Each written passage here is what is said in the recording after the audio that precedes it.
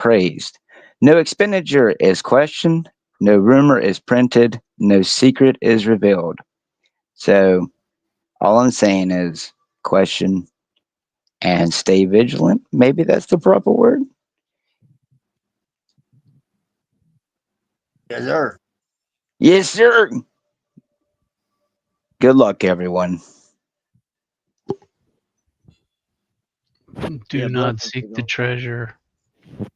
Yeah, blessings, writing to. No, because that's narcissism. Blessing. Yeah. We don't seek knowledge.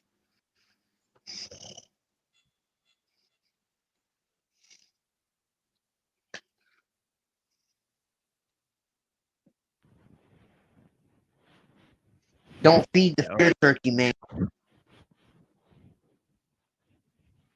I have to work 9 to 5, but I do kind of want to talk Oh man. more. But it's like 1:30 p.m. Yeah. But I want to talk more, but I don't know if I should go to bed to wake up, tomorrow, or I should just stay Not. up. You said 9 a.m. After it is 9 to 5, but I have to wake up Yeah. at Go to 7 sleep. a.m. Go to sleep. Yeah, I Yeah. should Go go to. to sleep, Yeah. but You I should don't go to know. sleep. Yeah. You should go to sleep, man. Go to Yeah, sleep. Talk later.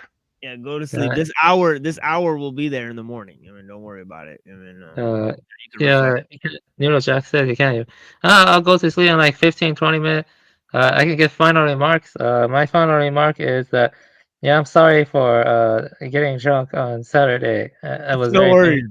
I It- was mean to where he left. Where did that guy Dark Lord left? yeah. Dark I Lord want to left.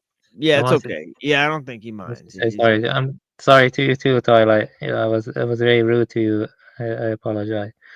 Yeah, sorry. I was drunk. You were Yeah, blackout, bro.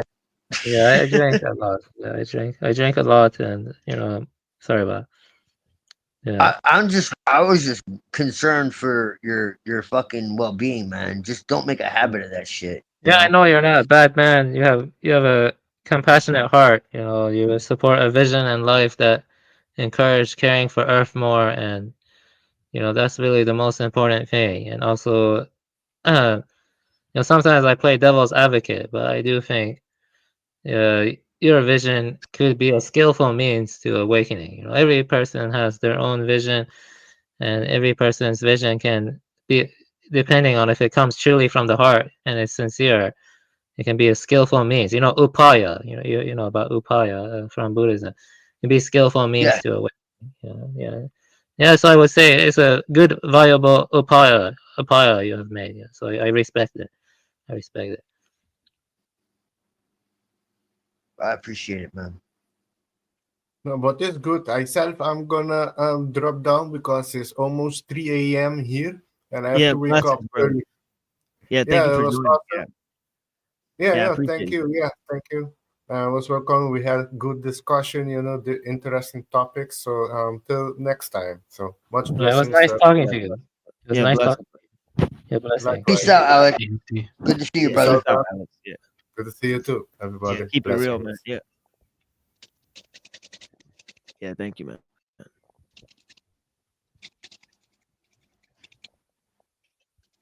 Yeah. All right then. All right. I'm waiting for this thing to load. What is this? Does this have nothing on it? All right, there. Oh no, this is the wrong one. Son of a bitch, bro.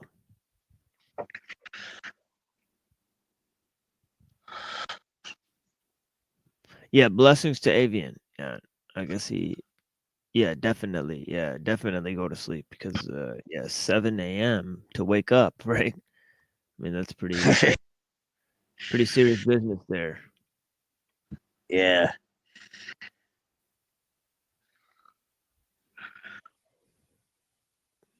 I mean, this is crazy. I mean, is this another book? What is going on, bro? Okay, so I didn't actually realize that I have two books by Mumford. But then where's the article?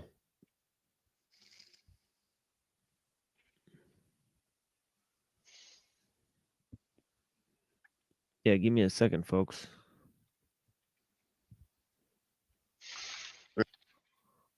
There's some kind of occultist that's joined us.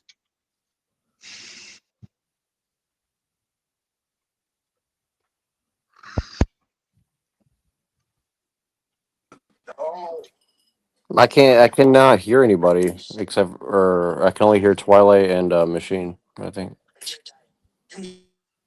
Ruh-roh. That's weird.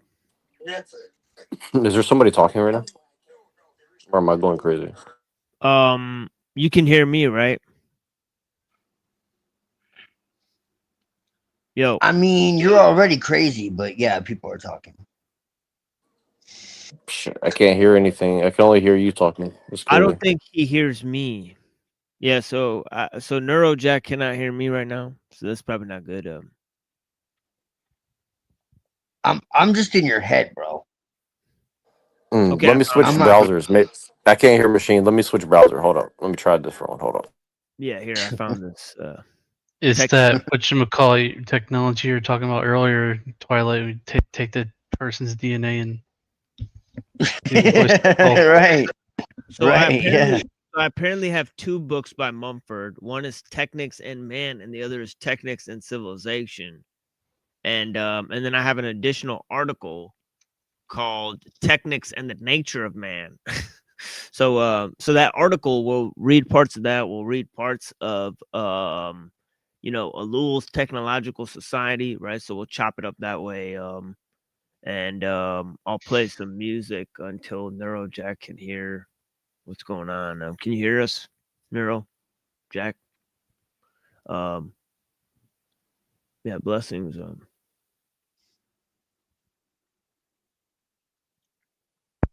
Yeah, I'll have to do a stream on that, Red. It's a documentary, but I'll have to do a breakdown of it. It's fucking freaky, man. They legitimately just take your DNA, put it in a supercomputer, and then they can use the resonance from the DNA to use it to take that resonance to turn it into from electrical data, from chemical data to electrical data, and basically transmit it into your brain so that no one can see or hear but you. It's wild. So they can make you hallucinate. Sheesh. Yeah. Yeah, so let's get up in this. I'll play some music for you guys, and then we'll hop up in there. Can you hear us now, Neurojack? Yeah, now it's better. I don't know what was going on. I couldn't hear it. I could only hear like Twilight for some reason. Yeah, for sure. Okay, so I'll play It's a this music. sign. Yeah, I'll play this music, and then we'll get up in this next segment here. So blessings to all the people.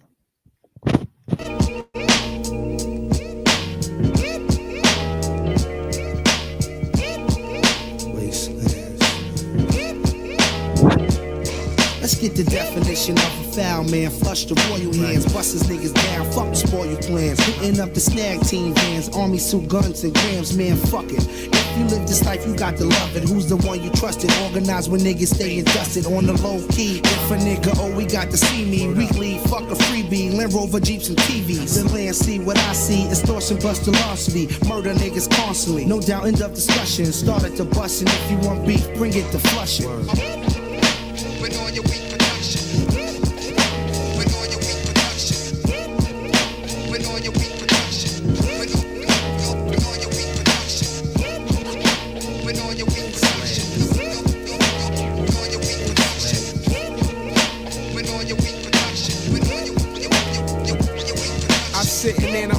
Earth as a twist on its axis. Two for the cream without the taxes. The Hancock relaxes. I'm bagging grams up in plastics. My moves must be made everlasting. My past changed the present prophecies. No mark of the beast push me to be a revolutionary in the street. I clone heat, holding down 50 G tones a week. Enough for the smash plans. A wise man don't speak. Cause jealousy, envy, for figure trigger niggas bust. Evil bitches hold the key to a man's lust. I rush, trying to touch what I don't got. If I'm incarcerated, royal flush will blow your block, motherfucker. With all your weak production. With all your weak production. With all your weak production. Wasteland. Wasteland.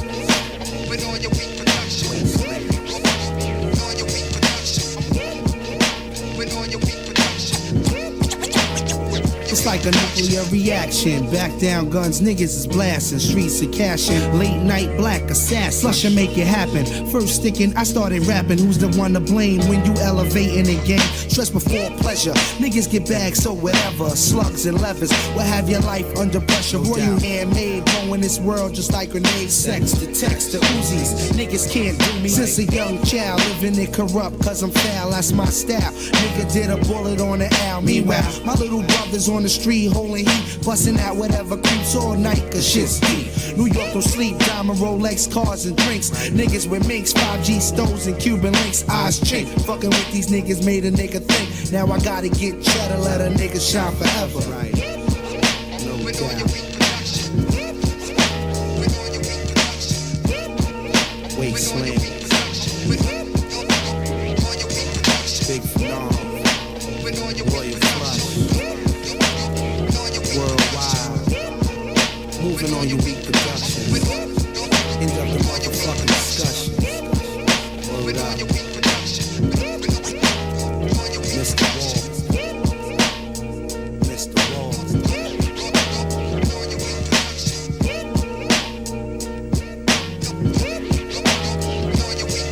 Rest in peace to Magic. Ty Boogie.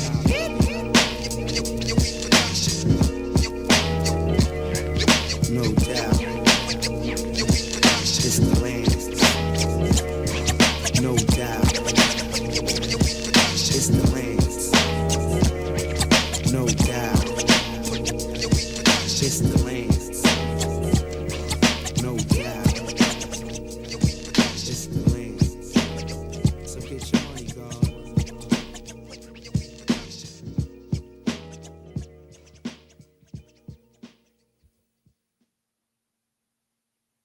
Ill Bill, kick it for the non-fiction politicians. Bring on your skill. Alright, word, yo. Yeah. Yo, check it. 6 times 6 multiplied by 10. When the circumference of solar energy begin to bend, we descend into fingerprinting. Multiple prisoner cell shitting, shank sticking, stuck in cell block H. The plot thickens, wickedness enters the hemisphere. Keep your weapons near, intensify fear. I appear like apocalypse is here. 2001, the Goonish millennium. Not the setting of the sun, survivalist conception.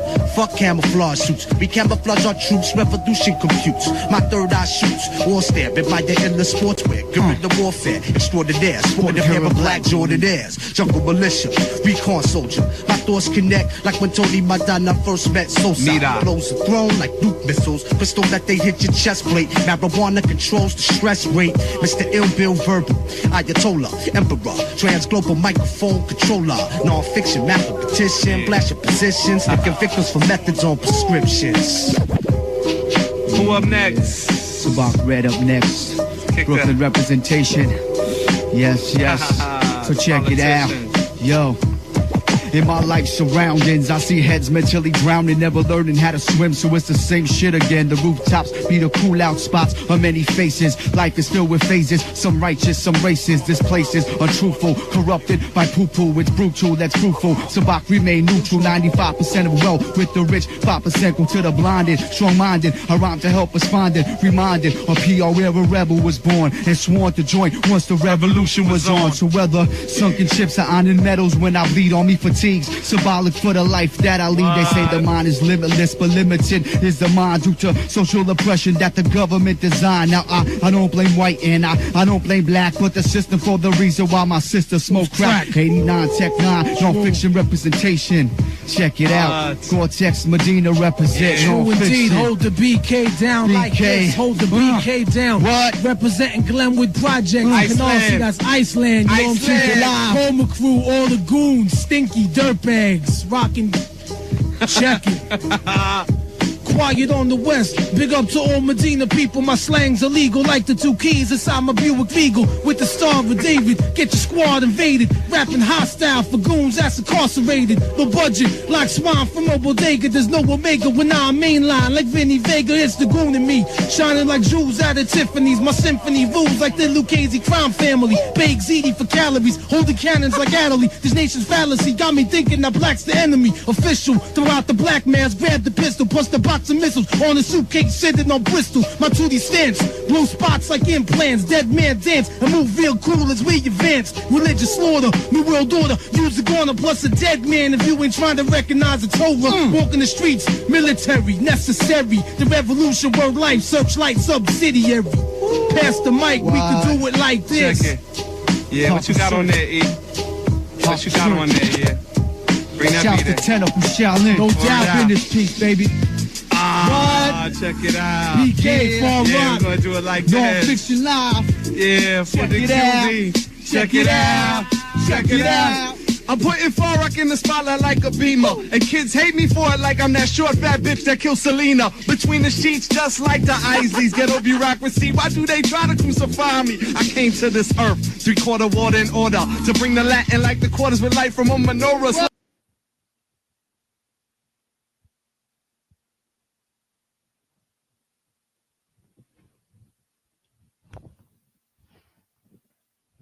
Let me see if I could read this.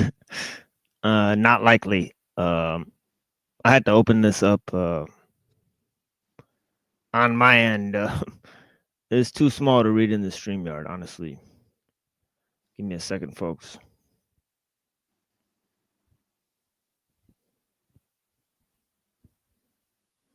Techniques and the Nature of Man and some ellul.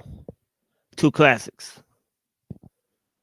He says, the last century, we all realize, has witnessed a radical transformation in the entire human environment, largely as a result of the impact of the mathematical and physical sciences upon technology. Notice he distinguished 2 things, right? He distinguished science, right, which is basically, as we defined at the beginning of the show, right, simply put, as a study of nature, right, from technology, right, which is techne logos, right, or the application of skill or craft, right, which is different, right, than simply studying or observing nature, right?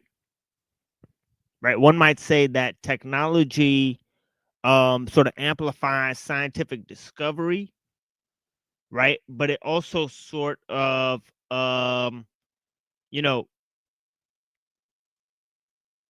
compartmentalizes scientific research, right?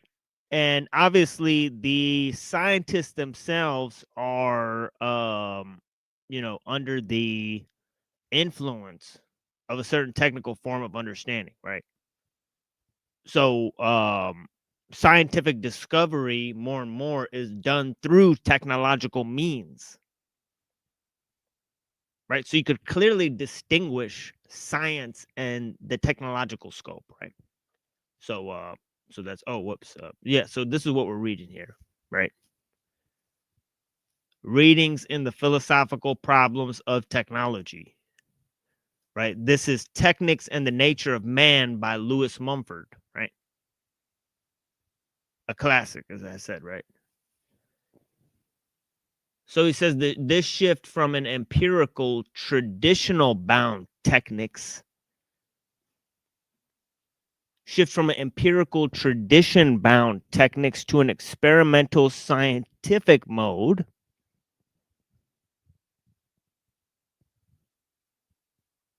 has opened up such new realms as those of nuclear energy, supersonic transportation, computer intelligence, and instantaneous planetary communication. Instantaneous planetary communication.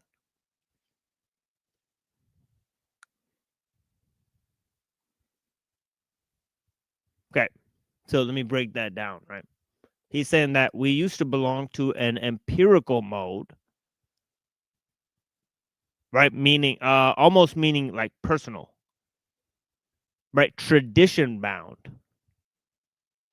Right now we're in an experimental mode, right? He talked about the instantaneous planetary communication, right? Because of the speed and pace of innovation, and also the idea I think he's pointing to for knowledge for the sake of knowledge, right? You know, that for the first time ever, knowledge is justified on its own terms, right? So it's not bound by traditions that are external to the knowledge that have to give it its qualification, right? Right. So the experimental mode instead of the traditional mode, right? All right.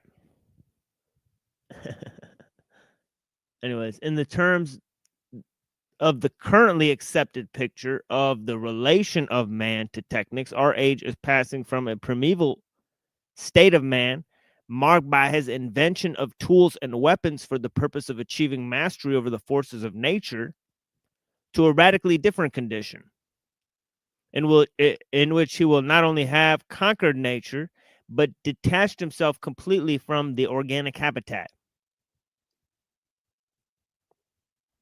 Okay, so in achieving mastery over the forces of nature, man, okay, is not only in a radically different condition than one in which he evolved in, supposedly, right? But he also may be in a state where he can completely detach himself from his reliance on the natural environment, right? So there's two things, right, that according to anthropologists and scientists and researchers, right, are new aspects of this phase of history, right? Of course, we don't know if they're actually new, right? We could have there could have been advanced civilizations in the past, right? Who knows? But for the purposes of our discussion, speaking of the conventional viewpoint, right, that Mumford is referring to, right?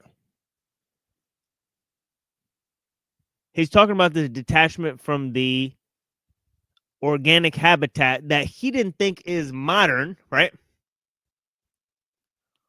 He actually thought it was pretty much ancient, right? He thought this was an ancient thing, right? Because it was to do with the great empires of the world. The mega machine, right? As he calls it, right? Egypt was a mega machine, right? Right? Why? Because cultural and traditional forms were first and natural forms were second. Right? In trying to achieve mastery over the forces of nature and developing tools and weapons, man grew up in a radically different condition. But of course, the modern condition is even more amplified, right? Right? So you could look at telescoping, right? So you could look at 2 million years ago, hunter gatherers, 200,000 years ago, agricultural society, and last 200 years,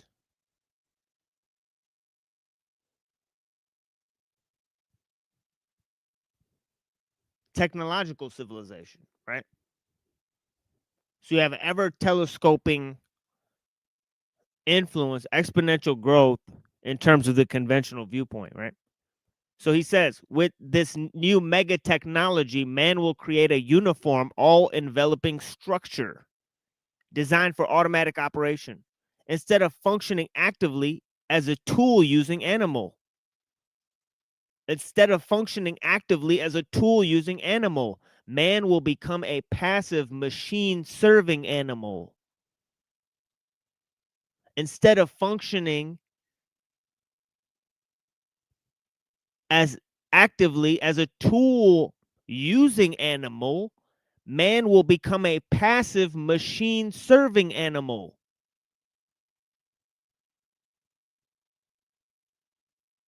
In this all enveloping structure.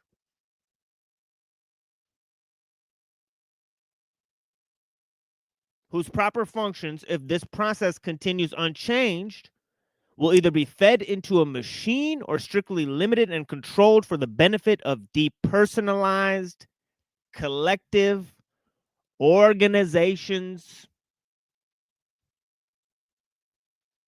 The ultimate tendency of this development was correctly anticipated by Samuel Butler. We read two works by Samuel Butler, The Mechanical Creation and Darwin Among the Machines.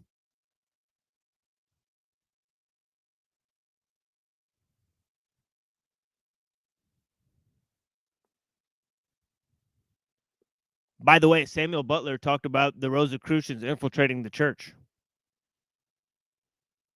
in one of his poems. The satirist more than a century ago, but it is only now that his playful fantasy shows many signs of becoming a far from playful reality, he says. Right. The Mechanical Creations, Darwin Among the Machines. Right. It was written as like OG form of like science fiction, but he's saying it's coming true. And he's saying that in the 1930s. He's saying in the 1930s that some science fiction work some guy wrote in the 1800s that machines will be the next form of human evolution is actually coming true today. In the 1930s, he was saying 100 years ago that was coming true.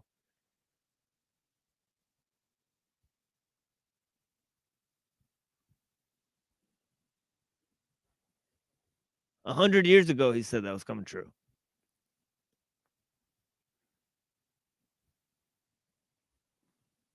Right? He's just observing man in cities and all that type of stuff, right? And he goes, my purpose in this paper is to question both the assumptions and the predictions upon which our commitment to the present form of technical and scientific progress as an end in itself has been based. Right? On what basis is our commitment to the present form of technical and scientific progress based? What is it based on?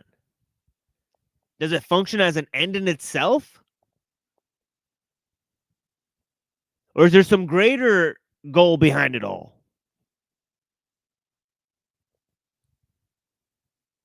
In particular, he says, I find it necessary to cast doubts upon the generally accepted theories of man's basic nature, which have been implicit during the past century and are constant overrating of the role of tools and machines in the human economy. I shall suggest that not only was Karl Marx in error in giving the instruments of production a central place and a directive function in human development, but that even the seemingly benign interpretation by Teilhard de Chardin reads back into the whole story of man the narrow technological rationalism of our own age, and projects into the future the final state in which all the further possibilities of human development would come to an end, because nothing would be left of man's original nature.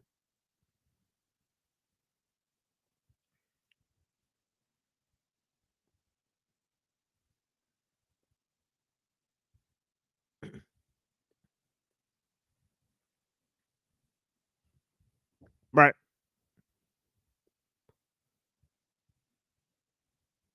Scientific socialism, according to Engels, right?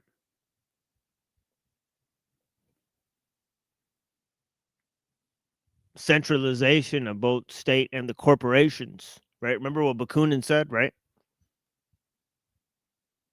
He said, what could there be in common between central banks and the communist movement?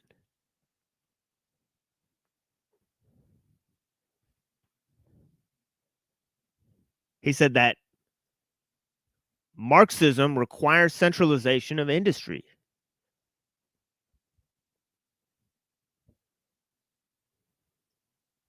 right? And Stalin said the only condition necessary for the development of socialism was industrialism, right? Because large-scale technology has a centralizing effect, right? Has a monopolizing effect and a centralizing effect.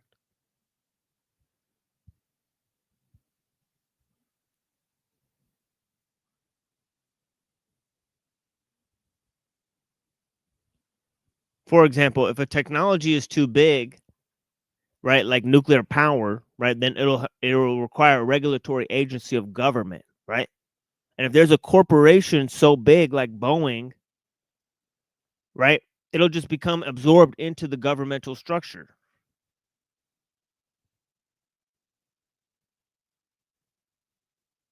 Right.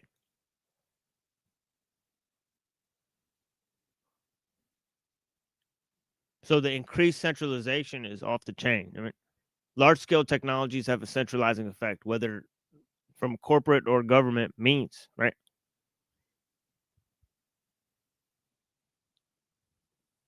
Anyways.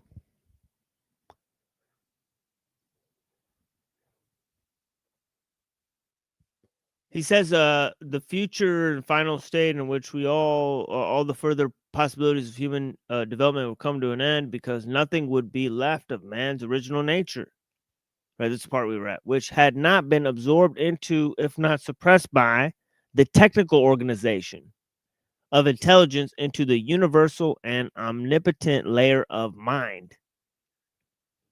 Since the conclusions I have reached require for their background a large body of evidence, I am aware that the following summary must by its brevity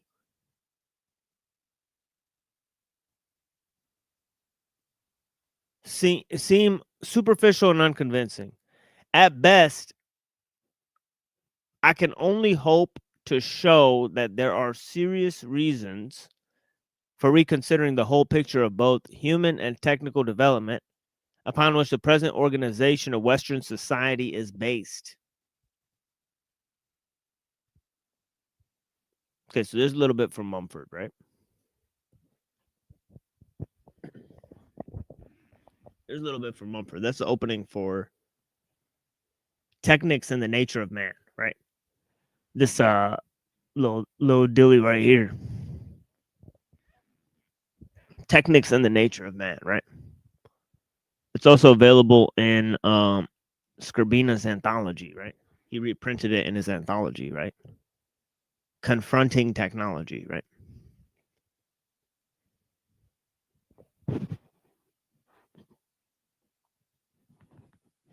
Pretty fascinating considerations, right?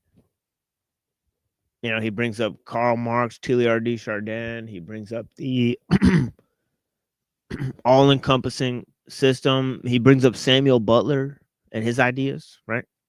In the intro of the show, we mentioned Samuel Butler, right? And Darwin Among the Machines, right?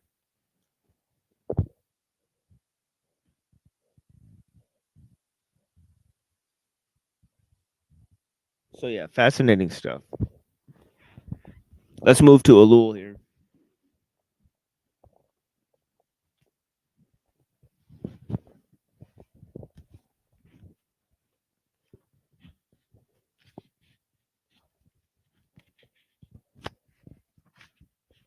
And he's also attacking Marx, right?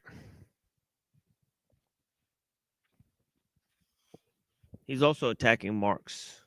If we go to Ellul, right? The Technological Society by Jacques Ellul, right? So yeah, we got the book, right? Anyways, let's and we got the Ellul avatar. I appreciate you guys.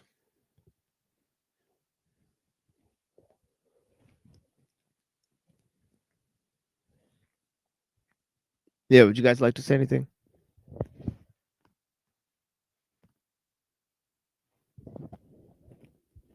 Little Jack and Twilight, if you guys are there. I do have something to add, but if you give me a few minutes, My hands are literally full at the moment. Yeah, no worries. Yeah, But it's all I good. do have something to add. I could send it to you, but it's too big to send. So, but I have a quote a couple quotes I want to read in a minute. But if you just give me like 5 minutes, I'll be right back. I'm listen. I've been listening. I'm just my hands are full. Yeah, for So, sure. Yeah, for sure. yep. Yeah, no worries, bro. Yep. Yeah, blessings. Yeah, I appreciate you. So yeah, so we're looking at this idea, right, in ellul, and he says all the great American corporations and technical groups have representatives accredited to Washington who are in charge with looking after the interests, not necessarily in the capitalist interest or in the capitalist sense, right? They have other interests too, right? Like look at APAC, right? What's APAC's goal? It's not purely capitalistic in its goals, right? Yet it has technical groups and representatives in Washington, right? It says such institutions represent very weak modes of adaptation. It is certain that modern state will eventually be compelled to total adaptation. Total adaptation may come about through a revolution, such as which created the Hitler state. It may be, however, that the Constitution will not undergo the slightest alterations.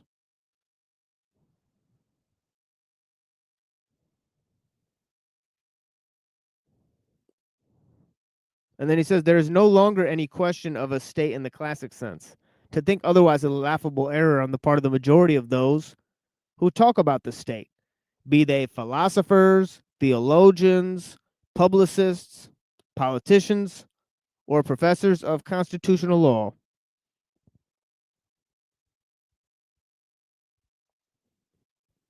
Right. He jumps into an idea about law and how law is part of the traditional systems of morality. So in the technical sense, law will be replaced by extreme form of legalism, right? Where the legal jargon is controlled by the legal specialists, right? Just as in the medical profession, right? The art of legal defense will become technicized, right? And the courts will be subject to administrative functions instead of moral codes and ethics. So he says justice will be like an assembly line process. It's not going to be like, these interest groups pleading with the politicians and all that. He said those are weak modes of adaptation.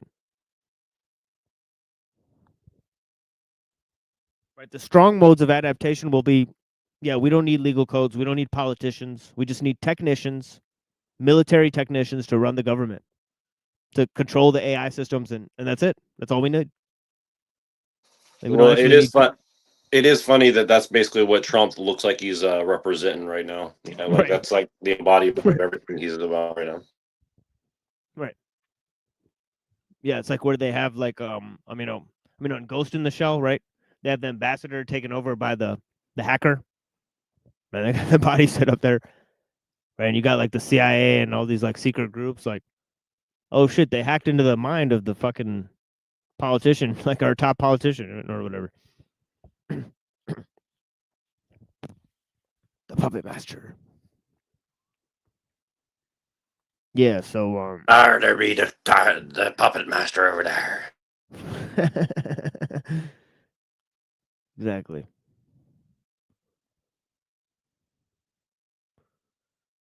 Yeah, I'm almost ready. I'll just keep going. Keep going. I'm almost there. Yeah, of course.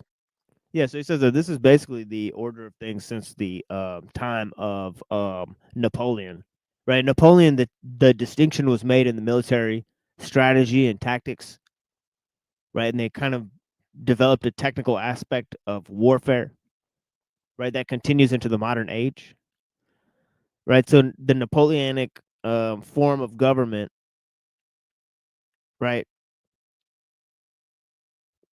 was significant, right?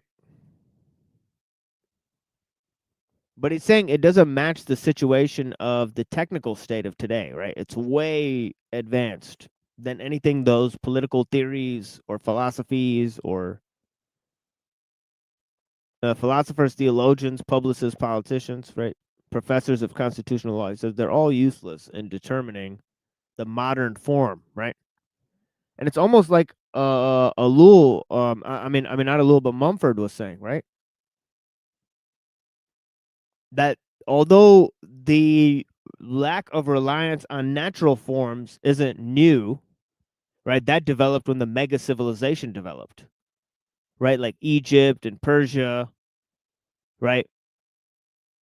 Okay, and they could rely on slaves instead of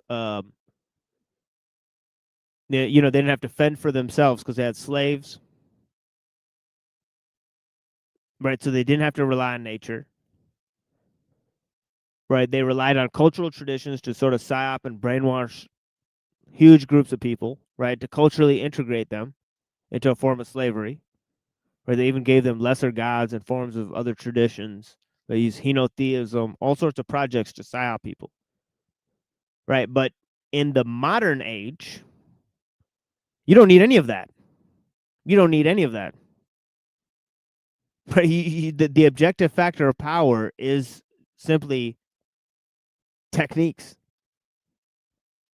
right, that are used to subdue the mass of men, right? Psychologically conform them to the technological state, right? So he goes on to say, right, the political power is no longer precisely a classical state. It will be less and less so. It is an amalgam of organizations with a greatly reduced organism for making decisions, reduced because in the interplay of techniques, decision making has less and less place.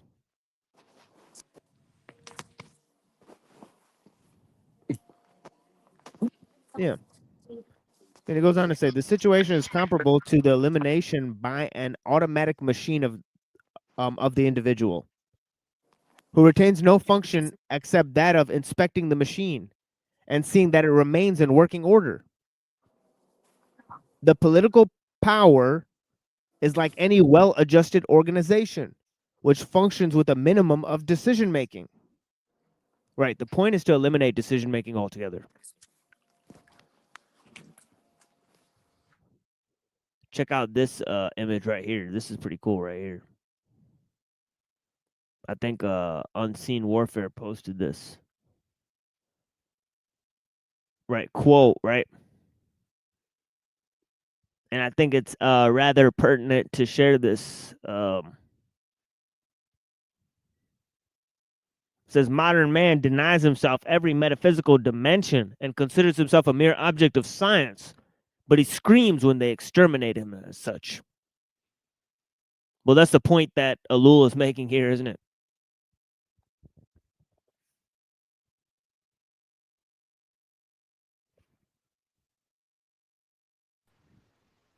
Look who it is. What's up? Yeah, blessings. Yeah, I was moved by that quote you shared earlier. Which one was it? The oh yeah. This one right here.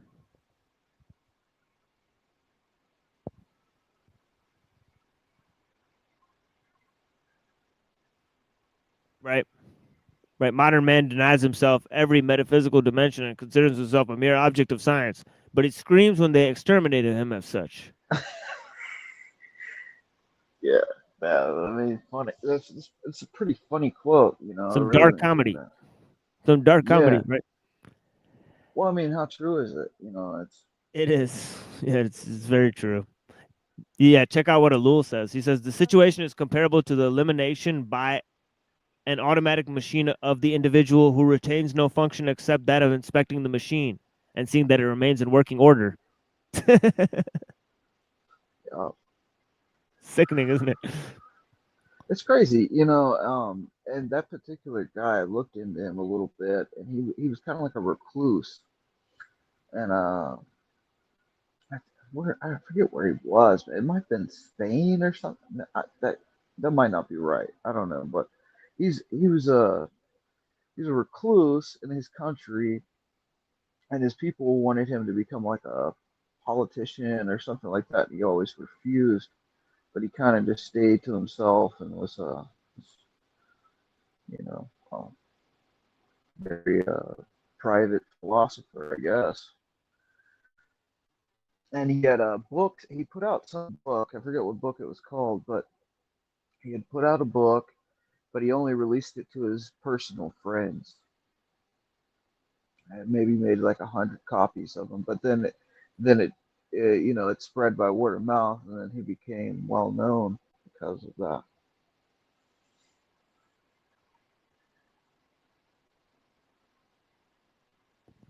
Yeah, it's crazy.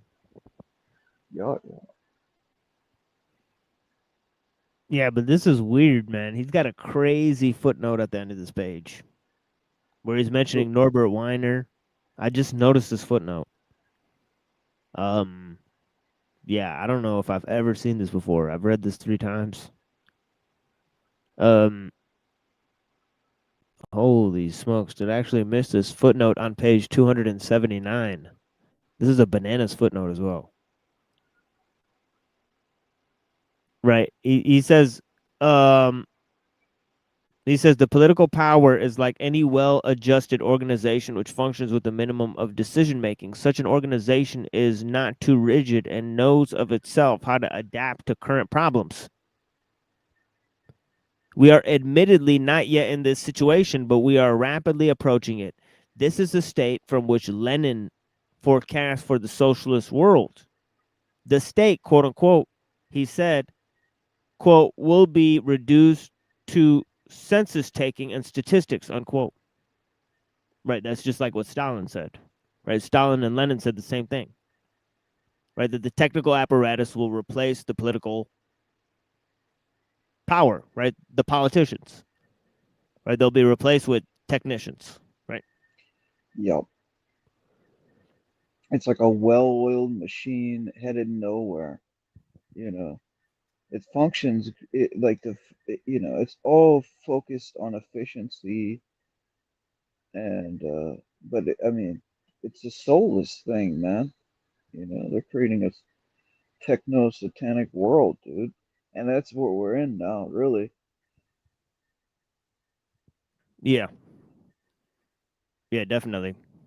Then he says Lenin of necessity described the future role of the state in a very summary fashion.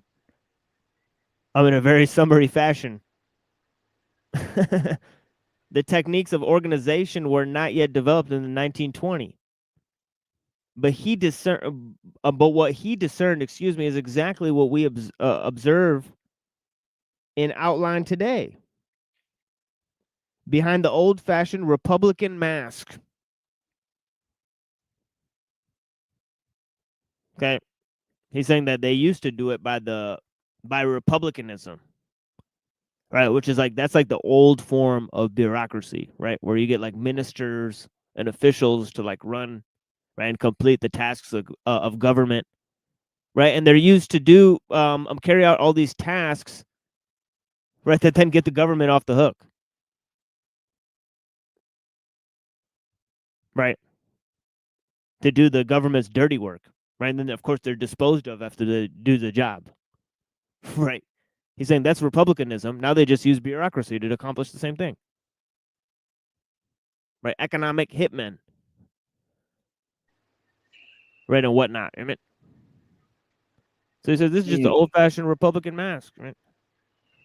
Not to interrupt you, but man, I No, it's was all good. reading about this, and Trotsky essentially wanted to, separate the party into little tiny parties and stuff like that, right?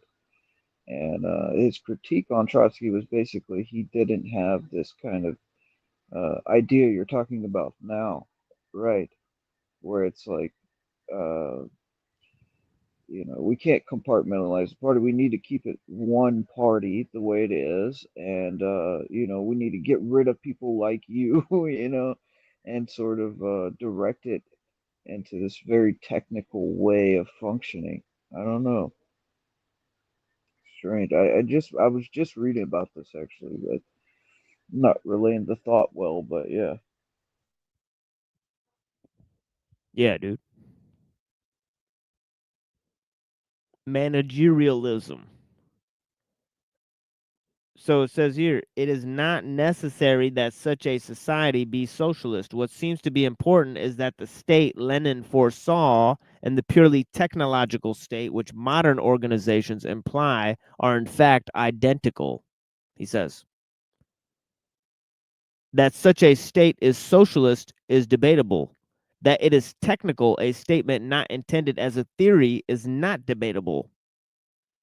At this very moment, technical synthesis could bring about the total elimination of the state in the traditional sense. The framework in which society exists could get along well enough without the traditional state, and perhaps even better without it. The technological state corresponds directly to modern society itself, since it is technically constructed and exists in the very soul of men who worship efficiency, order, and speed. The classical state corresponds to vanished forces of an entirely different nature, technique and political doctrines. The structure of the state is not the only thing modified by technique. Political doctrines are modified too, says ellul. We note, first of all, the same thing holds for political doctrines as for political structures. That some are adapted to technical usage and some are not. In general, the new doctrines, those, for example, of people's democracies, which it would be stupid to lump together naively as quote unquote Stalinist, are so adopted. Quote, no freedom for the enemies of freedom, unquote. Quote, only the worker is a citizen, unquote. Quote, the state guarantees freedom. The stronger the state, the more freedom is guaranteed, unquote. These slogans are representative of an idea which is becoming prevalent. Doctrinal elements coincide exactly with the development of state techniques. Doctrine expresses the social situation exactly and is therefore vital. It is believed in by a large number of citizens. It tends towards effective application and possesses a contagious force. On the other hand, the doctrines of traditional democracy, the rights of men,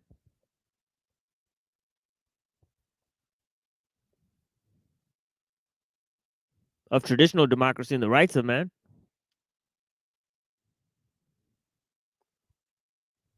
the abstract conception of the citizen, equality in voting, the clash between powers and liberty are not adapted to modern social reality. For this reason, we are witnessing the rapid sclerosis and adolescence of these doctrines. But it is becoming harder and harder to defend them. Public opinion no longer holds with them, except possibly among Americans who seem still to believe in individual freedom, a somewhat theoretic concept. But democratic peoples as a whole are more attached to traditions than to precise doctrines. Democratic doctrine is, in any sense, unadapted to technical progress, a fact which robs it of any compelling force or power to make new conquests. And he says documents such as the United States Declaration of Human Rights mean nothing to a mankind surrounded by techniques. It is our responsibility to study man's situation vis-a-vis techniques and not vis-a-vis some no longer existent force. No one gets worked up about declarations which may be violated with impunity, whether by private enterprise or by the state itself. How true is that? Anyways. Yeah, well done. Thank you for having Machine, by the way. Yeah, what's Shout up, out to buddy? everybody. Oh, yeah, buddy. Here, I put something in the private chat. It's a gold mine of information. Okay. If you ever want to find anything, it's hard to find. Yeah. I bet Yeah, I've seen your this. words is probably Yeah, on this the is where I found the Mumford book. Oh yeah. You can find stuff that's really man. difficult to find over there. Yeah, man. I found a really cool book on there. Sand County Almanac. You guys want to see this? Let me show you guys this Why Sand not? County Almanac. Beautiful book. About the biotic community, right? The Land Ethic by Aldo Leopold. He was a famous conservationist, right? That talked about the loss of the forests and the effect it has, Yeah, right? and on annas-archive.org, it's pretty much on the IPFS network. It's kind of like libgen.is. So it cannot be deleted, altered, or destroyed because it's using blockchain technology, kind of like cryptocurrency, where many computers and different things are hosting it. So you can't just get rid of it. It's a great thing that will stand the test of time. I think there's about over 70 million just books on there. Yeah, Even let me your, show you I guys this. remember I showed you that, and like we found your book on there. Like, how the fuck did that get? Somebody uploaded it apparently. So Yeah, I've been going through that archive a lot lately too, and it's a I great got one some pretty for rare those that stuff don't in know there. about it. You know. Yeah. Yeah, I mean, this is so beautiful. Like, if you guys go to this thing, this would be the one to get. Is this motherfucking? I mean, I don't want to blow up the spot. I don't know if like too many people download it, they'll just take it away. But like Mossad got them, But like this No, there's this no this getting thing it. is That's why beautiful. it's on the IPFS network on the Yeah, the blockchain. They can't pictures just in do it. They this, can't get it's rid got of like it. little pictures from like the forest and shit. Like, Yeah, it's fucking dope. the only way to get rid of it is to take down the entire internet. So Yeah, which is eventual, honestly. yeah, it's As called long a as it nuclear serves its fucking weapon. purpose, once you become a thoroughbred techno slave, then it'll just take out the internet. Like, okay, Right. Sorry, all I right, couldn't go hear you. Queens, you're done. All my decisions are being dealt with by AI. So Yeah, let's read this. Modern man denies himself every metaphysical dimension and considers himself a mere object of science, but he screams when they exterminate him as such. What a show it bitch to made motherfucker. Look at this shit. show. Oh, we Aldo got the Leopold. Canadian geese on deck. Exactly, bro. Or flock them up. My name's Sand Nicholas County. too. Flock Now him you up. got the geese and shit. Flock them up. There's the Cage on the Road episode 1 of it. Flock the geese and shit. They're calling cobra chickens and shit. They'll fucking Yeah, lay. let's You can read the flock them forward up. of this. Let's read the forward of this. He said, there are some who can live without wild things and some who cannot. These essays are delights and dilemmas of one who cannot. Like winds and sunsets, wild things were taken for granted until progress began to do away with them. Now we face the question of whether a still higher standard of living is worth its cost in things natural, wild, and free. For us, the minority, the opportunity to see geese is more important than television. And the chance to find pasque flower is a right as inalienable as free speech. Of course, the geese. Welcome back. Holy fuck, that's funny as shit. Yeah, I'm about to close out the show though, okay, Joe? For real, man. I That know, I was it. know. Yeah, that was literally it. Like, I've been on for 7 hours and I'm about to play some replays out here. You're gonna welcome back. Jack the replay. Talcott. Yeah. Talcott joined my little private thing the other day. It was funny. Yeah, Talcott and Hanko Flamio. So that's what we're gonna play out here. Oh, of course. Welcome back to the fucking insanity. Yeah, man. You know what I mean? Annasarchive.org. Anyone look it up. IPFS network. If you actually want to learn some, there's a myriad of information there. Books that are worth if you want to go buy them, you don't have to pay 8 to 10 grand for a book. It's there if you want to put the time in to learn. Yeah, this is That's yeah, for let's me. take a look at this. Yeah, it's some weird honestly, some weird titles there. But yeah, it's got some, January thaw. See, look at these pictures. These pictures are sick, man. Look at that squirrel. It's classic. They go a squirrel. What color is his tail? But yeah, we're gonna read some of this later. I mean but yeah. I got Canada geese in my winter jacket right now. So I got a Canada Goose fucking jacket. You want to see something real fucking funny? Holy fuck! You don't want to. I flock the geese. I'm not even joking. You try flocking the geese, man. That's funny you brought that one up. I gotta write that one down. That's funny as fuck. Um, well, I had some philosophical grenades to lob, but if we're gonna close out, it might be not a good time to Yeah. do. Yeah. Go ahead. Yeah. Go ahead and do I it. like Yeah. to Go ahead and hear do it, it. man. Pull the pin. Hurry up. Yeah. We'll go like one at a time. Yeah. All right, Gage. Because I'm just now kind of getting free, so that's why I haven't had time to jump in. Yeah. Let's go. Well, I Yeah. have Let's go two. one at a time. I have two to throw in, so I'll give you guys a choice. Do you want the one from Machine's book, or do you want the one from a communist? Both in the comparison between the two.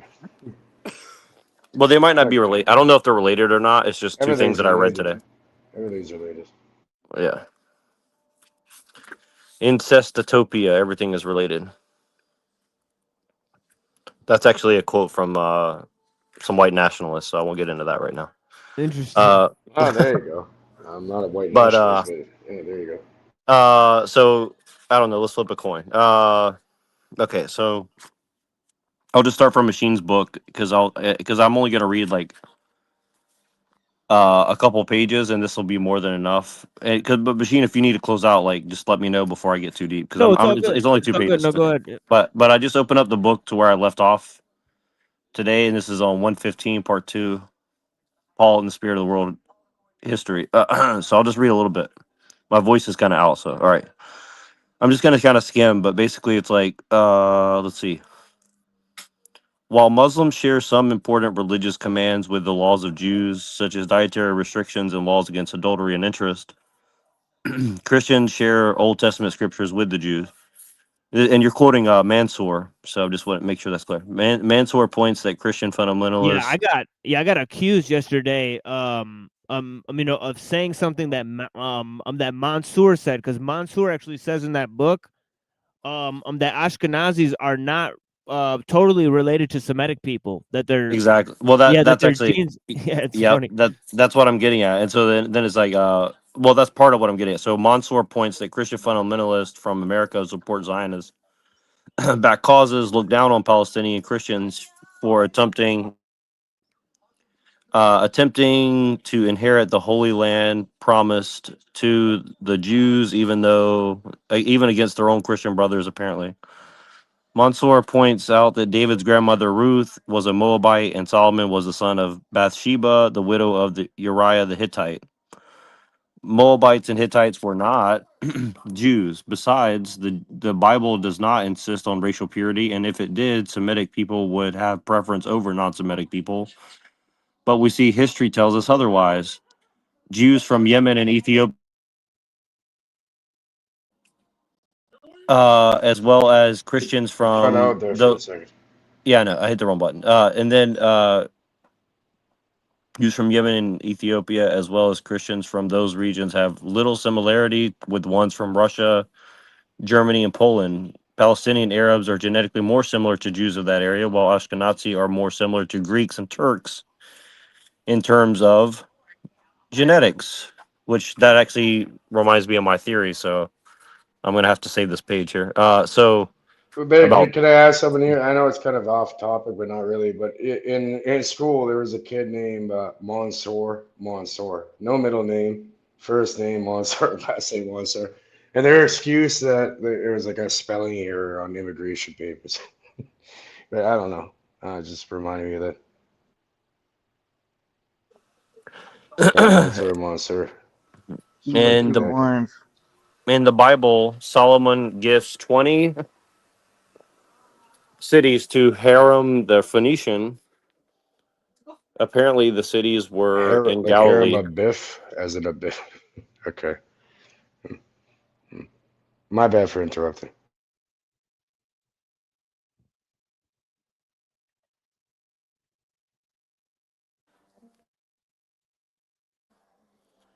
So, anyways, apparently the cities were in Galilee and in such poor condition that he wanted a refund. The city was also known as Galilee of the Gentiles, and as a port city, was known to be frequented by foreigners.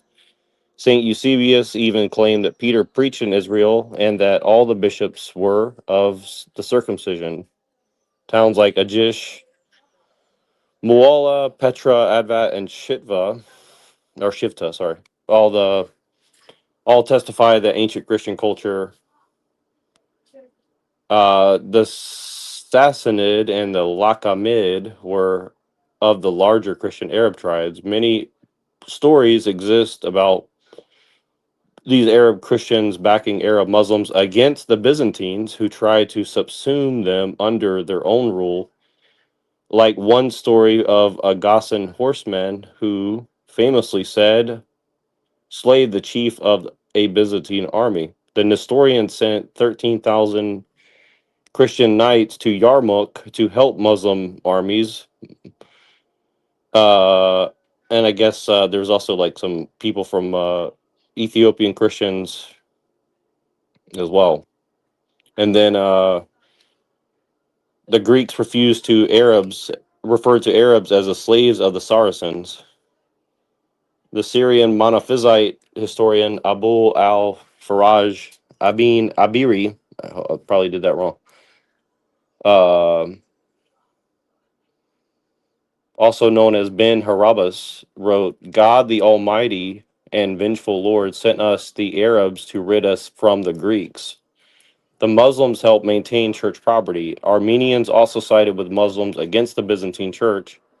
Mansour states no reason to doubt it was more than religious beliefs that brought division to church ranks, since these happened along national and cultural lines. Both Nestor and Arius were not powerful enough to challenge the grasp of the Byzantine. Mansour states that the good relations with Muslims depended on the internal stability within Muslim rule itself and not due to a pronounced hatred of Christians. Mansour provides some facts about Islam that are quite useful. Islam does not consider itself to be independent revelation from Judaism and Christianity. What Mansour fails to mention is that the Quran also plainly states that Christianity and Judaism are considered to be perversions of an original message, yet and still Islam demands the faithful to revere Jesus Christ, both as Messiah rejected by the Jews and as a sign of the end of days. Muslims believe that Jesus was born of the Spirit of God through Immaculate Conception in order to be a sign for the Jews, mainly because he was a pious nature of Mother Mary. You know what this sounds like to me? It sounds a lot like what the Shriners have adapted, right? No, it's not like that, buddy. All right. However, we cannot accept that Islam is Judeo. Here, hold on. Let me just say this real quick. The Shriners are Freemasons, right? So they reject Islam, right? They practice idolatry, right? So that is a false statement. It's actually a retarded statement. But anyways, yeah. Please let him finish what he's reading. Yeah, I'm almost done. Okay, so I think let me double check. Yeah, I'm done. Almost there. Almost done. Okay, so we cannot accept Islam as Judeo-Christian, as Mansour states, firstly, because such a term is chimerical. According to the Gospels, Jews are seen as the M-worders of the Lord Jesus Christ. As such, Judaism and Christianity cannot be easily combined, but also because at the time of their origin, such terms as Judaism and Christianity did not exist. Secondly, Islam rejects Judaism and Christianity as false religions, as previously stated in the previous paragraph. Thirdly, the so-called Western development of both Jews and Christians in Europe and its culmination in the secular humanist worldview often excludes Islam. On the other hand, there are key differences between Islam and Christianity that are rarely discussed. One, Islam does not believe in the death of Jesus. Islam does not believe in sin of Adam and Islam does not believe in the sin of Adam and original sin. Islam believes that the Prophet Muhammad is the seal of the prophets and not the final prophet, as Christians believe the final message of the Torah points to Paul's message of Gentiles, which brings salvation to the world. According to Michael Shermer, a futurist and promoter of science and liberalism, Islam is the last culture on earth to never reach, quote unquote, the Enlightenment. Seen in Europe emerging in the 17th century as the harbinger of Western values like individualism and democracy, as well as women's liberation. These views were held by thinkers like John Locke and John Stuart Mill, but also Kant and Voltaire. For all the reasons, the term Judeo-Christian has little meaning, as is Western or Oriental. However, there is in Islam a mention of an historian or Aryan monk who predicted the priesthood of Muhammad. According to Mansour, the first Muslim governors were quite prudent and liberal with non Muslims and invited them to embrace Islam on equal terms or maintain their ancestral traditions for a price. Among the Arabs in general, men who were traders, fighters, merchants, and nomads were prized, but farming was seen as humiliating. Uh, How is farming seen as humiliating? That's kind of retarded. If you want to talk about well, I think there's many reasons you could make that argument, but it's not a simple. There's actually like modern people. I mean, there's modern like scholars who talk about that too. He got on the boat. But yeah, there. I mean, that's kind of out of context, and but it kind of reminded me of some of the other things I was looking at because I think the most interesting part of that what we read. I mean, it's all interesting, but I think the fact that I think what you said here about the Ashkenazis are like Greeks and Turks, and then Actually, basically that's the Mansour. So, no, yeah, yeah, just to clarify, that's Mansour, and he's a writer of Haaretz news in Israel. So, right. so So I'm he's not, Jewish. yeah, I'm So not he's Jewish. deducing like the racial history of the Jews on my own and making declarative statements about that, Yeah, as yeah, was claimed. Yeah, as was claimed actually 2 days ago, right? I'm on the stream. Benjamin mischaracterized my book and called me a liar for that. So can you Oh, believe that? really? Yeah. That's pretty weird because like I just Yeah, I was happened to like, open up to this part today. I have like yeah, 3 bookmarks, and that's the one I yeah, opened up today. and then I wrote in the comment section. I wrote that was on that was Atala Mansour, right? That was the writer of Narrow Gate Churches who said that, not me, right? And then he pulls up the comment and goes, "Yeah, that might be true." Fucking bitch ass motherfucker. Interesting. I think that I think that what's being said here is very interesting because it says something in particular. It said that that I'm trying to find that quote that was here. It said that dude who the where's oh yeah, here it is. Ben Hara Hebraus, God the Almighty and vengeful Lord, sent us the Arabs to rid us from the Greeks. So I think it's kind of because I Send us actually the wanted Arabs to rid us from the Greeks. That's pretty right. brutal, isn't it?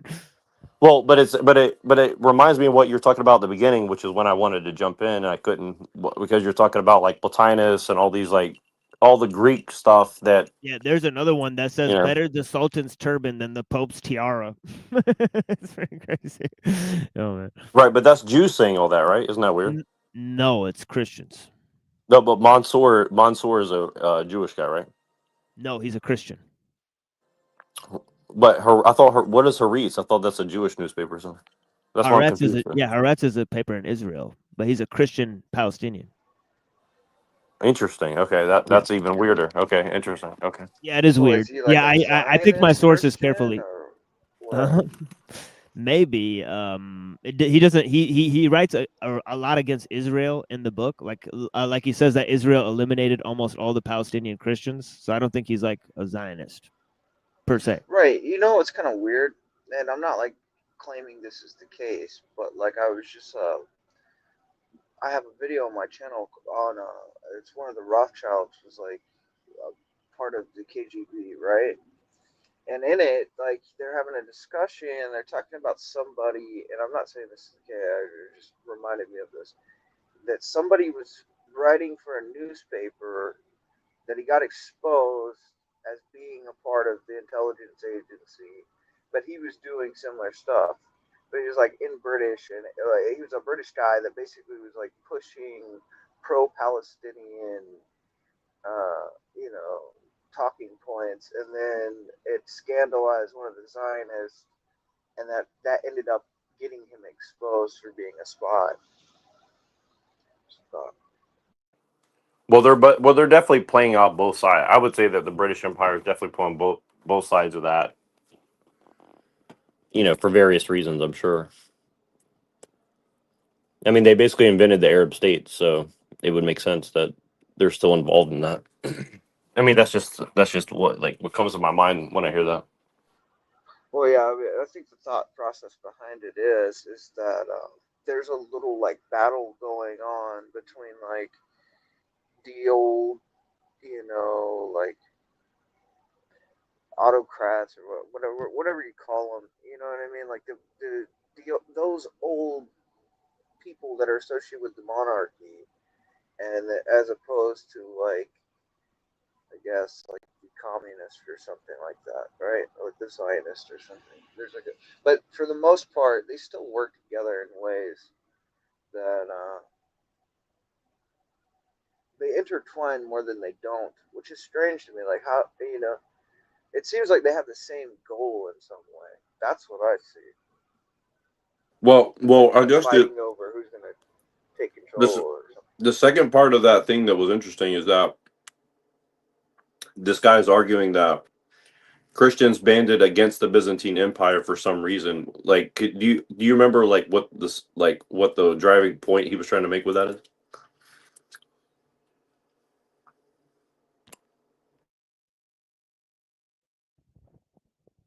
I guess he's trying to say that Arabs fought with Arabs, right? So he's trying to say that, I guess you could argue that, that Christianity wasn't purely, a cultural thing. Is kind of what he's trying to argue, right? That there was, Christianity was in Palestine, right? That Jesus was from there, right? So he points out the old places in Palestine, right, where Christians still live since the time of Jesus, right? He says those native Palestinian Christians were basically systematically discriminated against by both the Arabs and the Jews,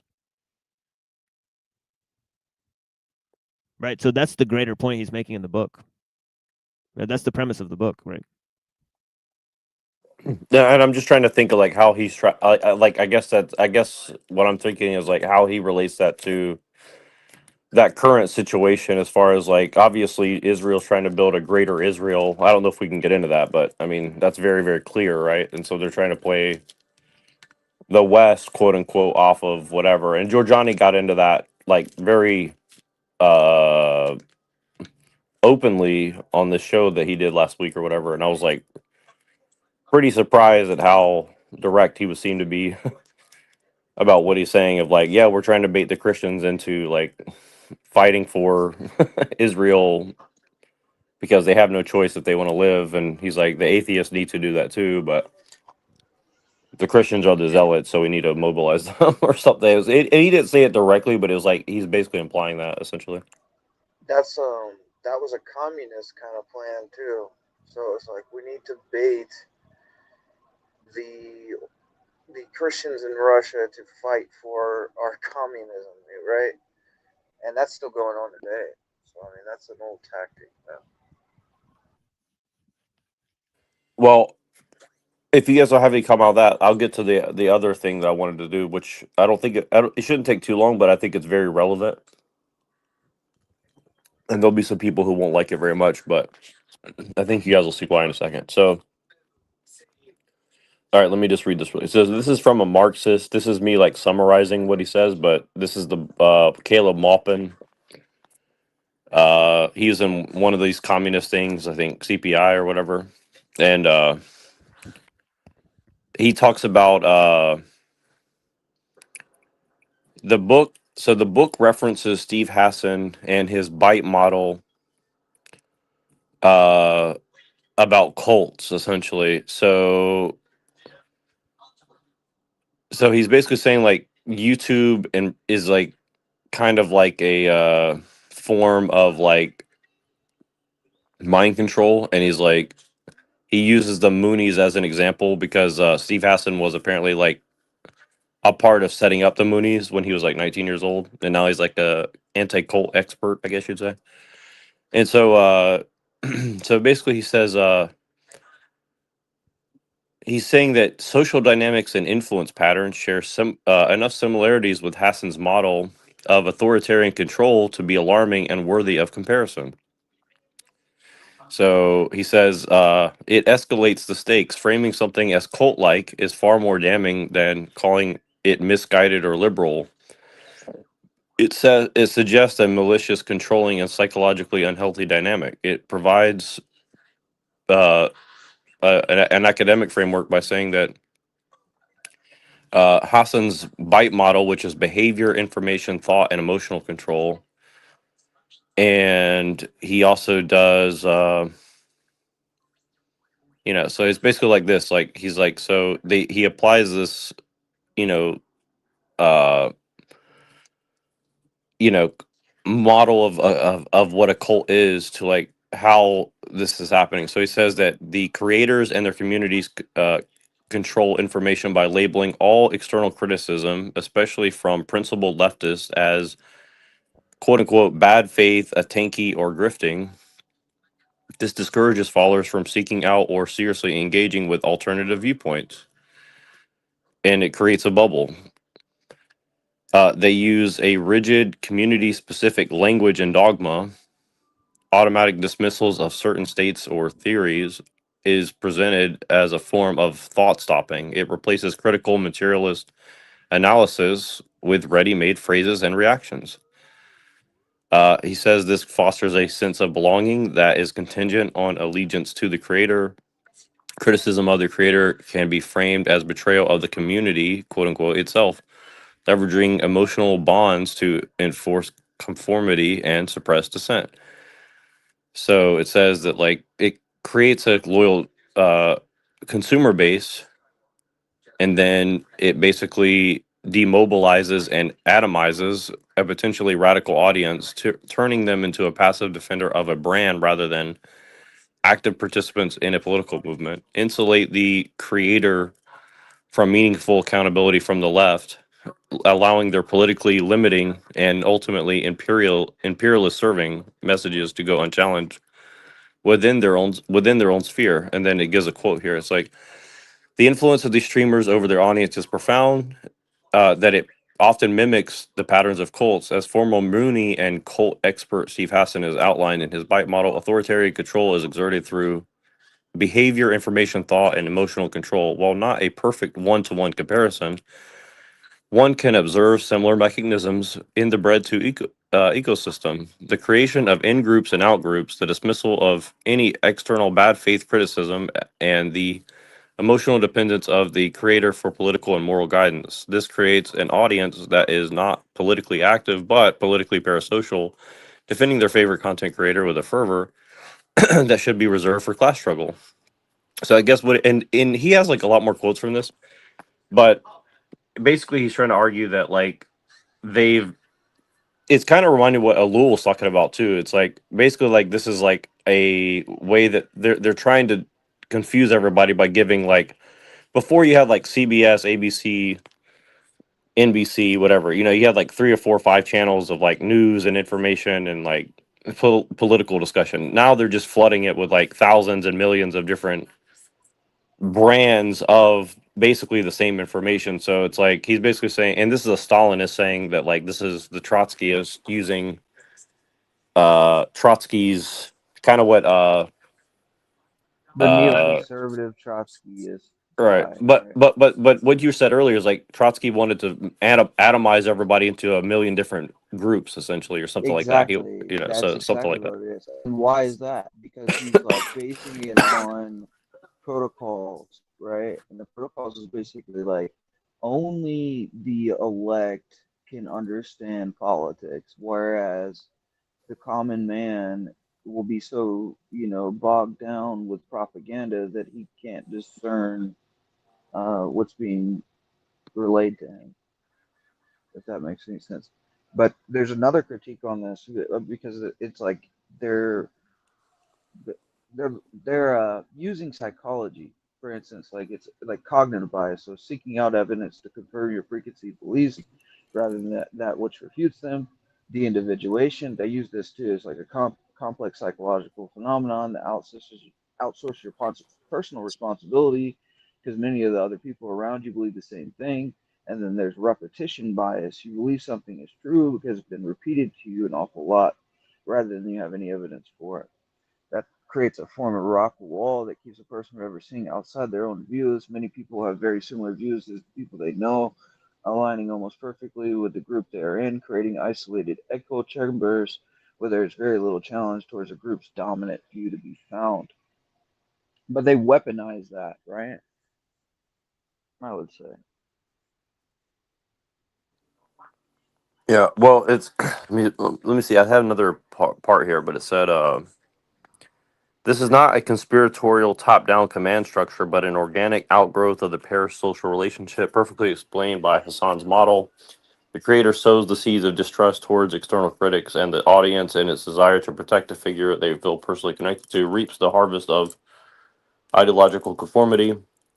What emerges is a pseudo leftist personality cult where the line between fandom and political affiliation is obliterated." And I think that, like, what I see when I see this is not only he's talking about, like, I think he's really trying to say that this is like what the left is doing, but really I think it's the right. Like, if you look at everything the right is doing right now, because he wrote this like 10 years ago or something like that.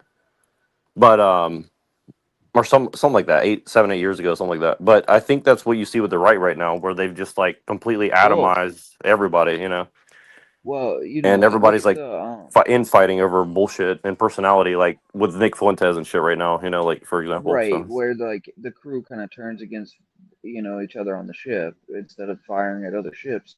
But this is the thing with it too, though, is like, okay, you see the video with him with Dugan, right? All right, so off gate, they're related ideologically. If they're going to have a sit down together and be side by side, like I haven't watched it yet, but I could already tell you what it is. And based off the article, the Gnostic that you sent me, in the very beginning of the article, what does he say? He's like, we've confused the left and we've confused the right. You know what I mean? So they're infiltrating both sides of the political system to get a synthesis. And it is this kind of like, I mean, they'll divide groups or institute the division and then create the isolated echo chambers in each division that they sow, you know. well, I think it's I don't want to get like too weird on everybody, but I think it's like my theory is that this is a very ancient technology, and this is what Plato was talking about in the Republic and shit like that, or the regime, if you will, right? Well, it's And almost like that to me, you know, not to interrupt you, sorry, but it's almost to me, it's like replicating a schism within a church function because we're talking about dogma, really, right? well, I think what's interesting to me is like, and maybe I'm mischaracterizing this, but I think that a big part of the psyop that seems to be going on is like, look, you know, if Christians and Muslims want to fight and kill each other, I think that's like, you know, maybe that's going to happen or not. But I think the interesting thing is that very few people are like framing the conversation as if like the way that Christianity and Islam see themselves, right? Which is that Islam and Christianity see themselves as like an ancient faith, right? Judaism does too, but um, they keep framing themselves as like the progenitor of these other two offshoots, right? But that's very different than how Christianity and Islam see themselves, right? And I think that's very interesting. It's like it's kind of like you just keep seeing this misrepresentation of of of how Christianity and Islam grew out of, you know, whatever Judaism is supposed to But be, right? If that makes right, any but sense, we you know. would say as like Orthodox Christians, and this is a direct quote from Ignatius. This is in 100. So this is direct, the apostle of the apostles. He's saying, Christianity didn't come from Judaism. Judaism is a version of Christianity. So they flip it, and they have their scholars kind of teach that Christianity developed from Judaism. But that's not the case, right? From our viewpoint is like the prophets had spoken about the coming of Christ, and then Christ comes, and then you know those that followed Christ are the continuation of what the prophets taught. And if you look into like the Jewish Encyclopedia, they admit Second Temple Judaism is an offshoot of from the Pharisees, but it's still like kind of like a reformed version. You get what I'm saying?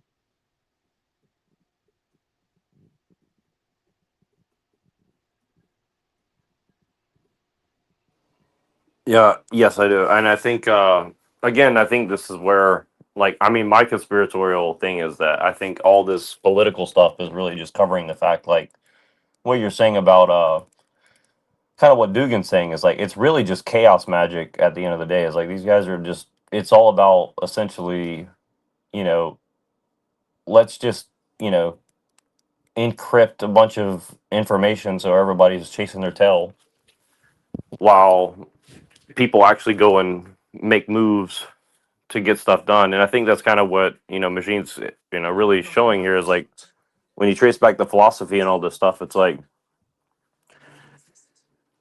you know, most of history is really just like encrypted narrative or something like that. I mean, at least that's the way it seems to me is like the more I look at it, it's like, You read Pawns in the Game, right, by William Carr. In the very beginning, in the introduction of the book, he quotes from, it's supposed the Masons deny it and say it doesn't exist and it's found in the British Library. But me and Machine read it the other week, and it's Manzini and Pike having a conversation about like the game plan, right? Or like he's explaining it some way, which I think later like websites took it, and I think like distorted it to make it less reliable information, because the way Carr presents it's a lot more formal, if that makes any sense. But what he says is like this is going to happen. And it's like they're going to pit, you know, first they're going to take Russia, and then it talks about the Second World War. Then the Third World War is going to be, you know, the Zionists versus the Palestinians, and then once they kind of get everybody at a level of infighting, then they put Luciferianism on the scene as this like savior to because everybody's burnt out on these constant wars between the religions in some way. well, and I think that, you know, the same way I'll put it like this. I think that in the same way that Christianity has been atomized and turned in on each other and themselves and etc. Right. I think all the traditions have been that's been happening too. It's just that Christianity was the main star of this thing because it built this technological, you know, infrastructure that kind of supported the empire, right? And I think now that they've you know they've successfully, you know, in a material sense, like turned Christianity into a series of different cults. They've done that they've actually done that to a lot of different traditions, and I think that that's kind of the hidden agenda that they're trying to cover up by continuing to like instigate you Well, know, that's like been my drama critique essentially. on Protestantism, is like why is Martin Luther, um and I Machine helped me with this, it's like why is Martin Luther Yeah, but associated with the every Rosicrucians? my bad, but I would say every religion is corrupt. They're all messed with, bro. Well, look at the Well, etymology of the word, first of all. Now you talk about the Rosicrucians. I know lots about the Rosicrucians. Christian is nothing. Okay, but what Christian I'm Rosencreutz and that, the alchemical wedding and okay, you guys aren't gonna Fama over talk me, man. Fraternitatis. I haven't spoke yet. So, look, What are you talking about? You were speaking the no, I entire know time. when as soon as I bring up the Rosicrucians, you both like pipe up and talk about like Would you how the like to talk? religions are all Do you know intersected. anything What are about it? you, Are a you mixed you're Yeah, hold on a uneducated? second, You Cage. know nothing what you're Yeah, hold talking on a about. second, Cage. It's all not right, really that kind of show, so let's just let him finish his point, and then you can make yeah. yours. So what I was Yeah. saying is like if you look TikTok. back at Martin Luther early on, it seems to be that he was into some form of like alchemical type of thought, and was an early form of some sort of secret society Yeah, that masonry. Oh, for yes, fuck's that's sakes, what it man. is. Okay, and he's rejecting so-called Catholicism, Roman Catholicism, uh, and of course he had valid points, but he could have returned to the first 1,000 years. He doesn't do that. Instead, he creates Lutheranism, which one of his followers, Johannes or whatever his name was, writes the Alchemical Wedding. Yeah, So Reuchlin. Yeah. right. No, Christian So Rosicrucius created the alchemical wedding. no, man, that's the pseudo name, man. Come on. But Obviously, anyways, it's a pen name. That's It's a true, pen man. name. No, It's Yeah, a he pen got you there, name. Cage. Yeah, he got you there, No, Cage. yeah, Yeah, hold Johannes. on. No, Yeah, I know hold what on. you're Just let him saying. finish his point. Just let him finish his point, man. Yeah. All right, but we'll get anyway, into but it. the point is like we could see the infiltration from that point on, and then you look at like texts like Alta Vendita and because the Masons see it as this is like they're nothing but a little tiny secret society that's It's not a in secret society. in the corridors, under Come on, bridges, bro. in holes in the ground, but once if they infiltrate the church, then they're somebody, right? That's the idea. So they have to infiltrate the church, The cause church is. Who schism, do you think runs the and church, buddy? then you want to talk about how the church is He knows that shit, bro. Like, corrupted, why are you man. acting like You want to nobody talk knows about that? corrupted, dude? You're the ones corrupting it, man, and causing the Oh, schism okay. within. You know, Bro, he already and I think knows it's that funny. shit, bro. Cage, Cage, have you seen this dude's channel at all? Or are you just talking out of your ass? I haven't. Have you looked into? I don't know what level you're at yet. Oh, technically level. Level, bro. There is no level, bro. He exposes how the church has been infiltrated by Freemasonry. He's done that 100% more than you have. Like in How is life. It's infiltrated by itself? no, KG's right No, though. It's no, no. facts. He And broke the that shit down. mullahs, Like he broke that the shit down. Black Like, Masons. yeah, Yeah. bro. Like, he's right. Yeah, Okay. exactly. All right. Tell me Yeah, he's more. done his research. Yeah, so like what, like like in the short amount of time I've known this dude, like Cage, I've known you far longer than I've known Unseen Warfare, and I've learned so much from Unseen Warfare. I'm saying, like, straight up, man. Yeah, my bad. It's the boule. I said the Maybe my boulah. delivery isn't the best. Yeah. Yeah, you know what I'm saying? It's the yeah, delivery, bro. we can get into it.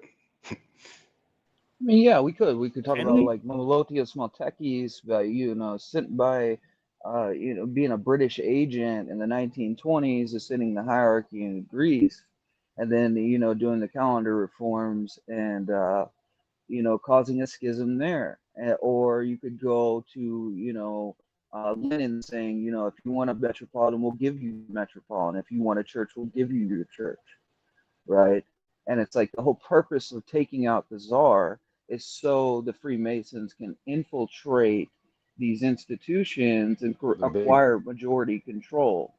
All And right, but look, then there's perhaps only. like you, man, you follow the commie propaganda that the Well, churches have Oh, fed now to I'm these following the infiltrators, man. the Yeah, propaganda. That's you're sucking exactly what you're Zionist doing toes, and dude. telling me I'm Man, doing you're it. sucking the Okay. Zionist toes and acting like Are you're you out of your not, mind? man. Are you Yeah, out of hold your on, God, goddamn Unseen. mind? no, I'm not crazy, Okay. man. I know what I'm talking about, man. That's No, exactly you Yeah, what I it don't. is. know. Yeah, he Unfortunately, definitely you does. don't. Yeah, but let's go I around don't the think panel. Cage I think suck it Neurojack too. wanted to talk. I think Wolfie's been trying to talk. So we'll go Wolfie and then Cage, and then we'll go Okay. Neurojack. So Wolfie, go ahead, man. No, I just wanted to come up and thank you for having me up. By the way, if I didn't say that, which I didn't, so thank you for Yeah, for having me sure, up. man. No, I would just say like yeah, the Masons. A lot of people think the Masons run the world, but they're like 1%, Okay. and they might be bigger. I don't know. Like this guy, you guys probably know a little bit more than I do. My brother's a Mason, but he ain't no big time or anything. But Yeah, it's more of a eh, historical thing, right? right, It's like, yeah, it's like they had more power in the past. Now it's different factions and groups, right? So yeah, that's been right, acknowledged. Yeah. and I wanted to ask if do you really think they run the world, or do they just make it seem that way? You know what I I know mean? it's a conjunction of many different groups. Like I gave like I'm like maybe like 6 to hour 7, right? I gave a great explanation of what I think runs the world. I also did a 3-hour opening presentation. So I did a lot of things on what I think runs the world. And also there's only like 20 more minutes left here, right? But I would say it's a combination of technology, spirituality, right? The three things we talk about on the show are is politics, history, technology, right? Theology, right? So I would think it's some combination of all of those different forms, right? That so it's multifaceted, right? The rule that is upon us, right? And I don't think any one group controls it, but I think historically, right, the Freemasons have had some interesting influence, right? Like for example, right, Benjamin Franklin was a Freemason, right? So was Robespierre, right? Benjamin Franklin started the American Revolution, and Robespierre started the French Revolution, right? And so it's pretty interesting, right, how these figures are historically involved in some of the biggest movements in history, right? I think Cromwell was something like that. He's probably a Rosicrucian or some shit. Yeah, Well, it's yeah, a George gang within a yeah. Washington So gang. too, their right? It's a so their shell. influence in history cannot be minimized, right? But anyways, All I right, man. I think appreciate. yeah, of course. And I was gonna say I appreciate your time, and I'll just hop off and I'll listen So to the rest. it's an Yeah, initiatory blessings. Yeah, process. blessings. Thank you, man. Yeah, go ahead, Cage. Yeah, so You it's wanted to an make a point. it's an initiatory process, really, and Okay. yeah, with the Freemasonry, right? There's 3 different degrees, as called the Blue Lodge, and you got entered apprentice, to the Master Mason, and the Fellow Craft in the middle, and that's the only thing that's recognized by the Grand Lodge of England as Freemasonry. And then you have concordant bodies like the Shriners, the Knight Templar, and then other invite only different things. And on the Scottish Rite, you have the 33rd degree, which is all famous that people always talk about. But then you also have the York Rite, which goes back to the Knights Templar. And, from there, they're not considered Masons, right, when you're in there, but everybody has to be a Mason. So it's an initiatory process. It's almost like a filtering process to What see about who the is what. OTO? What you think about that one? Okay, the OTO is a part. There's also the Astrum Argentum, the AA, with their 4 dots, 3 dots and a triangular, like a triangular dot So which one are you commissioning. in? So which one are I'm you not a in? part of anything. I know lots of people in it, So but why do you honestly, want to defend it if you're not in it? I'm not defending anything. I'm just looking into Hey man, you what don't it want to is. break your oaths, man. That's all right. I'm not a fuck. I don't take oaths and shit. Anyways, you can go into it. I'd recommend looking Yeah, into the go word nuts. Ja Bulan. Yeah. Regardless, Well, right now I'm Look looking into at Jabba the the 2 Hutt. What words, do you think about Jabba the Hutt, I don't know, they Jurina. fucking You can look into harpoon that that. motherfucker. But regardless, yeah, I'm not defending anything. All I'm saying is these people do have power and influence around there. The AA is a whole different thing. It has to do with the Hermetic Order of the Golden Dawn, which Crowley and other people, they went and did offshoots like Dion Fortune. How much power could they But have? Really? I mean, following an evil angel is going to lead them to a hellfire. lot more than you could imagine. Well, hold on, but From what do you? Hollywood to. All But right. what do you think about Rosicrucians and Knights Templar? You like them? You said that we don't understand it. So what you think about them? I don't dislike or like anything. I'm just looking at information So as you it have is. no opinion about anything? I do have an opinion, but I'm not saying it's relevant. I'm just looking at the information and the But knowledge as I'm it. asking your opinion. Do you love the I Rosicrucians? don't love or hate anything. What I'm saying is I would never Do take you want things. a Rosicrucian Funko Pop that I can send to you? No. You want me to send you Hey one? If man, you like, I can no, mail but it to you. there's a book that's called Russia's Crown of Thorns, right? It's by Oleg Platonov, You're and not letting in the me get book. you're just attacking the idea of No, anything. man, I have I'm not. nothing I'm to trying do. to tell No, you no, about no. a I'm not book. talking about you, the other dude. But I'm just Oh saying you're not man. letting me get the point across here. Well, So don't put it up to me, man. there is ancient wisdom that's been there way before these organizations have been established, guaranteed. What, like bringing fire And to a camp or something? Come on, dude. All right, no, so no, it's all through the mind, bro. But yeah, yeah. regardless. Yeah, okay. What is a So how do you mind? think? Yeah, this What like is this a little mind? Cage likes to play this little I have this hidden knowledge game. So this could be like an No, I'm obtuse, not like saying everybody retarded. has it within No, them. just give me a second. Just give me a second, right? He likes to play this I have this hidden knowledge. So this could be in like a very obtuse, fucking weird, retarded, like autistic, like line of questioning, and I do have to wrap up soon.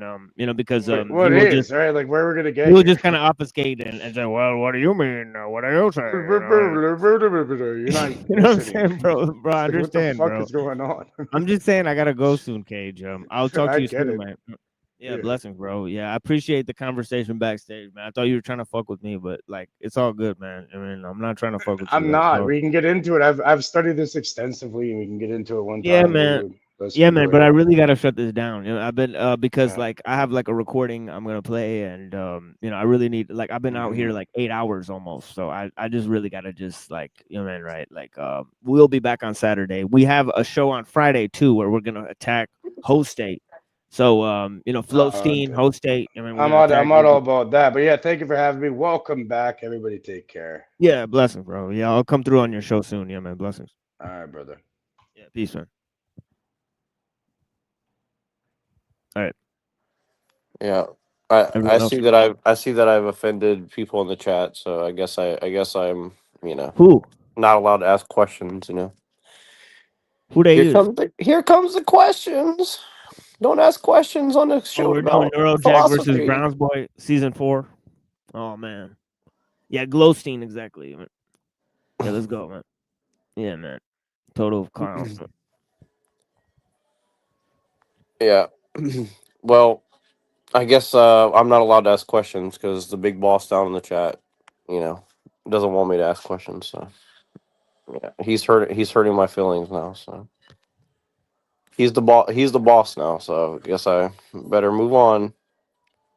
But I was gonna ask Brian O'Shea if he voted for Obama or not, but I guess I'll have to go on. But that's a question. Maybe I shouldn't ask questions.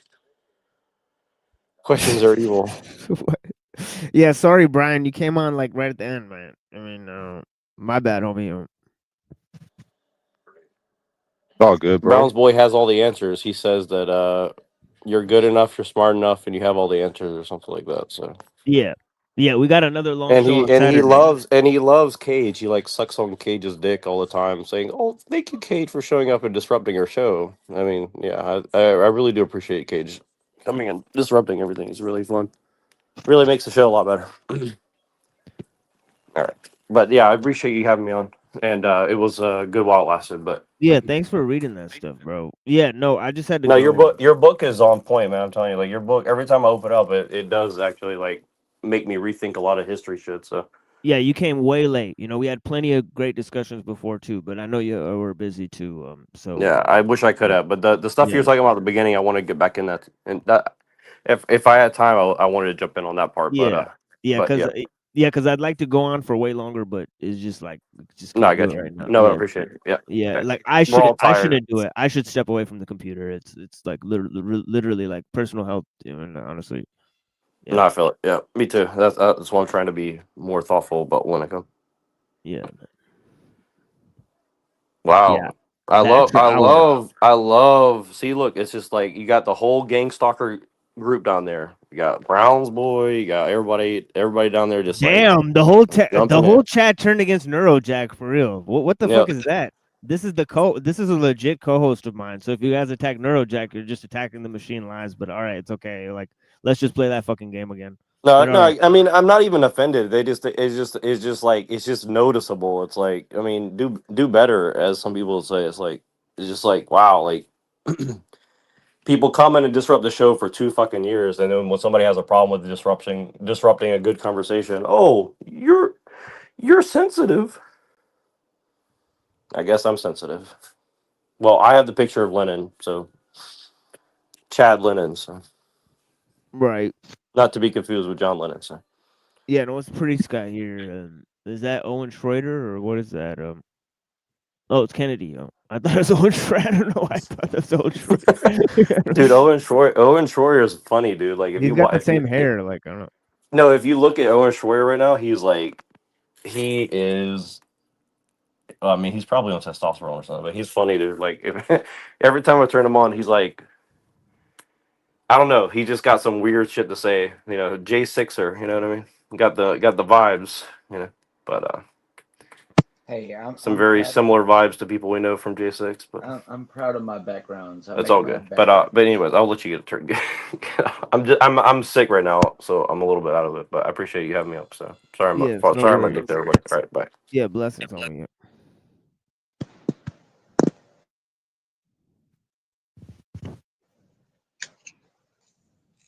It's the final words hour moment. Yeah, final words. Yeah, final words, my friend. Yeah, we'll be back Saturday, 7:30 p.m. Eastern. There we'll have an open panel for 6 hours. So yeah, Saturday night. Right. Next open panel. Yeah. So let's try to remember with all these heady activities and intellectual talk that we have an on the ground component to our activities. We're practicing civil disobedience. We're not submitting, complying, and obeying, being slaves. And we're practicing law, not using lawyers. Yeah, absolutely. We gotta figure out the science of how the system works. How they use words, how they use legal codes and shit. And yeah, we gotta get on the land, as they say, and right, and make a difference, and actually put our money where our mouth is. So this is all part of a greater project, and right, with the ecology and the central needs, and actually concerning the depersonalization of humanity and going back to the community structure. But yeah. Because everyone was born with the gift to know right or wrong. So, but there's a catch. Like, so long as they've been raised properly, and most of us haven't been raised properly to have proper discernment of right or wrong. We had to figure it out for ourselves, figure out a lot of things for ourselves. So I think we need to get back to raising children properly so they understand right from wrong. And you teach them three things. First, you teach them self-control and virtue. Then as they get a little older, you teach them about liberty. Let's remember these things, people. Yeah, definitely, bro. Yeah. I don't know if Twilight's here. Probably not. All right, take care, Machine Lies. Yeah, blessings, Brian, man. Yeah, thank you for joining again, man. I greatly appreciate your time.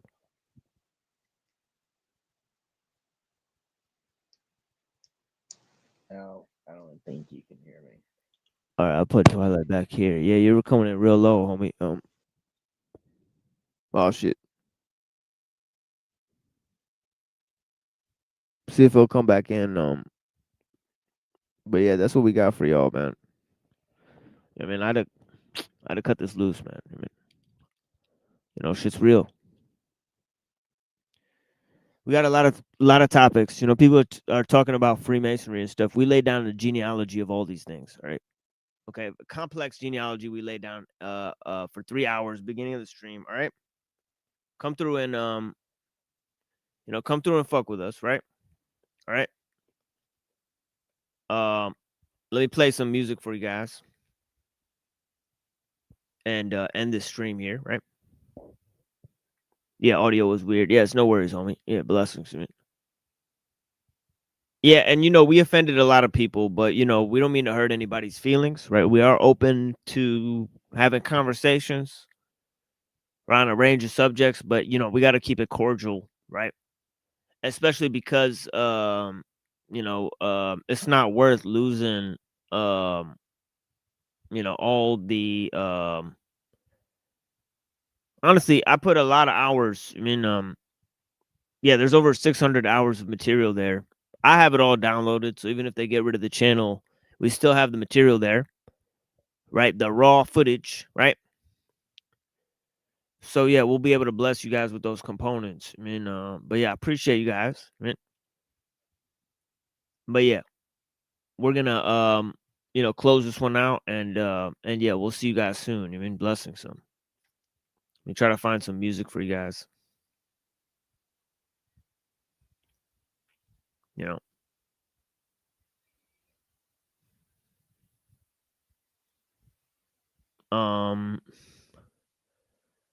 Yeah, we'll get up in some of this. you know. Yeah, appreciate you guys.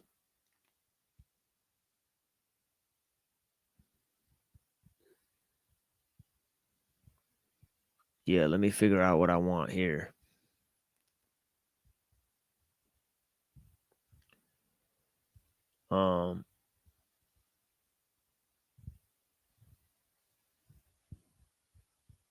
Yeah, I appreciate you guys.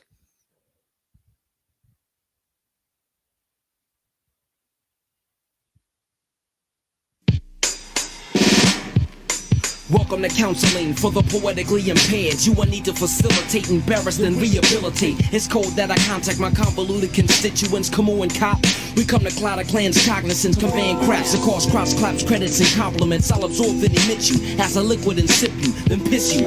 Fake as trachea is my commode for swallowing a medicine ball would be a lighter load. Most haven't the right to hold. You're dumbfounded often when scripted soliloquy, a triple millipede and drown a dolphin. We concentrate so comprehension takes patience. Feats to keep a genius out of sync like a clean dish. Take him off of his dean's list. Jakyle testify, I came in the pics and stayed in the mix like the letter I. Solidified teams, ravines, and molecules took flight. Now that you're sweating, I know what estrogen looks like. What I invest in, compressment and adjustment. Defining me is kinda like the 27th letter or better, mega.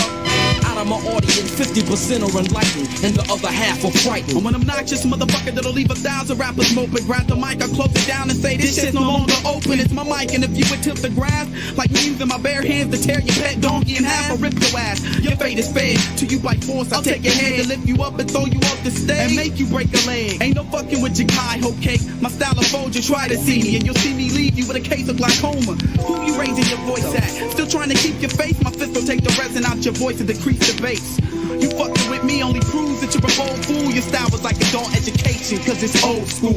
You last time, I crashed your computer style like my name is Mike K, I'm here to shut your ass down. And the skill is what you think you kicking? I'll assure you chicken that your skill is non-exist. Like fat-free chitlins. After I'm done fucking your girl, you can defend your honor. We can have a freestyle contest to win against your mama. We all know that you a virgin who ain't been sticking like a farmer who's angry with his poultry. You choke your chicken. Keep trying to walk your talk, let's see how long you maintain. I paralyze your cerebral cortex and make you a lame brain. Pimps, players, gangster rappers, you and your bland whores. I knock you out the box like a homeless nigga's landlord. I'll designate the place to battle. You'll be too frightened like Clash. I'm some motherfucking bitch ass Titans. Nigga, get off the stage, your rhymes are too vaginal. I throw a punch to your spine and have you walking diagonal. So who taught these pussies to speak when I spoken to? You concentrate on rap, nigga, I'll concentrate on choking.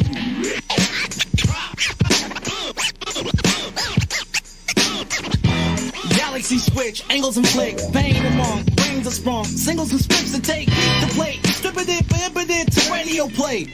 Sword sail, matter confirmed, scattered from earth, shattered and blurred, blistering skin, listening in, echoes ricochet, exoskeletons for eons, and misled, and misfed, and fed misinformation, and instead of despair, we sell others each, and others teach, this shit malaki, this copy, flip the pitch to floppy, and marketed to cut the major artery and main muscle, my brain's hustled aqueducts, your orthodoxy, sort of mingled, soaring choppy, you can't duplicate space, except what's in your own span, my nigga, control what's in your own space, ship shape into something usually distasteful, chemicals involved dissolve and usually make your face cold. Chronic Leophonic speller, psychics talk like they've seen this page, evade, drop the mic, leave the stage, collapse when my traps are set, or we'll make an exchange, will I catch rat, you can catch a breath, megahertz, a 9-letter word for omnipotence, your special brand of bullshit got me open, to dish you and whoever you're close with, your label's interested, okay, but I got demands, I want the ocean, then you throw off the highest cliff, in Congress to pass laws that every woman's biting shit,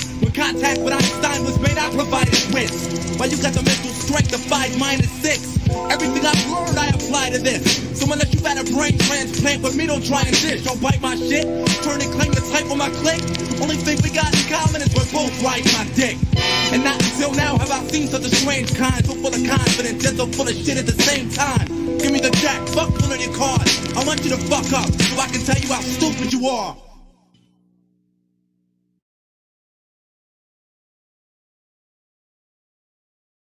All the time, don't know why, but this thing is. Things get me down all the time. Don't know why, but this thing is getting in my head. It's getting me in my head.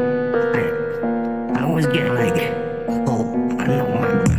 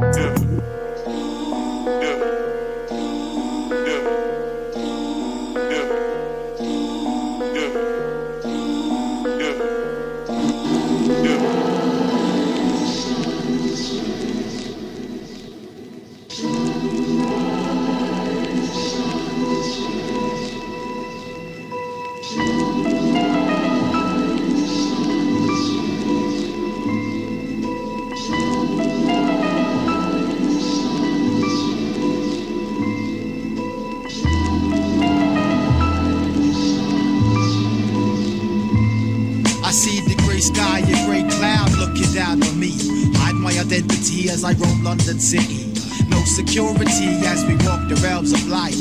It's so locked like spins off a dice. I don't pack strife, but don't step like a victim. See bad kids get caught up in the system. All I know is what I feel in my heart. These fake knuckleheads need to go back to the start. And life gets hard, some get scarred. I'll be elevated, representing with the stars on my own in my room when these thoughts get deeper.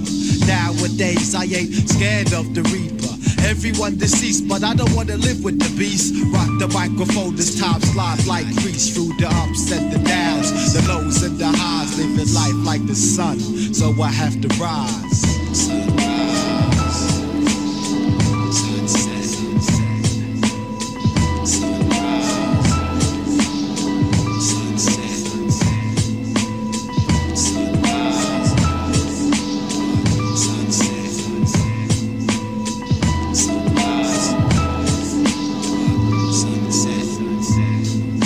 The stress of the world run through my chemistry. See the whole universe as my heresy.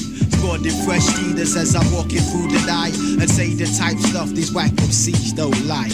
I shed light, shine like a crystal. B-boy for life, rip through your lyrical tissue. Many eyes ablaze with visions of splendor. Roll like Shirley Bassey, wanna be a big spender. But my agenda is to keep this true. These beats got me glued when life gets blue. Sands of deception, waterfalls of time, mysteries of life, freestyles off the stride. When I shine, your third eye shall see. I start to see my whole destiny. Voices speak to me from long gone Jedi nights. Thoughts take flight to astronomic heights. Rise.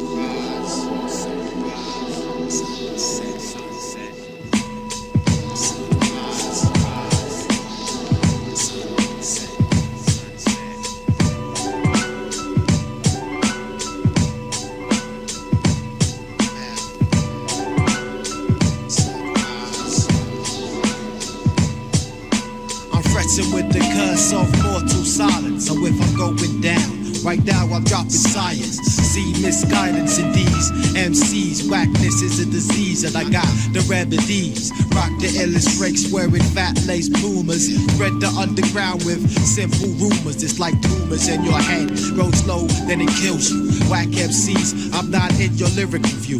Blowing up spots and taking hand record chops. Get odd looks as I buy strange plastic. Little do they know I flip sample mathematic. The busted loop expert. Scratches and crackles, but when it goes down, it's mad nice like snap. Every time I grab the mic, I put my soul on the line. So if you ain't ready, rude boy, you best decline. Off selling out, off these whack MCs. Hold it down like books, plus no diggity. Ill Jedi, coming through you my pussies. Heads can take this like Superman and Lois. Rise.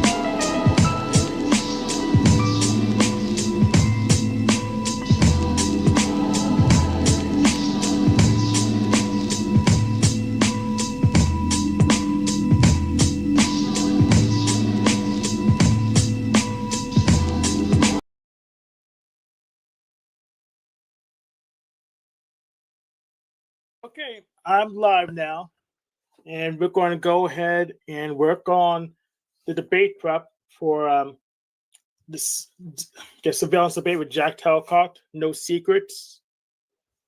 Yeah, unfortunately, I went through the grapevine, and it doesn't seem like Jack is prepping at all. So he's not taking this debate seriously, or he hopes Jesus or God will do the work for him when it comes to prime time. And that isn't how anything works, Jack. So I may not even bother with the debate, but I will make a what's that called? What do they call that? A video essay instead? I don't know. But I really, if Jack is actually serious about what he says, then he needs to prep for the debate, because otherwise he doesn't have a thing. But a lot of problems can be last time I had problems getting the actual video and stuff, but I looked for a tool. I have tools now, and that makes things much easier. If you have a problem that's big, you need to break it down as small as you can and find or make the right tool. So here's a tool that I found that make finding everything Jack says in relation to this debate, where I can clip it, much easier. So I found YouTube.transcript.com. I already transcribed one episode. I have the whole thing in a buffer. I have that everything said in a buffer. I think it's powered by AI. I could have made something run locally, but I don't need to do too many of them. So this is good enough. I'll link this in the description, but I already found relevant information. I picked this video pseudo-randomly. This video is already watched, which is the most likely ones I need for this debate. So just look for secret in this one. And here. So here's someone saying, Jack, I want to support No Secrets, but I need you to show who your secret partner is, that you have, or at least the reason for keeping her identity secret from your entire audience. Not fear. We'll go. Is our wisdom. Okay, now the wisdom could be based on a false sense of fear as a false danger. However, considering the public and private harassment I have received from many people, I don't want to involve others unnecessarily in that. So if someone's willing to share their support with me, I certainly respect that anonymity. So I think Jack said most of this. And I think I can copy and paste this whole thing into a buffer.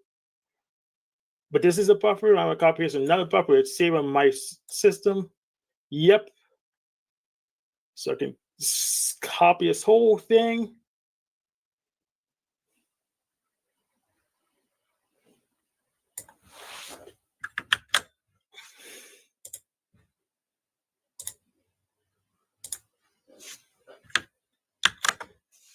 Paste it. And do I have... Now we start. I need a link to the transcript and the episode. Right.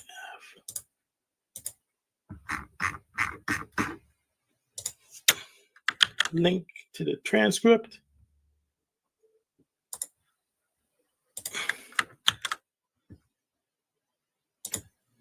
Link to the episode.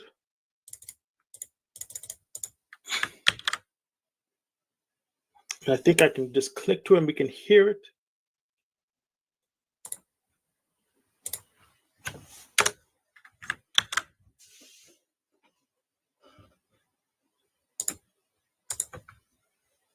Documents.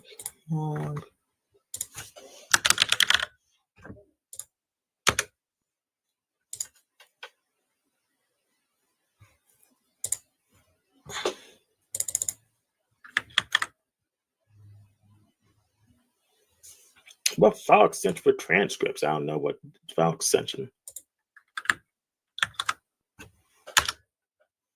TS.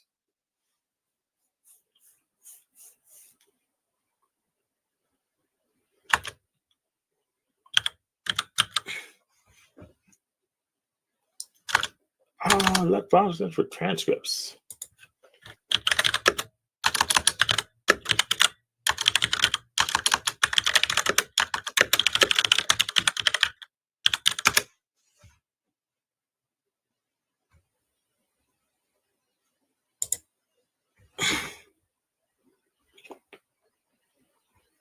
TXT works. Let's just do MD then.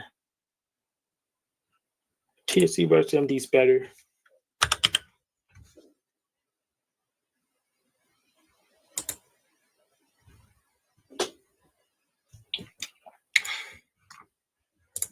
And what happens if I click here?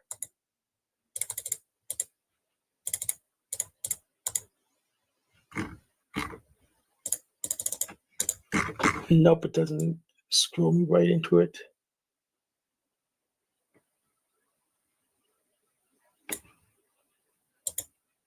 Oh, okay. Okay, I can turn timestamps on. That's even better.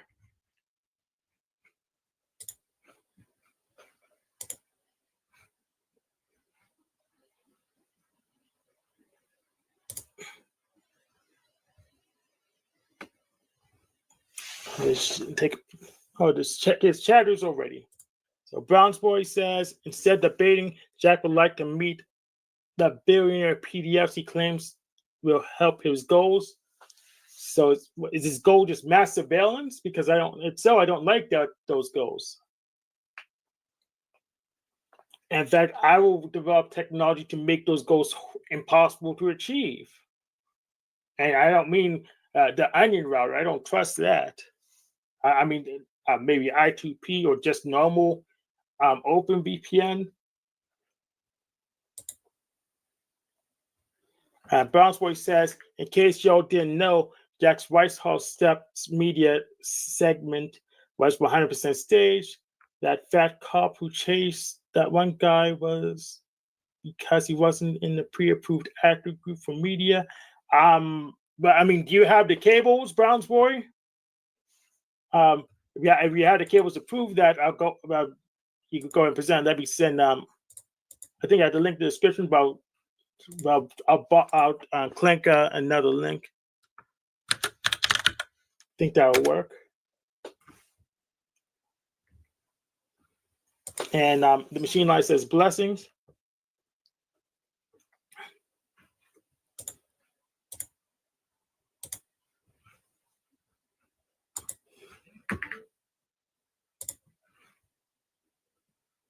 Yep, but yeah, if you're on the cables and you prove that, then that'd be interesting. But if it's just vibes, then so what? Jack's running on vibes too. He can't really support his argument. In fact, intuitively, he knows he's wrong. Otherwise, wouldn't say, "Well, I need to keep this secret to protect someone's privacy," because his whole pitch is no secrets because secrets are bad and it's causing war. So if you can cause peace with secrets, then no secrets doesn't make any sense. And I think Sam Bagnan had a video talking about this, which I linked. I need to put the title in the description. But if you can cause peace with secrets, not just war, then I don't understand your argument. It doesn't make any sense. But it's Jack's platform, and I'm saying if secrets can cause peace in cases, it's not as simple as, oh, secrets are bad, we need to get rid of secrets. And that's what you're asserting. When you said, well, I'm going to need to keep this woman secret because then secrets will cause peace instead of war. But then you're contradicting yourself. So to avoid confusion, we need you to have a clearer message. So we have timestamps now.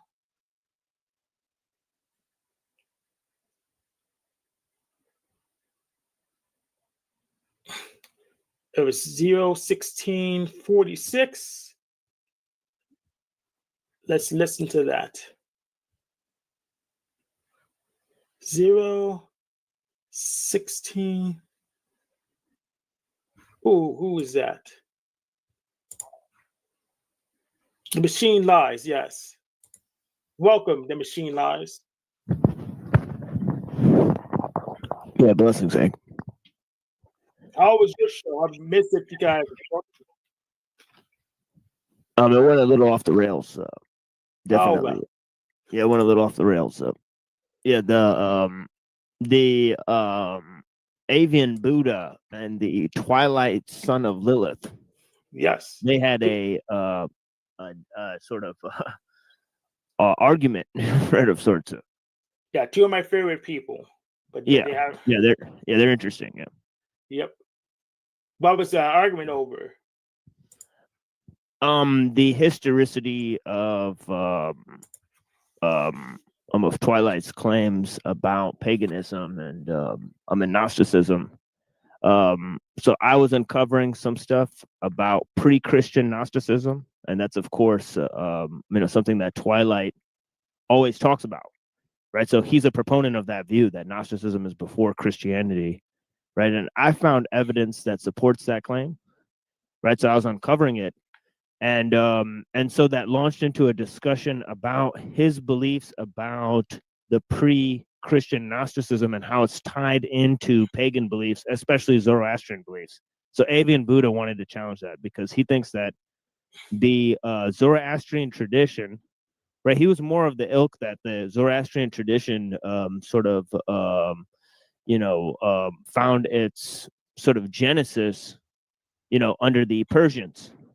Right. So then he was sort of talking about why the syncretistic views of Twilight are sort of stretching the facts.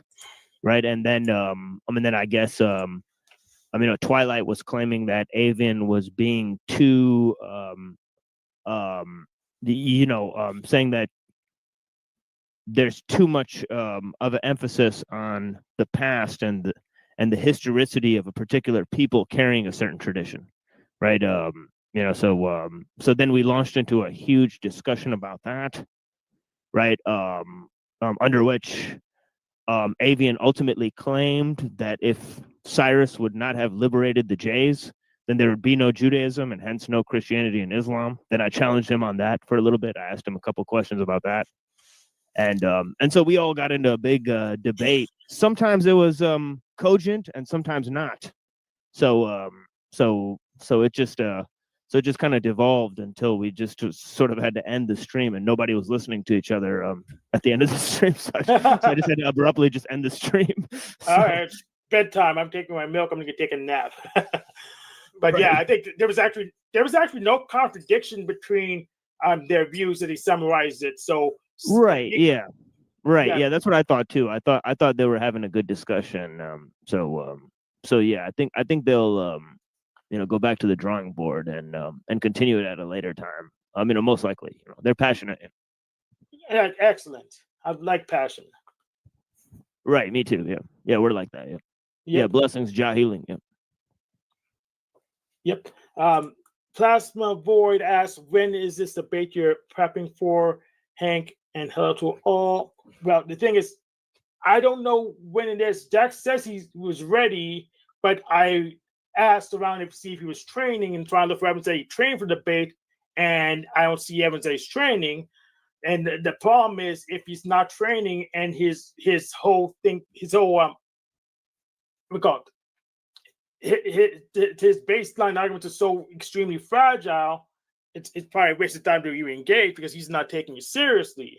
He's asserting such a monumental absurdity, and he's not willing to support it. Then he's not serious about his claim, and it'd be bad for the audience. I'm wasting their time if he's not going to take this seriously. I might as well do a video essay just to destroy it because he's not going to do anything else other than hope Jesus would take a willing breath for this debate.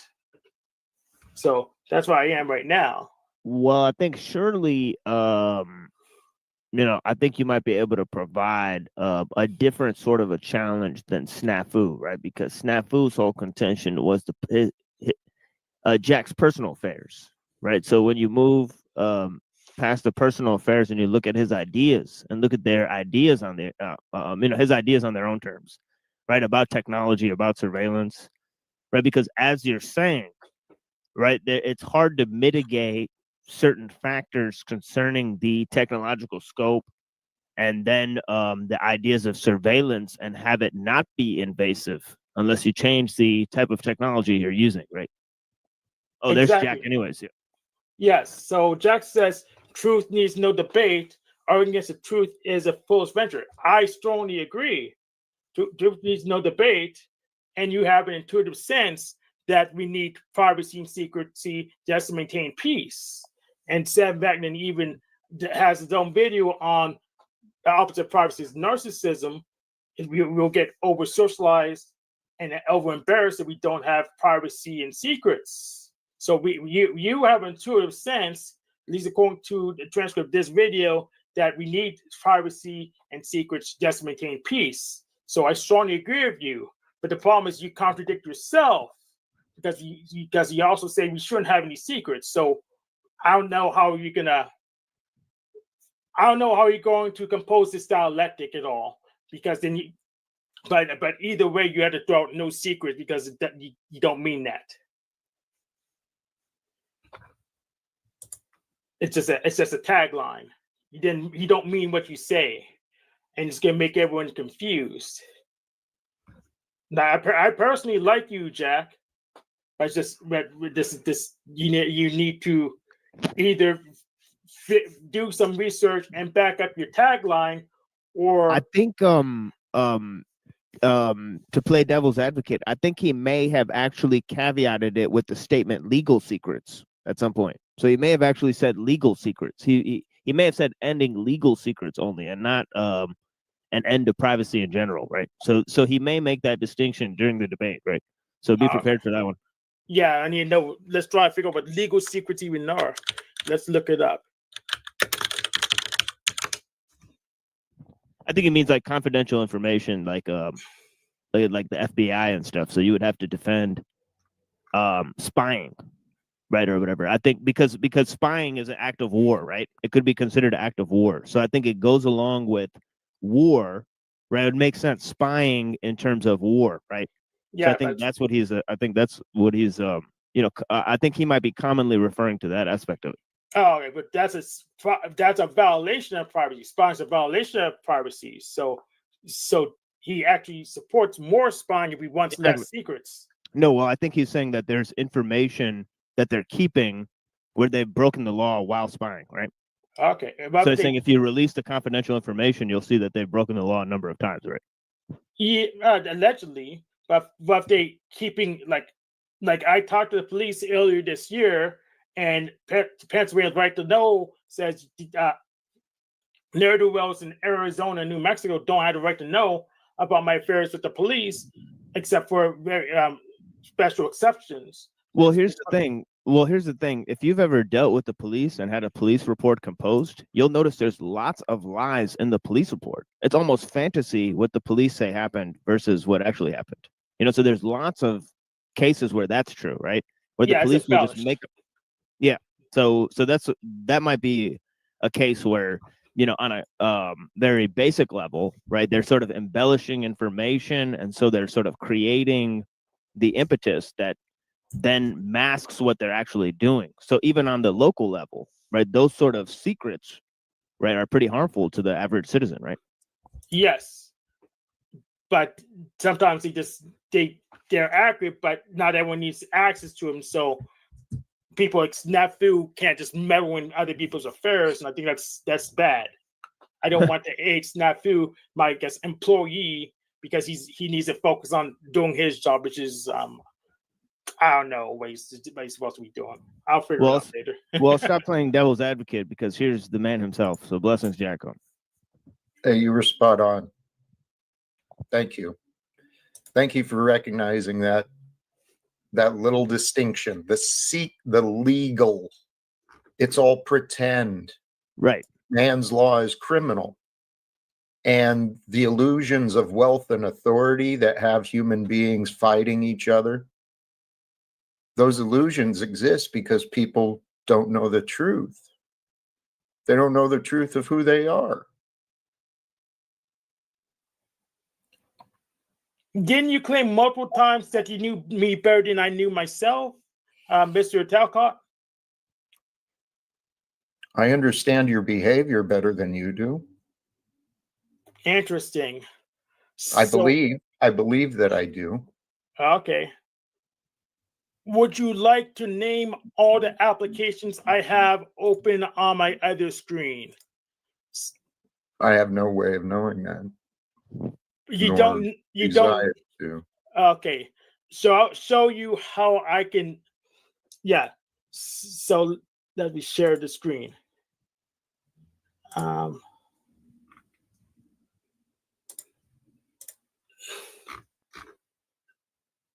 No, that one. So on my other screen, I have a terminal window and Westnorth open. I played around Westnorth to just get me guys psychologically hyped up for doing this research. But if you knew me better than I knew myself, you would know what was on my screen before I presented it. So would you like to say that your statement is false or absurd or some other qualifier? Sure, in your narrow perspective that you limited us to, you're right, Hank. No argument. You win. So he's claiming you're strawmanning him, Hank, because he's saying you're moving the position from dealing with the stance on legal secrets to privacy again, right? That's interesting. So in what context does Jack know me better than I know myself if it doesn't have to do with anything right in front of me? I can see you have doubts. And I don't think you faced your doubts. You keep looking elsewhere for answers, and the answers are inside of you, Hank. Everything you need to know is inside of you. But if you don't want to know something, you won't consider it. And this, I heard this said earlier today, guys. I'm sorry if I'm a little gruff, Hank, and thank you, brothers, sincerely. I've been under the weather, but I heard something earlier today about the apocalypse that we are participating in. So what is this apocalypse? It's the revelation of the unbearable news. What is the unbearable news? To the ego, the unbearable news is God's love, God's truth. This universe is far more different than what our world has taught us to believe, and my mind and my eyes have been opened, my brother. But I think I know. I think I know what Hank's going to say. He's going to say there's a paradox, right, between getting to knowing others more than they know themselves, and them knowing who they are inside of themselves, right? Yes, that's what point, but I'm going even dumber than that. Didn't God create my ego? God created the space and time for you to choose what you wanted to believe. And you believe in your identity, your ego. I used to believe in mine. I get it. We're on this no more legal secrets. It'll end the international banking scheme. It'll end the profits for prisons. It'll end the oligarchy that's playing these games of charity through the tax write-offs and the corporatized nonprofits. The unbearable news that God is revealing to mankind is we have been misled. We've misled ourselves. So there's something off about that. So in Westnorth, you can play a mode where there's no fog of war and you can see each other's, I guess, all the units and all the money they have. If Jack was right, even when this mode happens, the fight just automatically won't even happen. But that's false because in this simulation, that's not how the rules work. You can still fight each other even though you know all the information. So I don't understand how you came to that conclusion, especially with that counter evidence. And there's other games with modes similar where you can see all the units, all the money, and the fight can still happen. I'm talking real life, not video games. Okay, so where in real life has all the secrets been removed and it stopped all the fighting? When we choose to end the secrets and stop fighting, when we choose to care about the truth, we'll demand disclosure. We'll stop allowing the government to treat the citizens as enemies. I heard the machine lie say something about it. Secrets, they create divisions. They're protected by lies. Lies create enemies. Secrets create enemies. Our government sees us as enemies, and I want to show them that's not what is real. What is real is all around this world, we are all in this together. And we got to do something for others, man. So I'm going to give you an ironic echo, Jack. Get in the now. I asked you where today is there where there's a place where there's no secrets and no fighting. You said you're talking about the future. I want to know where in the now. You're clearly not interested in what I'm saying now. I think maybe like like in the tribes of the Amazon rainforest, right? They're relatively open. Like you can walk in the next hut. There's a guy banging his wife. Like it's just nature. Things are just happening. Right? Thank you. Yeah. So there's wolves. There's fog of war because of the jungle. So that's all kinds of secrets. Fog of war. Yes. This term is something you've chosen. See, war is it's a construct that we fictionalize. We fictionalize enemies, and then we create reasons for people to be enemies.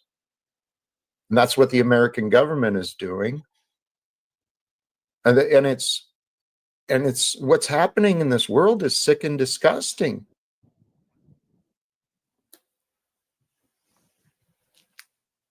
Exactly. So, yes, but I'm an idealist and I'm an anti-realist. So most everything, I guess, all of I see is technically fiction. There's some stuff that's more persistent than other stuff.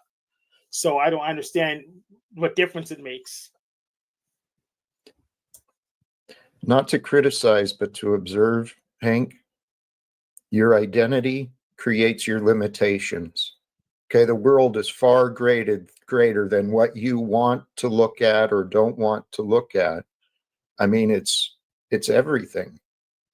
So I'd encourage you to think beyond just your old ways of thinking, because what I'm talking about, it's something brand new, dude. Really. And yet it's not new. It's always been. Peace is our natural state of being, not war, not work. Peace.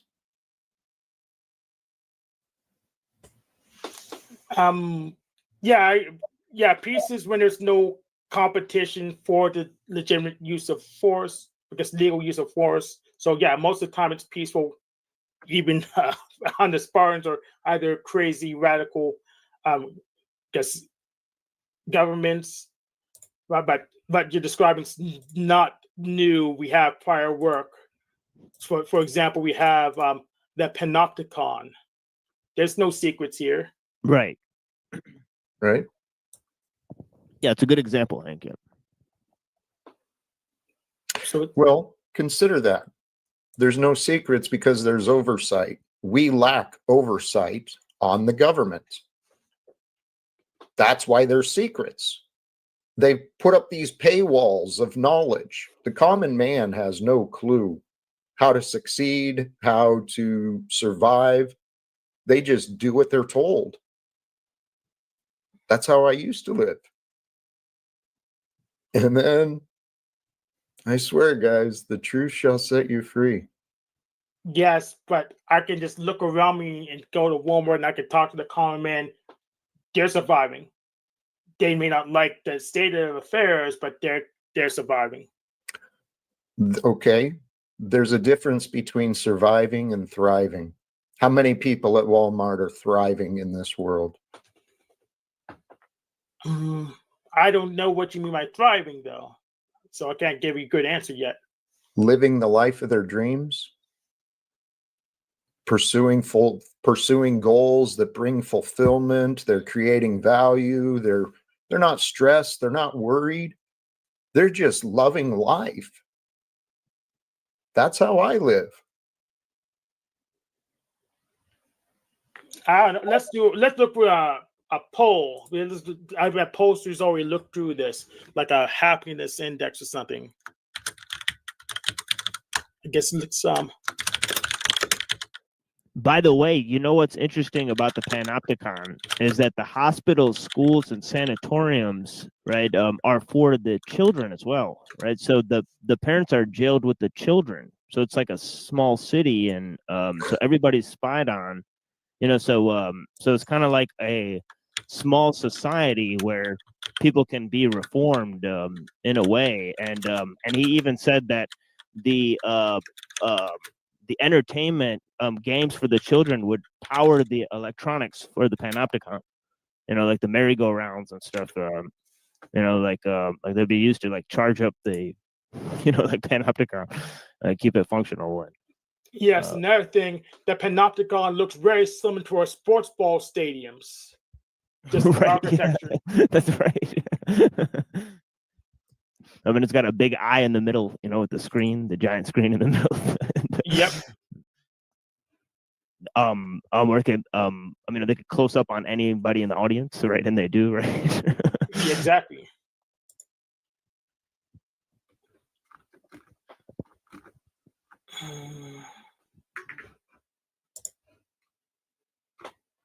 So right now it says, try to blow this up.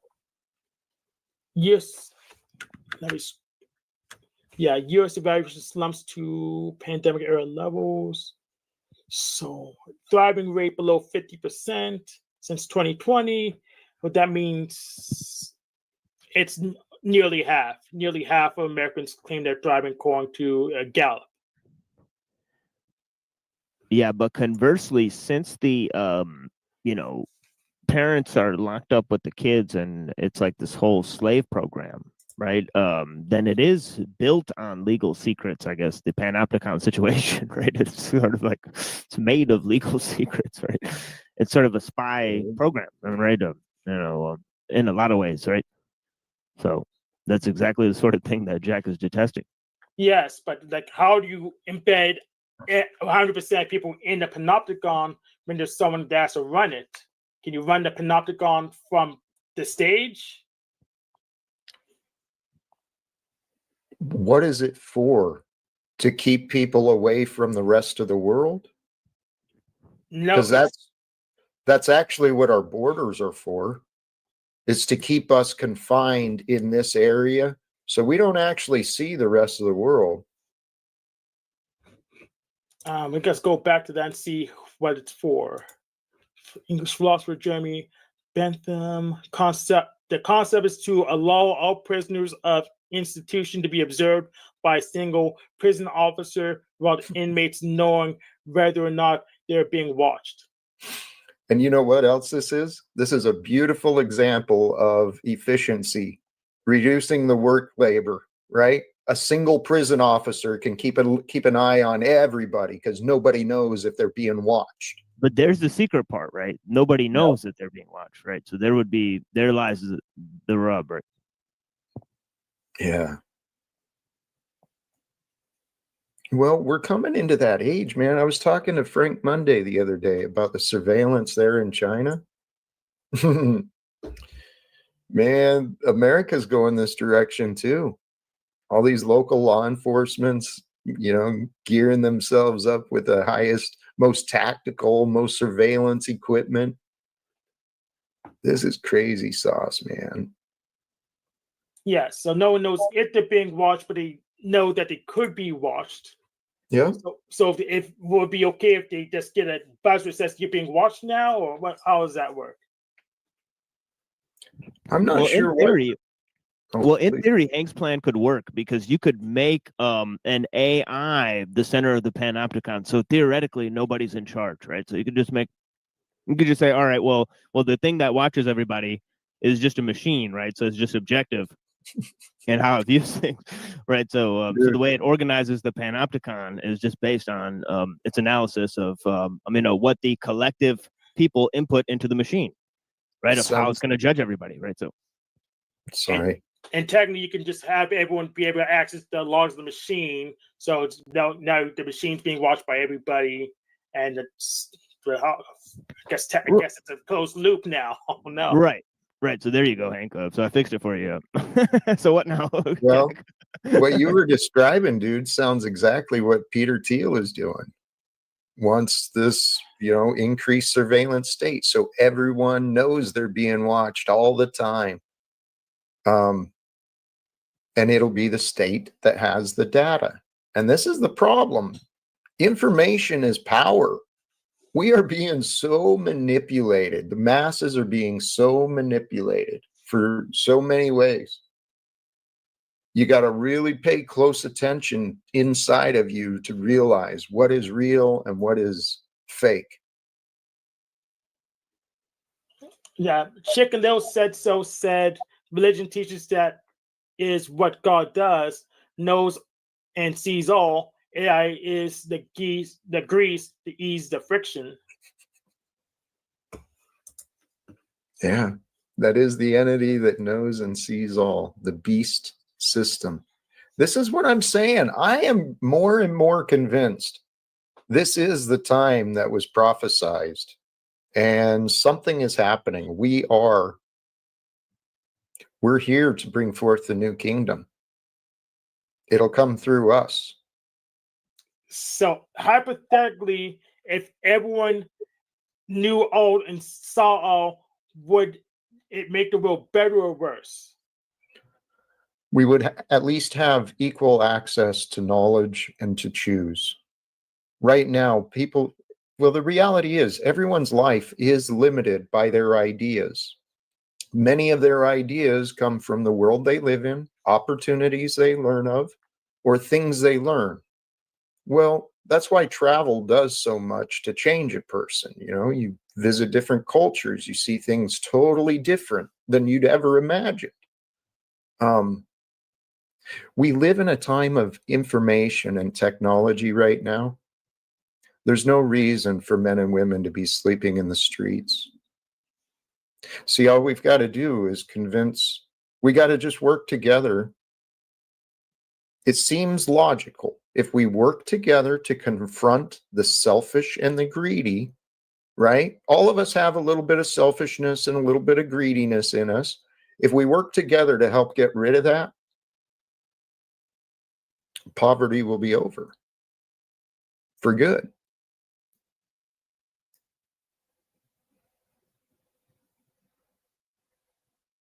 And that's why I'd like to talk to Elon Musk as well.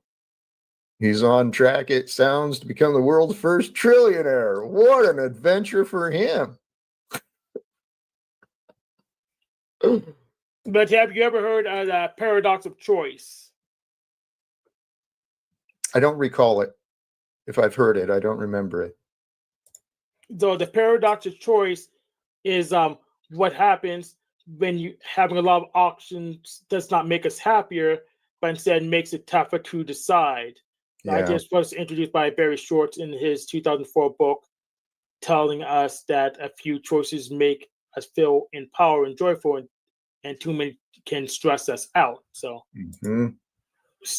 so if more choice makes many of us more stressed, then it will make just having all knowledge will make many people's lives worse instead of better. Well, the number one knowledge that I want to share is how to help people overcome their doubts and their worries and their fears. Because when they don't worry, when one can face a multitude of choices and just move forward with confidence, well, that's when you're on the right path. Okay. King Stephen, do you have any comments or concerns at the moment?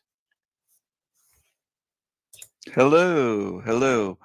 I think that too many choices does stress out people. I agree with the paradox of choice. You should have fewer choices, love or peace. One or the other. Pick one.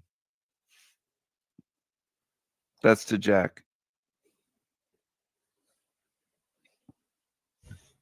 Love or peace? Yeah, you don't want to be confused and stressed out by too many choices. So, love or peace. They all Which go would you together. choose? That's the thing. They all go together. All the good things go together. Love, joy, peace, trust, faith.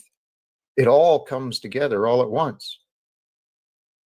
But it's all So through the spirit, not they're the all mind. together like chocolate and peanut butter? A peanut butter cup? Even better than that. Because they're not, there's no separation. Do you agree, Hank? I'll answer that, but Bransboy had a comment. Bransboy says Jack Telcott is an internet actor. Yeah, I heard that before. I didn't write a script yet, so I don't know what he's acting. NLP propagandist. I'll agree with that one. He's mimicking NPR. Doing a New Age LARP preaching submission, pretending to want to change something he can't control and not submitting to. That's to be determined. My opinion. What do you say about that?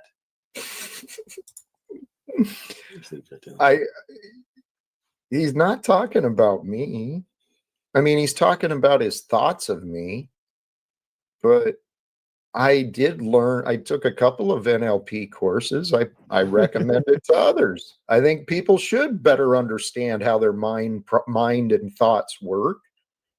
And new age LARP preaching submission, pretending to want to change something he can't control and is not submitting to.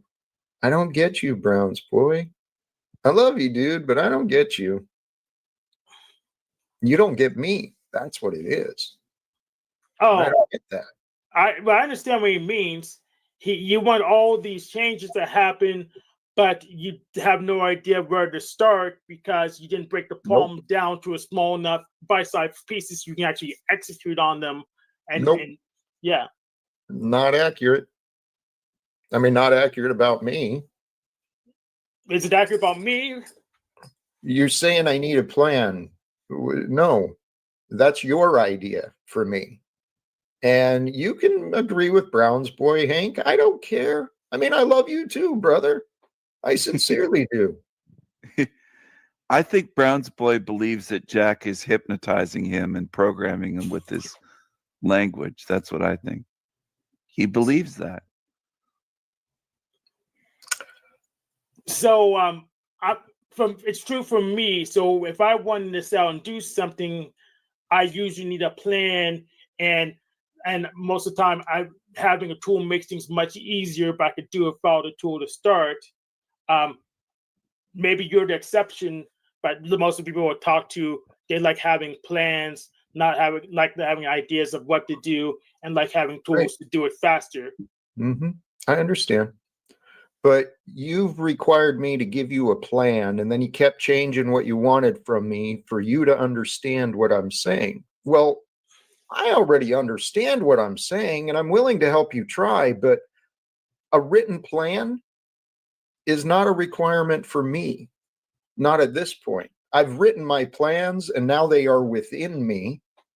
I know my plans, I know my purpose, I know my goals, and that way when the multitude of choices comes up, it doesn't affect me.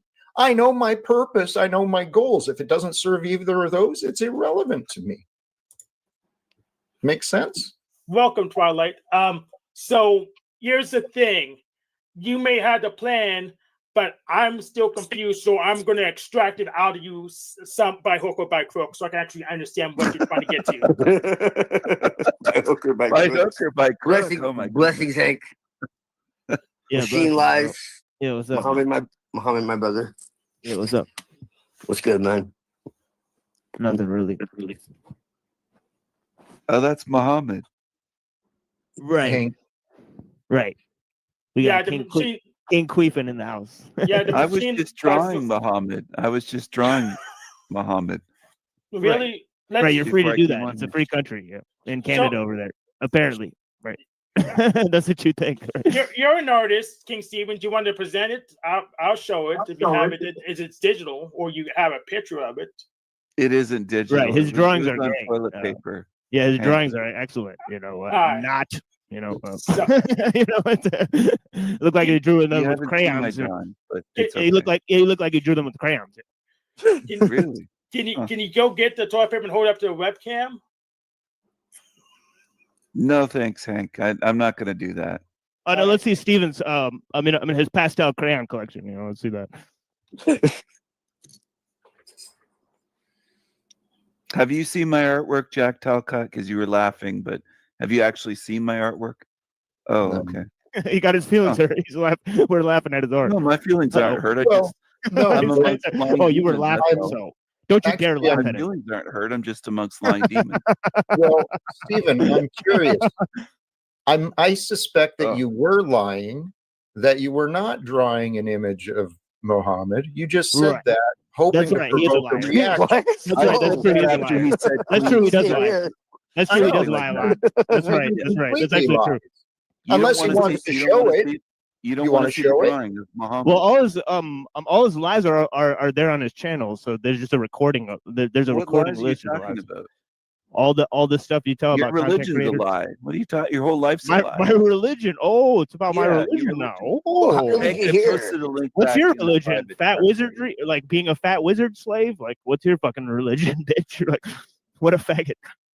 How did we get here? Wow, this guy's getting real nasty. He must be triggered and upset. So how we got You're here? a fat wizard. Failure. Yeah. You're So a fat, skinny like little fake ugly wizard faggot guy. with Right, you're a fat wizard Cross-eyed. slave. Right. You're a I'm cross-eyed yeah, loser. yeah, I'm cross-eyed. You're Right. a cross-eyed loser. You're a fat, ugly wizard. You're a loser. You're a fat, ugly, fake wizard. You're a And loser. here's your fucking crayon drawings. yes, there Yeah, they is it are. crayon? I don't think you can do that yourself. I don't think you know how to draw or paint. This fucking guy's a clown. He's a fake occultist. This fucking Okay, well, retard. I'm a real occultist, so Right, Wow. right. Let's ask him some questions about his This guy soul trap lies all theory. the time. He Three gets questions triggered. deep. 3 questions deep. He'll be Lies flailing seem like to a be very fish. triggered. He's a fake intellectual coward. Right, I'm I'm triggered. under his skin. I'm in his head. Right, I'm triggered, but you're a fake intellectual Yeah. coward who You are refuses to talk triggered. about your beliefs. You are triggered. Oh, I'm triggered, but you refuse to talk about your beliefs. So he does talk about his beliefs, but he does it on his channel where he can't be challenged. Right, it's Oh, King I talk Queefin. about my It's beliefs King all the Queefin. He's time. a coward. I can be challenged anytime, Hank boy. Right, You what's come your on anytime and shine so what's my your shoes. so what's your soul trap theory? Let's talk about it with Twilight here. Shine my shoes. Yeah, let's talk about it. Yeah. Let's see if we'll shine your shoes can if you're shine so my smart. boots. Let's see how smart you are. Let's see how smart you are. Shine my boots. Let's see how smart you are, moron. Will you shine my boots for $5? No, I'll piss on your boots for free. Oh, Fucking See how fucking nasty you bitch. are? You fucking You're a bitch. nasty Muslim. Yeah, you're a What little nasty yeah, bitch. You're a creepy crawler, bro. You're an actor What a on the internet. cocksucker. Yeah, you're a LARPer. You're a LARPer. what's with the ad hominem? You're a really LARPer, fun? bitch. Fat wizard You're a slave. cocksucker. You're nasty and vile. You're a demon. You're a cocksucker. You're a nasty, What's with vile. the ad fucking- hominem, man? You're a fat Why are you loser. talking to my friend like that? You're an 'Cause ugly, he's a bitch. cross-eyed Muslim. Because he's a bitch. Okay, let's slow You're a down. Muslim. Because he's a bitch. Let's He's got slow no down. You're a talent. demon. He's a no talent clown. He draws with You're a crayons, demon. and he's a fat wizard slave. You're a demon. Yes, You're a let's lying demon. Right. Let's do soul trap. Lying fucking demon. Yeah, let's talk about the soul trap. You're a lying demon.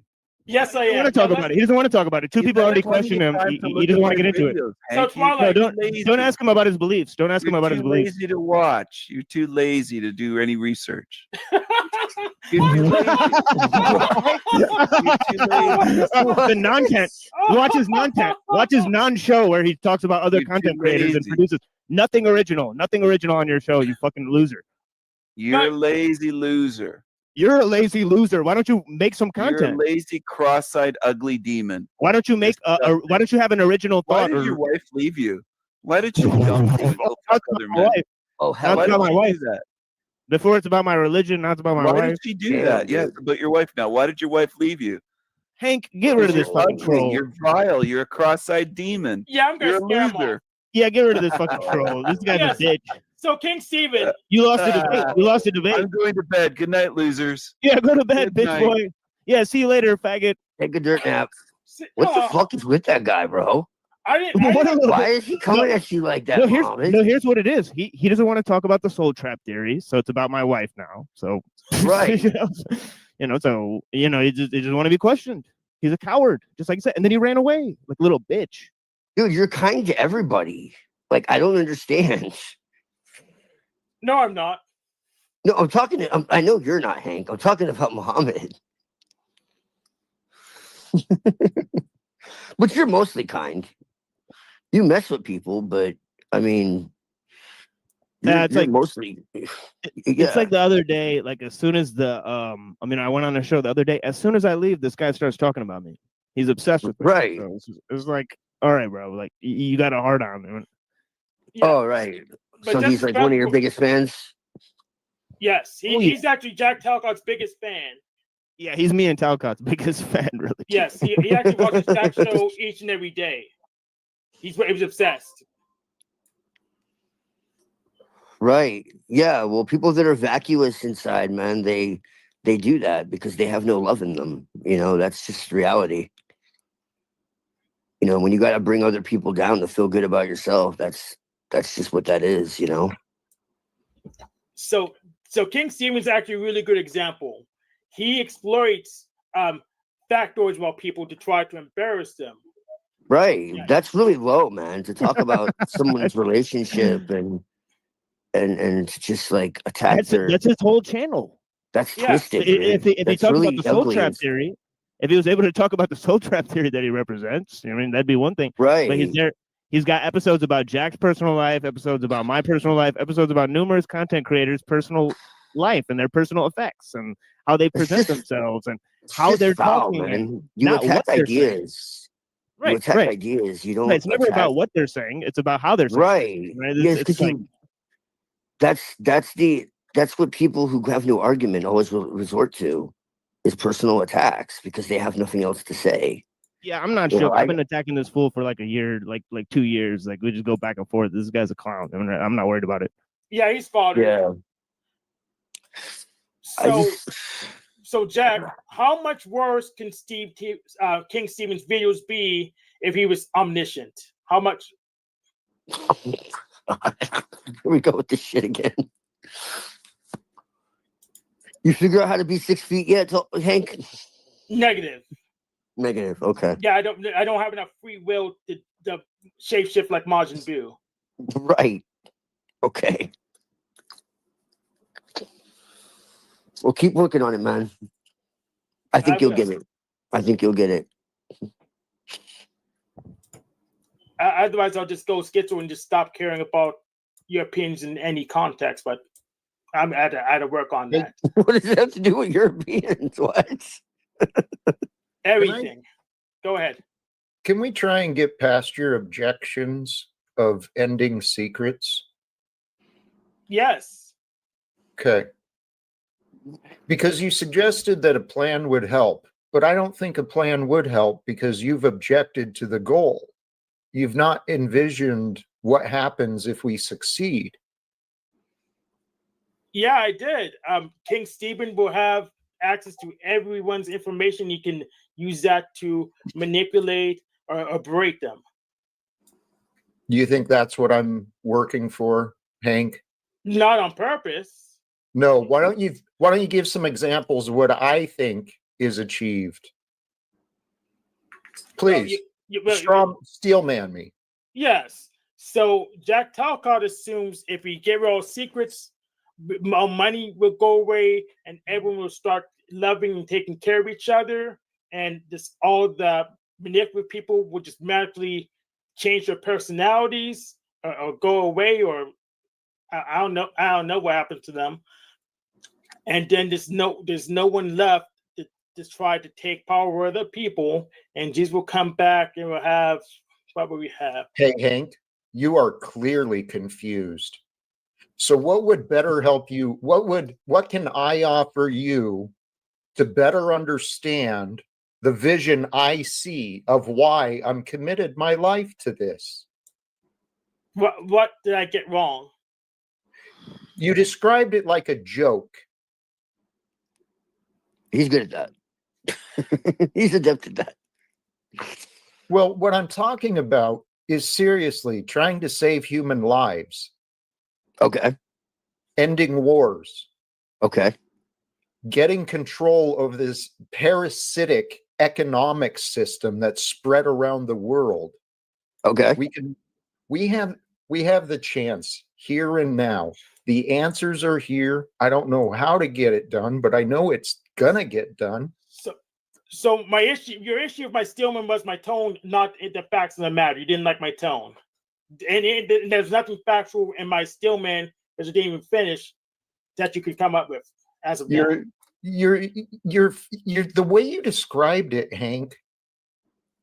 You said something along the lines of magical this and this and this and these and no, magical you're not talking thinking about what I'm yeah. talking about, dude. Yeah, magical thinking is basically what you're implying. Thank you. Yeah. Yeah. But you didn't have anything factual that you rejected to my tone. Oh my goodness, Hank. What fact about Jesus coming back, that psychopaths going away after we get rid of secrets? What facts are wrong? See, you're taking one thing and then you're jumping way out in some la land so you can dismiss it.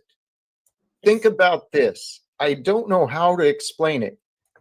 Do you not understand the damages that are happening in the world because of secrets and lies, non-disclosure agreements, and secret covert black op budgets? Are you have any idea of what's going on in the world? Oh, for sure. That's the whole issue, Jack. That's what I'm confronting. Yes, I don't agree with you, and you don't agree with you that getting rid of secrets is a good idea, because then someone like King Stephen can harass your producer. No, that's what you are saying. I'm not saying that, Hank. Oh, and your argument of Stephen is kind of irrelevant to the other side of trying to save human lives. Okay, we're gonna hear from you then. Has been liberated. I was no longer bound by the binding of the proteins in my muscles. Okay, where is it? Speed me up, please. I can't stand listening to myself at normal speed. yes. Let's go to 1.5. Let's just click on there. The old man tried to box me, then threw coffee on my truck, man. Brown's boy, we all can't have secret supporter as good as Jack making our show topics, slides, and propaganda. No, not everyone is as blessed as I have been. Not everyone has support in the background or publicly. And I do. I've got quite a bit of support. And Brown's boy, you're one of those who's clearly here often. So you think you're not supporting me. You think you're doing something, but I get to include you in the number of viewers every day, man, despite your hate and your ill intentions towards me. I do feel blessed. And Brown's boy, I'm telling you, you and many others, right? There's a long list, Brown's boy. You're choosing to join a long list of people that want to try and diminish me. And dude, I tell you what, I make a far better friend than enemy. I'm an amazing ally. I'm the type that can get creative to find a way. I'll be the voice of encouragement and positivity, right? And I'll be the type that won't back down, that's for sure. I'll be the one who says, all right, let's go a little further. And, I say what I say. And you know what? Everyone is kind of a little bit retarded. We're humanity. I've said this openly. If you consider the definitions, the idea of a retardation, it is something that slows down the growth and the spread. And in the realm of humanity and the mind, secrets and lies in our media, our government system, all these corporate systems, secrets and lies have literally retarded the advancement, the growth, the development of humanity. I suggest it's time that we stop putting liars, selfish liars. They're kind of retarded. They're not thinking things through. Selfish liars are what this world has been creating. And so, Jack Talcott, do you agree that you're in the media?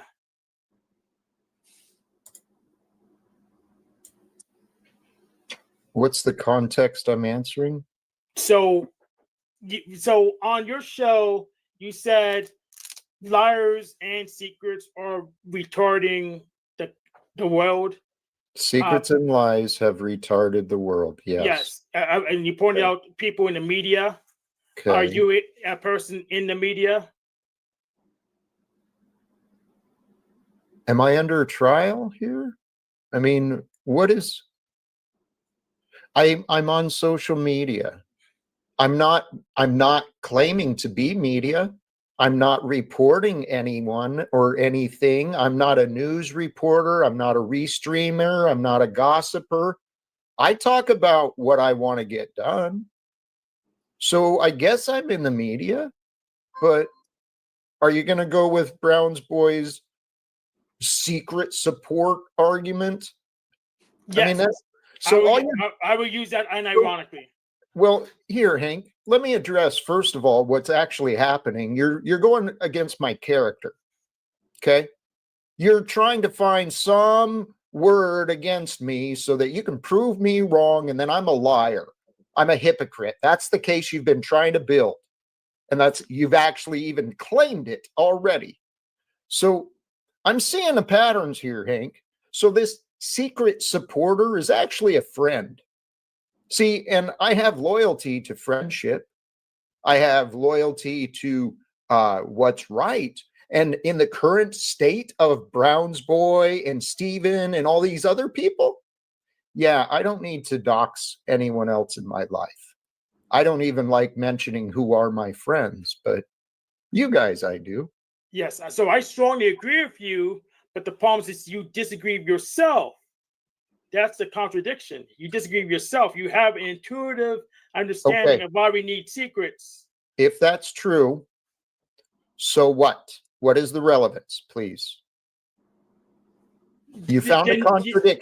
You found a contradiction in me. I'm not perfect. Okay. I'm working to improve. And at some point, I will feel more safe about saying who is working with me, who is supporting me. You know, but at this point, with people like Snafu and Steven and all these other characters, no, dude. You got to think about me instead of just your judgment, please. Otherwise, you're going to stay confused. Yes, but the thing is, I also have people dear to me, and we shouldn't have me or my government secrets exposed at this time because we have people like Snafu and King Stephen harassing people, harassing our friends and family. But you say, no secrets, but I need my secrets. I'm a person in the media. I'm going to talk to Donald Trump. I need to keep my secrets. Hank, I'm talking about government secrets and corporate secrets specifically. Can you please get off these bullshit? You're a hypocrite, Jack, because you've got a friend that you won't name. I mean, according to your worldview, Hank, it's not his fault because he doesn't have free will. Yeah, it's not his fault because he doesn't have free will, but it's also not my fault because I also have free will, so we can continue this conversation. No, you don't. You don't have free will either. Yeah, so there's no reason we can't continue this conversation because it was going to happen anyways. Right. Okay, let's continue. Hey, do you have anything else to add, Twilight? But I'm just saying, you can't blame anybody because they don't have free will. So. Well, I don't have free will not to blame them because we always established we don't have free will. Well, how can you blame them? Because I mean, technically, it's God's fault, right? Sure, we'll go with that. So I was determined to blame them. so we don't have to worry about anything. We can continue without contradiction. How about we just try to find common goals? That would be amazing. I mean everybody's too busy chopping each other up for that. So, you know, they've fallen for the division, you know. I always say that people spend less time pointing fingers at each other and, you know, and more time actually finding a way to fix this mess would be a lot better off. That's exactly right, my friend. So Brown's Boy has something else to add.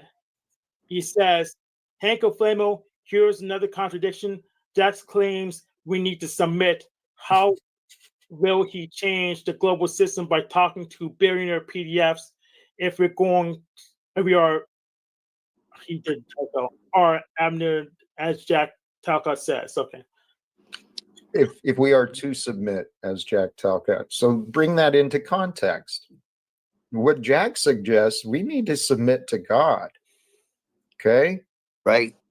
And I have, and I truly believe, guys, I truly believe this has been placed in my heart for a reason. The talking to the billionaire PDFs, yep, they're the biggest problem in the world right now. Someone's got to confront them on their selfishness and their behaviors, the short-sightedness of Donald Trump. If we submit to God and trust in God, God, if this is real, and we do have a chance, how can we do it? That's what I've been asking.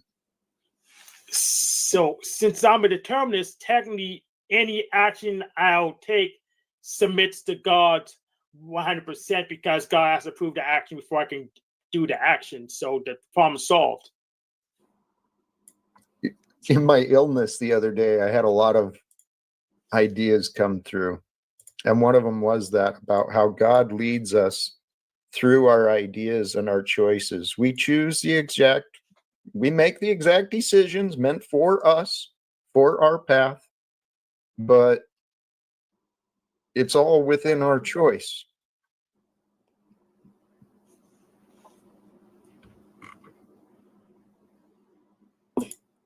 So Brownsbury has one more thing to add.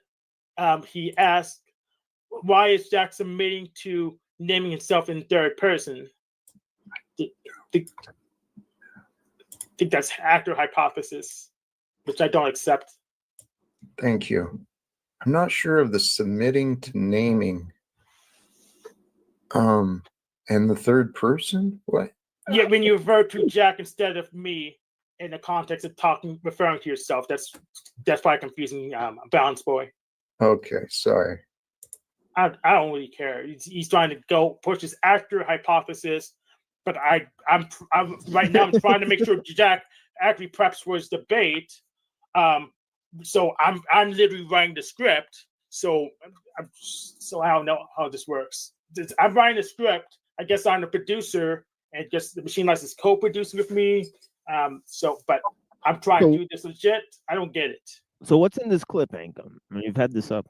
Yeah, it was just Jack saying that people in the media need to get rid of their secrets, while he is currently a person in the media saying he needs to keep his secrets. So as Stefan Molyneux calls it, the self-detonating argument.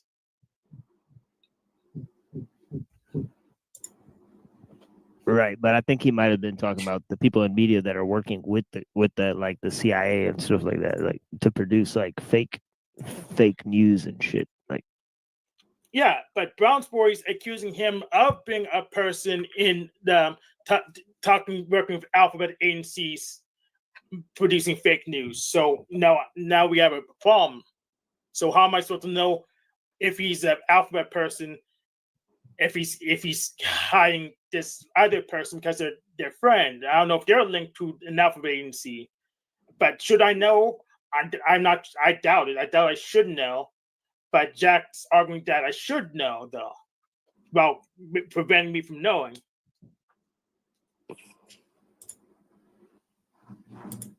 So, I'm always willing to answer direct questions, especially if they're related to me or what I say. But I get faced with a lot of questions about people's doubts, their disagreements.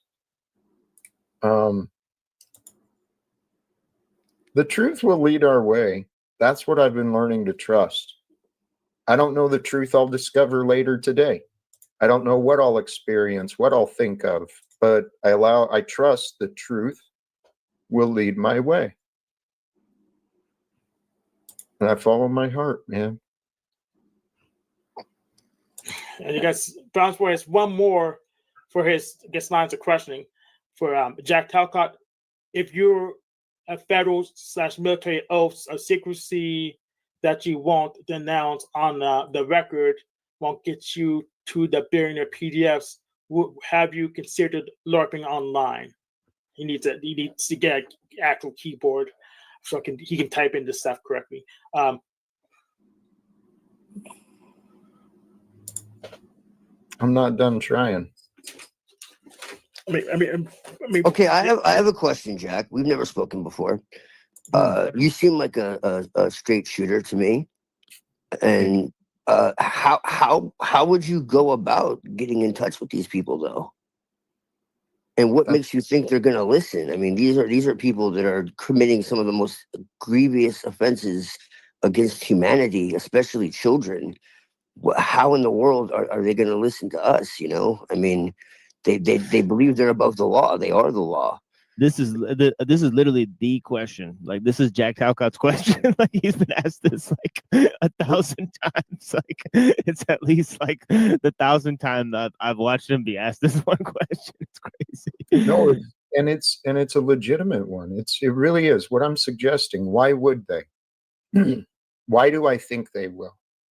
Well, number one, I don't put the value in one person. Okay, it's not going to be one person who accomplishes anything. Sure. One person in government tries to stand against the Federal Reserve, they don't do well. However, Right.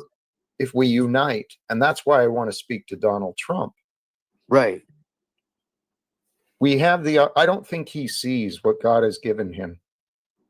He has the position and all the opportunities to totally bring peace to the world and to lead the world, have America lead the world forward in reforms. We can start it here at home and work with the rest of the world to get it done right. Do you think that Donald Trump was ever legitimate? Do you think that he was captured in this system, or do you think he was always with them? Do you think he was blackmailed? Do you think that he was going to try to do something, and then something happened beyond his will? Maybe his family was threatened, or do you think that he was always one of them? He thinks like a capitalist. He thinks like a nationalist. So it makes sense that he would be where he is. My past, I've viewed Donald Trump for quite a while as controlled opposition. He's being used against the working class in so many ways. And so what's going on now? So your question though, I've heard stories he's cloned too. He may not even be real, man. I don't know what's real in this world anymore. I've heard that too. Right? So at this point, I just know that the wars need to end, right? When people stop fighting, there is peace. When people are honest, there's trust. And we can build a future of trust and peace through fairness and righteousness instead of this top-down governance and control approach. And so, Twilight, my theory is, I don't know about you or anyone else, but I know I've been put through the ringer the past few years. I've been tested as a man. Oh, yeah. I've learned a lot of things, though. So how do we get his attention? I got a lot of ideas, but not a lot of support. Okay, so here's what I can do. Real Donald Trump has an X account. I'll make a post at him right now. What should I say to him? What would you have me say to him? What do you think would work? Okay, you told me you've been trying to talk to him for God knows how long. We're going to send him a message right now. What would you say to him? I'll relay the message you want to be said to Donald Trump right now. Hey, Hank, I feel this is kind of like the game Snafu plays where let's call the UN, right?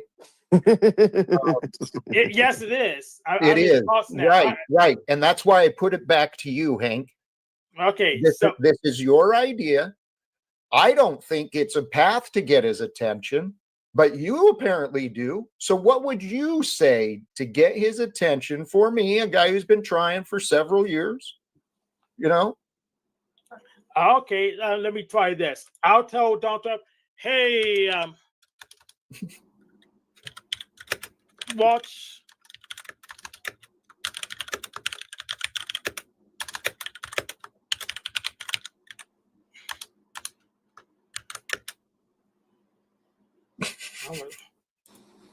I love it.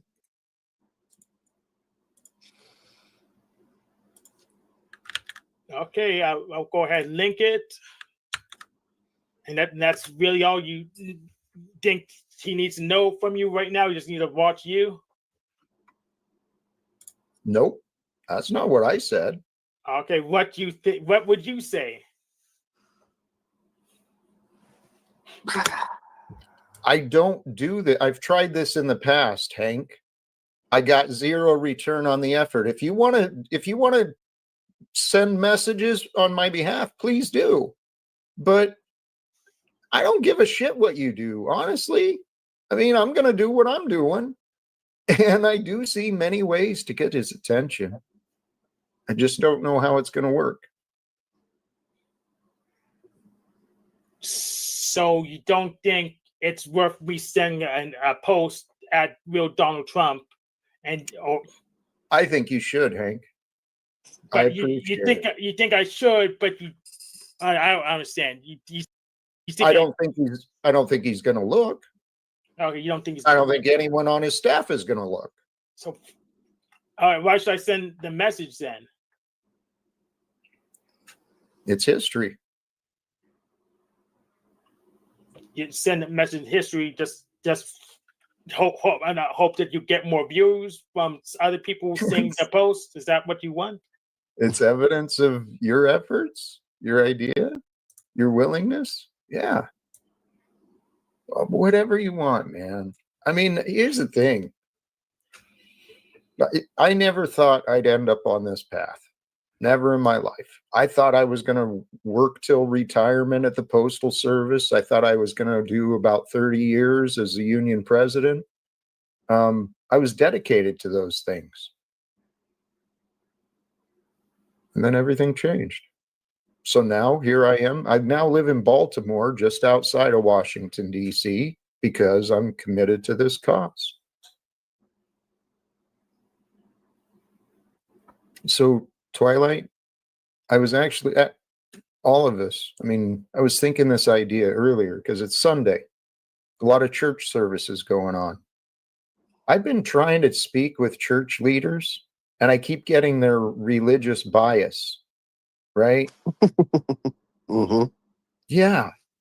But my idea is this makes sense to me. Why wouldn't a body of godly men and women gather together, confront the men and women of Congress?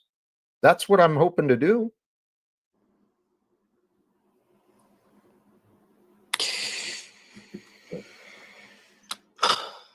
Right. We could try sending posts to them on X, but you don't like that for some reason. I've tried X, I've tried Truth Social, tried all sorts of things over the years. Okay. Have you Emails, considered phone calls. So have you considered that your message may be vapid or confusing or irrelevant? I did consider those things in the past, but what I've come to trust, Hank, the past was preparation. Every one of my failures, I learned something. And one thing I learned for sure about me, I don't quit. I get beat up sometimes, but I'll get back up and I'll keep going. So I'm convinced, truly, what I'm suggesting, initially I thought this was me. I had to get this done. And I'd get mad at people when they didn't understand me. But after my last few days of being sick, God showed me again, this is God's story. We're just living it. What a dream. Yes, so you consider your message is vapid, confusing, or possibly irrelevant, and about God's story. So it doesn't mean you don't have to change your message, even though it's not getting their attention. No, God will either open the minds of those around me, or God will lead me to those with open minds. What I've been doing on the live streams, dude, I've been practicing with Snafu and Tommy and all these other crazy people. I've been learning how to communicate better with the egoic and the irate. So I think God has been preparing me for this. I feel fully confident that should somehow I get 20 minutes, 30 minutes of time with Donald Trump, he'll want to know more. And then from there, we'll be putting all the pieces together for everything else. Peace on earth and total reforms. This is God's plans, guys. So would I be categorized as one of those egoic, irate people? No, brother. You would be one of those loyal and dependable and very supportive. You've been a great support to me, Hank. Yes. So my issue is that since you don't have any simulations testing many of your hypotheses, it's just not convincing. It's just, well, I'm vibing with God. Okay. So is Tommy. So is Illum with Tommy. So is Snafu Snaps. And they're saying they don't even agree with you. You're not vibing with God. Yeah, I didn't say I was. I said Illum, Tommy, and Snafu Snaps Gotcha. claim that they vibe with God as well, and they disagree with you. So how do I pick one over another one? The answer is in the heart. Yeah, I'm pretty sure Tommy's just like a Satanist or something like that. He's worse than a Satanist. Yeah, right. Yeah, I think there's something deeply off about Illumitami. Yeah. So let's just go. I would stay far away from that guy. That's all I'm saying. Right. I would stay far away from that guy. Many of these Christians, as they identify themselves, they do not represent well. Oh no. I'm an occultist, and that dude makes my skin crawl. I'm not religious, but I take inspiration in the teachings of Christ. I just think that religion is mind control. Okay. You understand what I'm saying? Yeah. I do. And that dude makes my skin crawl. Yeah. And I've studied like these networks that pretend to be Christian, pretend to be Jewish, pretend to be Muslim, whatever, and they're part of other, orgs, Absolutely. and they're literally, they're not even satanic. I say they're worse. They're beyond that. I'm not going to get too much into it, but yeah, I'm familiar. They're accelerationists. We'll just put it that way. That's and a good label. I Yeah, know. That's exactly what they are, and I know all about them. And so yeah, I'm aware of how that works, and I just I stay far away, and if anyone comes near the people I care about, I'm a very peaceful person, but I also prepare for war. So, if I see people like that around people I care about, I'm not afraid to take it to other levels. Now, while I see where you're coming from, I also understand that it's getting to a point, especially with the surveillance and all of that, that I think our best interest is to just stop playing the game. Because ultimately, this whole system is based in consent.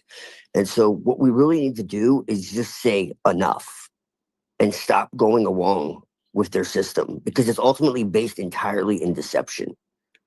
So if we just stop playing their game, like if 1 million people just stop going to work one day, like everything would crash. Everyone's like, well, what will you do? There's nothing there would be no system. It's like, well, yeah, that's the entire point.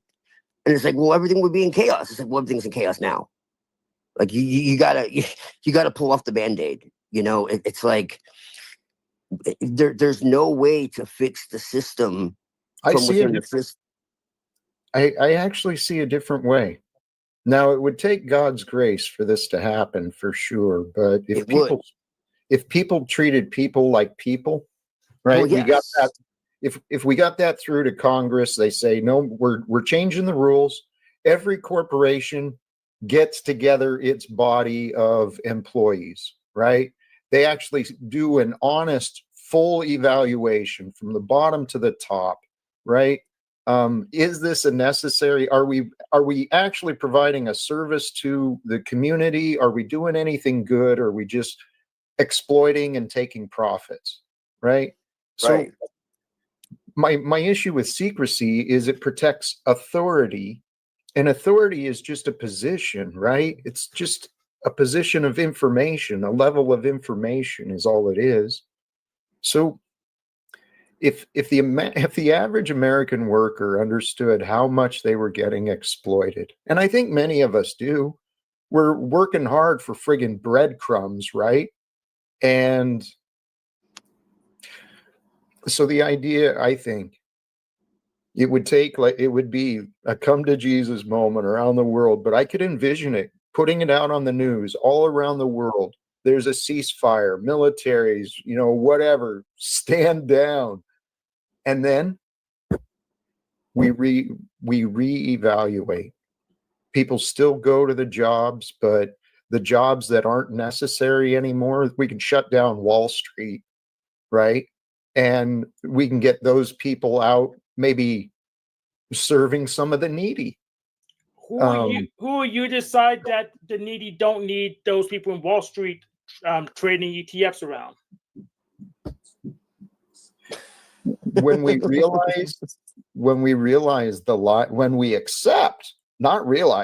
accept the lies of money, yeah, Wall Street will be shut down. Yeah, money's a lie, but food is not a lie, and I can get food by trading money. So I don't understand. Money prevents human beings from sharing with each other, Hank. Yeah, that's true. I disagree, because we've never shared more than now. We have stuff from all over the freaking planet right in our freaking living room, right in front of us. My screens come from China, Africa, America, components. I wouldn't be able to rebuild the thing from materials for like 50 years, I would guess. But maybe sooner, but I had to do the work. But I couldn't build in my garage this monitor I'm using to plug in and see you guys. Right? There is being more produced, but money is used as a reason not to share. And I disagree. Money's the reason why we do share, and we share beyond our wildest imaginations, because I don't understand how we're going to make these monitors to have this conversation. Hank, what if we could have the quality goods, right? Because people saw that what the work they were producing was actually creating a value. So people enjoy doing the jobs they do. And so we raise the standard of living for everyone when we stop relying on budgets and laws for everything. Show me, because it's kind of confusing, because we invented budgets and laws after we didn't have budgets and laws. So why do we have budgets and laws now if no one thought we needed budgets and laws? The entire purpose of budgets and laws is for order. Okay, but when laws and budgets are used as controlling mechanisms, they're not for order, they're for oppression. So we have the opportunity to rewrite the rules. That's what Congress is doing on a regular basis. So let's get them to rewrite the rules that we want. I think the Democrats and the Republicans can stop fighting, especially those who are paid to serve in Congress. We can raise the standards for them. But they're not fighting. It's two wings on the same bird.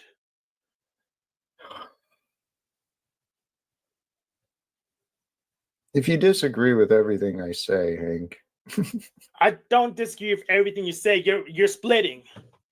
You're splitting. They waste a lot of time. The government is shut down right now, Hank. Thousands of workers. Actually, the airlines. We've got air traffic controllers being traded as slaves. They're being required to work without pay right now. And, this is just the American way. Yes, you're right, Hank. The left and the right, they're working together to oppress our freedoms. Yes, so the air traffic controllers aren't making money and still working anyways, and you said we don't need money. So we're going in the right direction. You're not even trying to follow me, Hank. You're I just am. trying to find problems. If money's bad and they're going to work without money, then why pay them?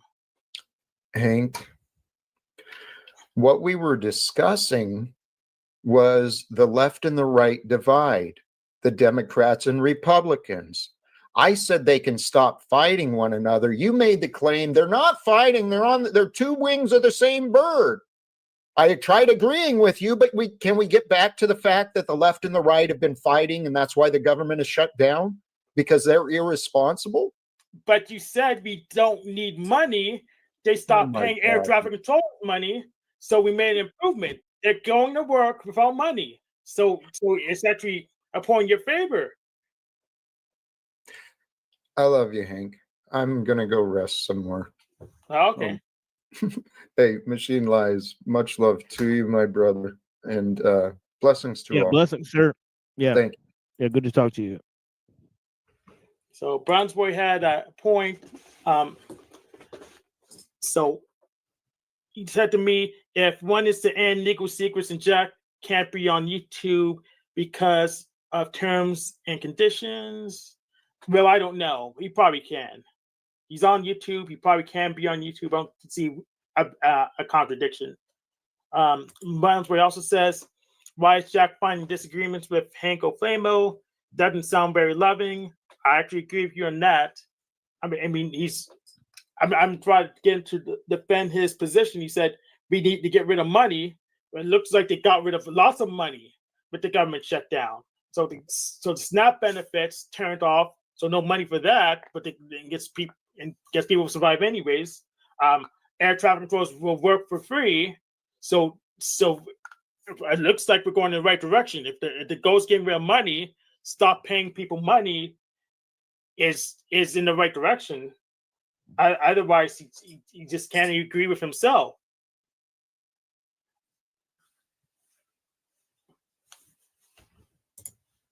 And Brownsbury said Jack got a big day of reading third-party info from a secret helper. I don't know if the secret helper is helping, but they need to please just do better, because this seems so contradictory. We need to get rid of money. They start giving money. They stop paying out SNAP benefits. They stop paying air traffic controllers, but they still work for free. I thought we were in the right direction. But then he got mad because it pointed out that they're getting rid of money, but this government shutdown. So which one does he want? He's confusing, and he claims that if he just gets to talk to Donald Trump, Donald Trump will understand him. And I don't understand him, and he's just getting angry. I'm trying to figure out what he means. And it's not like I can't have a conversation. I have many hours of conversation with the Machine Lies.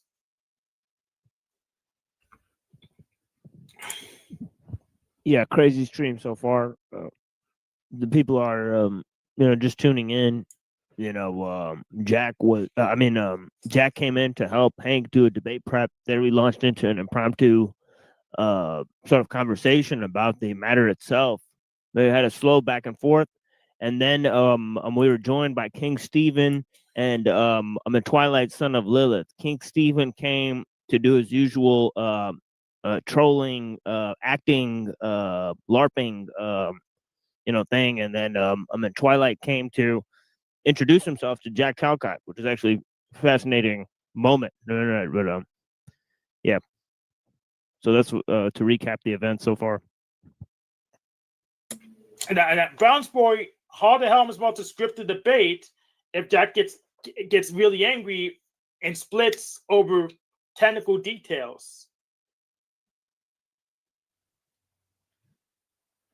If getting rid of money is the goal, stop paying out SNAP benefits and stop paying workers that will come to work anyway. Seems like we're going in the right direction.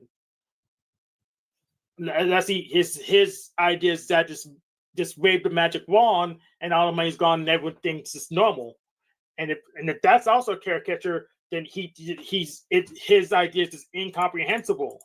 Maybe I'm just stupid, but I think lots of people agree with me that they don't understand, and Jack complains about people not understanding him, and I don't know how is he going to sell this idea if he can't agree with himself.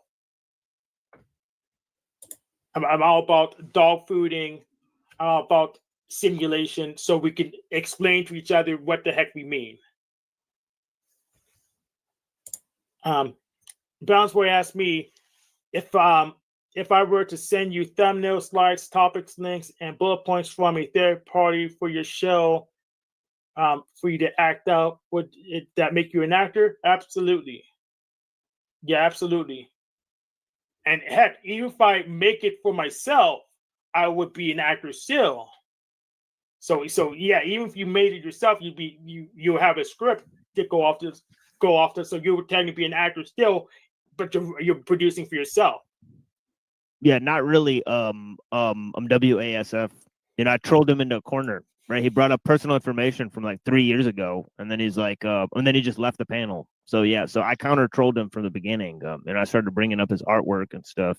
He tried to mention how he drew Muhammad, and I said, well, show us your pastel crayons, artwork, right? That literally looks like it's drawn by a 12-year-old girl. I'm not even kidding. I'm like a 12-year-old little girl drew like unicorns and stuff.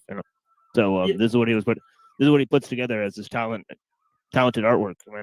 And he gets paid by the government of Canada probably to live on welfare, right, and to go on the internet all day. I mean, this is the brunt of his achievements.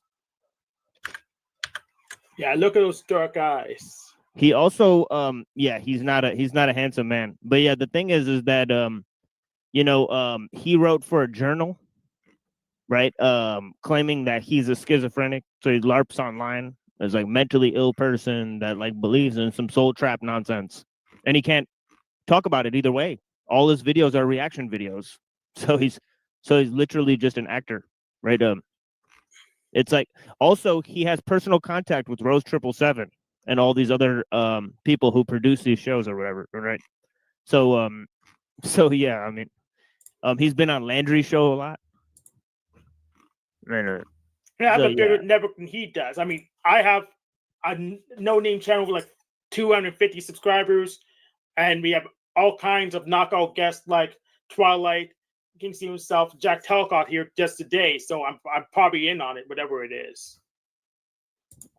Yeah, maybe, but I think it's more so the weird effect of like Aluma Tommy, right? King Steven, right? And all these people, they have personal contact. So when they come to these panels, right? There's no reason to think that it's an organic exchange that somebody just called into a show. Right? Like, there's no reason to think that. Yeah, and if the goal was to pester me and scare me off, you need to send an actual challenge. Like this, you think your only path is go up into the machine's eyes. It's not to do that. It's to distract from the conversation at hand. See, you and Jack were having a conversation, right? And then 15 minutes went by, right? And King Steven went and did his distraction, right? And then you got back to your conversation. Yeah. Right? So that's the only point of it. Well, that doesn't bother me. We need. I watch Family Guy. I like having a couple of things to break up the point because that's without some variety is the spice of life. Variety is the spice of life. So having a little distraction here or there, that's to be expected and makes people feel better. Right. But it's to dissuade the other people on your panel from coming.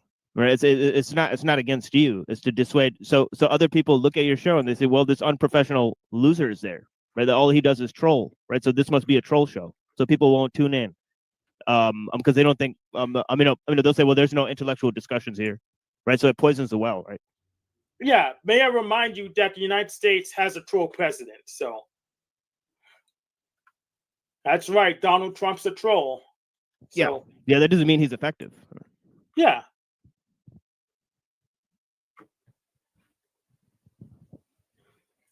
Well, let me read this in his voice. I'm a self-taught artist with a strong emphasis on beauty, dreams, imagination, visions, Loves, loves, feelings, feelings, fantasy. fantasy, moods, and Oh meaning. my god! Like it sounded like a little 12-year-old girl wrote that. Like I'm into beauty and dreams and unicorns and Funimation and adventures and of the imagination, and I want to go into fairyland, and it's like, yeah, dude, fantasy, yeah, fairyland. Yeah, put you're that in the one land of back the in the fairies. oven. It's not done yet. Put that one back in the oven. I'd like them at least 20 or so. 20 to 40. So put that one back in the oven. It's not done yet. 20 followers. What an artistic genius. Let's just give him a slow clap. Yeah, great stuff, Steven. Yeah, I think like 20 people bought my book like this year, but all right, bro.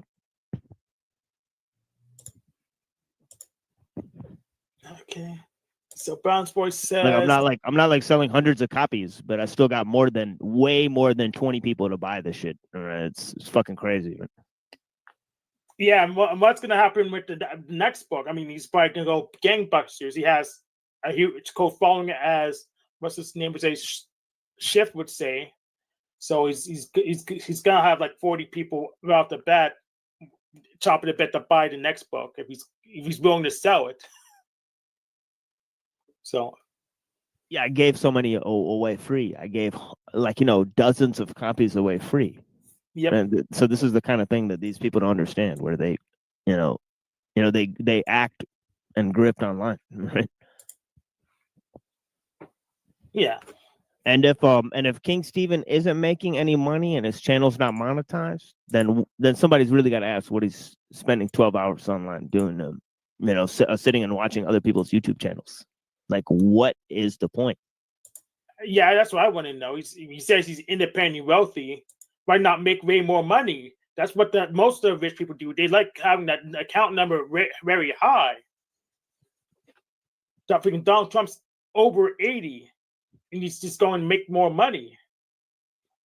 How old is Donald Trump right now, anyways? Maybe he's not over 80. How old is he? Yeah, I mean, King Stephen formed his own religion out of some hallucination he was having when his mom was dying. I mean, the guy's not very smart. Right? He's probably a schizophrenic lunatic, and he's like led online. I mean, probably because people send him to shows by sending him emails, right? And say, "Oh, go get this guy, go get that guy." Right? It's really not that complicated. Right? I won't speculate on that. Yeah, Donald Trump's 79 years old right now. But if he's trying to scare people off with still demons, well, I need to make that finish a still demon loop. He's not very effective. His magic is weak. But yeah, if you really want to get me, I think I'm pretty much only worried about in this sector. I'm only worried about the Machine Lies and Denizen right now. They're the only kind of at my level that I'm actually would take them seriously. Let's get back to Jack. So yeah, you had to call up the Machine Lies, or it's probably not going to work. Okay, go on. Should have find another video and try to pull it in the transcript.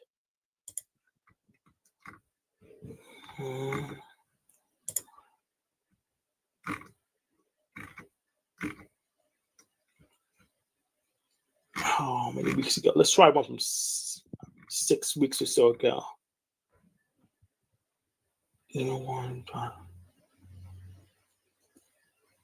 Landry Flash. I think this one looks familiar.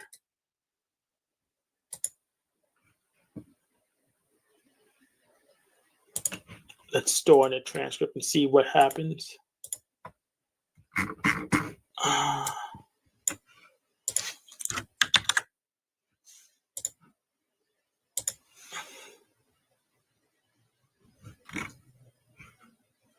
Okay, let's look for one of these keywords.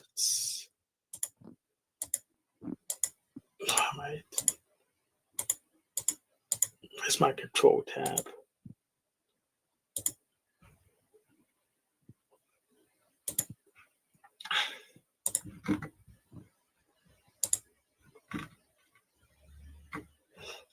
Let's look for Galukians and password first.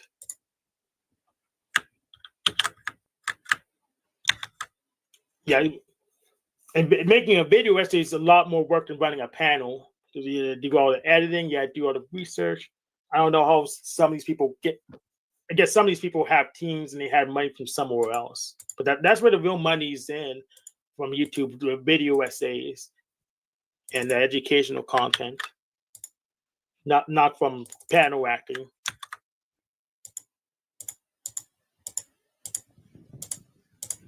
Yeah, but I think that might change significantly because a lot of the up and coming people that are involved in like sort of debate stuff are also involved in like drama with other content creators. All right, so it's spreading where the drama farming and the gay ops is getting way more prevalent, right? Even among the top content creators.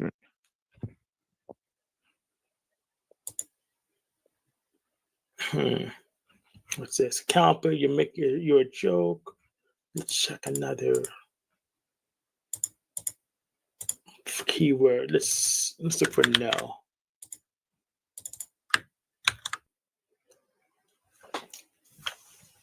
And the thing, you can automate this, but I don't want to automate something before I know what the process says because it may be doing the wrong thing. So I do get it right manually, then I'll make an algorithm and automate them later if I need to. Just keep it simple, stupid. No, it's not a good keyword. It's too common. Let me take that off the keyword list.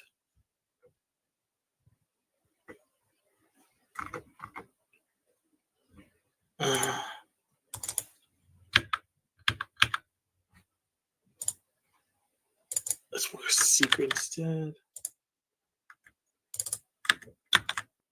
Secret. At the request of secretary. Okay, secret's not in that episode. Let's look for private. No, let's look for lie.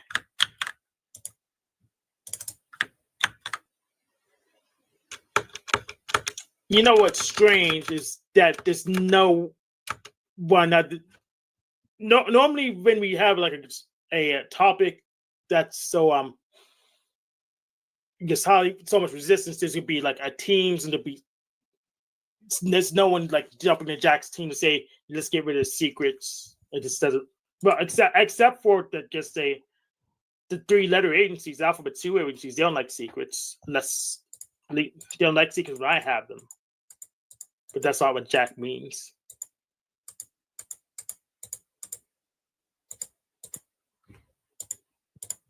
Well, it's a position of,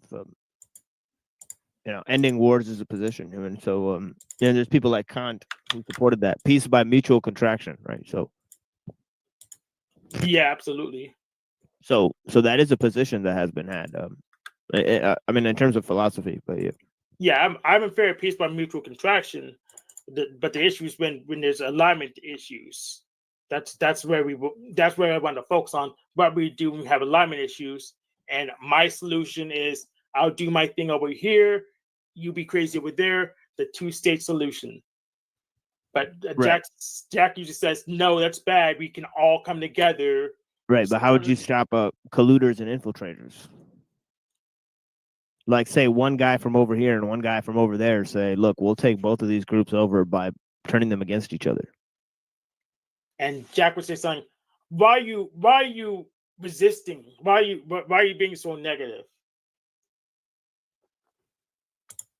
You just need to try it to understand.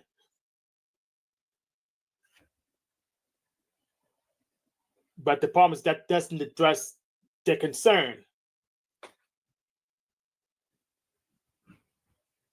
So I'm all for doing simulations, starting small, so we can know what we're getting into before we do do it with the planet.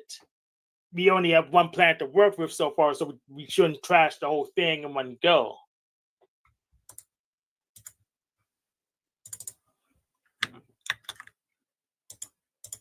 Yeah, keep it simple, keep it small. That way, if there's a problem, we could put it out. Hopefully, Lord willing.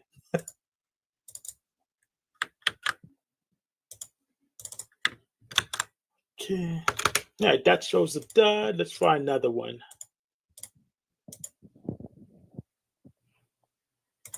Okay, let me save that too. Bro, like, what is with these dudes, man? This is like some parasites, dude. Like, honestly, man. They come out of nowhere to like antagonize random fucking people. Like, what kind of behavior is that? Like, when there's already shit happening, like predatory behavior.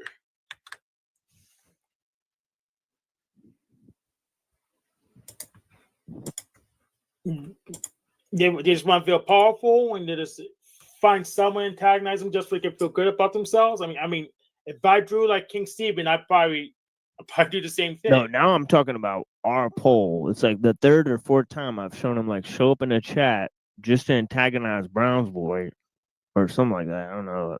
Oh. Like Brown's just like, you know, you could agree or disagree, but he is who he is. Right? I have an idea. At Brown's boy and Arpol, come on panel and antagonize each other. That won't happen. Look, let's see what happens. Let's link it again.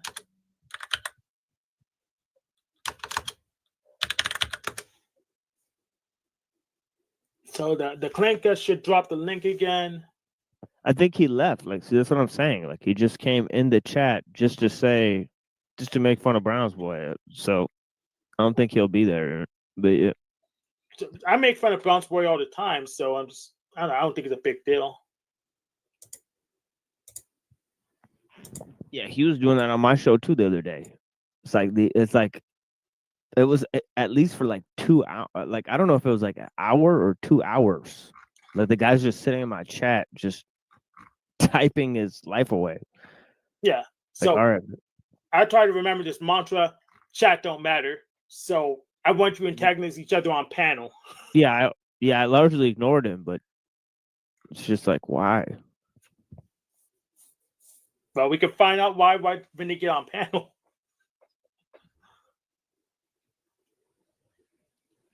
Okay.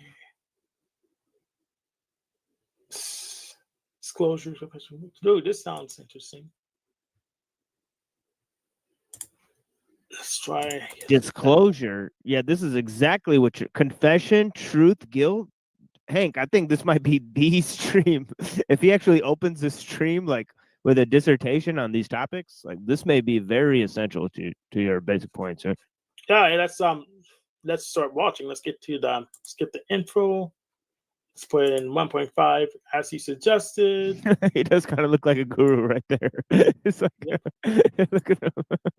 That's a funny picture. Yep. Let's take a screenshot while we're here. Yeah, that is a great picture. Like, especially because he's like morphing. Like, there's two of them. Right? It's like, there's the ghost thumbs up. It's just too funny. Why is that so funny? Yep. It's such a funny thumbnail. Yep, take a picture with less longer. Yep. Yeah. So.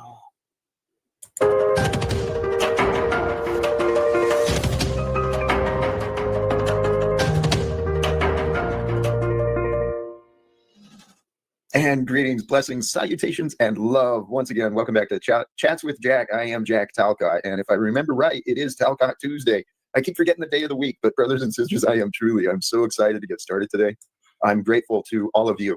Those of you who are here with me, I started early. I scheduled at a different time. I'm just flowing with my feelings. So for those of you who are drawn or able to be here with a live stream experience, thank you sincerely. I do appreciate you. I see so many familiar names of people I truly appreciate so often. And I mean, I'm grateful to all of you, whether it's live or. Bro, you see that freeze frame? That's so funny. I don't know what that was. Later, however you find your way to me, even if it's some crazy live stream. But May your blessings and joy become more abundant with you. Truly. That really is the way to feel blessed, to feel grateful, to just be at peace with all that is, because I am so inspired today, man. I'm so excited to get started. These inspirations, the ideas, hopefully I did the right one. Yes, in the background. Here, for the critics again, it's an AI image of Jack. It's not. Say again? No, I'm saying here it goes, because it says here disclosure, confession, admission, and then I think he's going to be, so he is going into the topic here. Yeah. Yep. Let's hope past Jack does better than present Jack. Jesus, it's just Jack in a better version than this. With a reminder, let's delight in the Lord. Truly. Free yourself from guilt and shame with disclosure, confession, admission. This is what our entire world is waiting for, this disclosure, confession, and admission, so that the truth may be freely shared and known. In my own personal life cycles, I found that there is a mysterious power contained with the truth you have learned. For the truth you have learned plus the truth you can imagine creates these fear and angry reactions. Without love in our hearts and our minds, we find confusion and blame. But without fear, we find the answers that bring forth comfort and resolve. So, brothers and sisters, I truly am. I am inspired with love again today, and I feel good, man. I feel good about feeling good, too. I don't have any guilt within me. I really don't. I have a clear conscience, and it really feels good. Because compared to the way I used to live, right, with a guilty conscience and all this shame and unworthiness inside of me, God, it made me do the stupidest things, man. And I see a lot of people playing themselves out like I used to do, but not like I used to be. I've never been like some of these characters that have been online, man. Praise God. Which, for those who are a part of this drama legacy, the lore that's around the Jack Talcott one, the Talcottian one, and Unslavia, and all the drama and hilariousness that's been going on, there's something magical. There's something pretty cool that's happening. And I don't think people see the bigger picture like I do. That was one of my notes today. I've got a bunch of notes today. Oh, yeah. Let me address what's in the description. In the description is, God, I look big. The camera settings. I just fill up the screen, don't I, man? Holy cows. In the, am I sharing this? I don't have my multiple things going. Yeah. Well, in the description of the video, there's some links.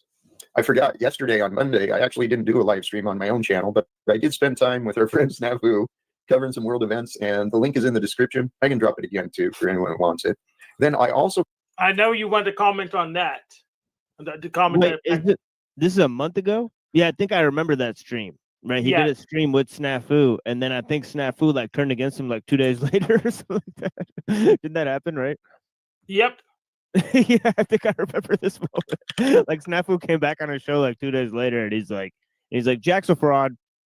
But I think on that stream, Snafu was like cupcaking. Yes. Yeah, he was saying that Jack is like actually he knows what he's talking about or whatever. So for a moment, I guess, you know, Snafu found value in Jack, and it could have been because Paul Enslaved was also cupcaking with Jack, right? Because all of a sudden, Paul Enslaved and Jack are not sort of enemies anymore or whatever, even right? But that was a LARP that went on for so long, the incessant loop, right? You know, Paul and Jack, right? We saw that Paul, Jack, OTW, Flow State.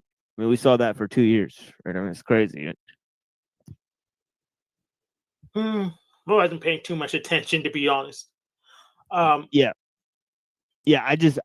Me either, but I did see that it was like, you know, potentially 24 hours of constant streams, right? Where it was like OTW in the morning, right? Then, I think then Paul and Slave would come on, and then Jack Talcott would come on, right? And then Flow State would come on, right?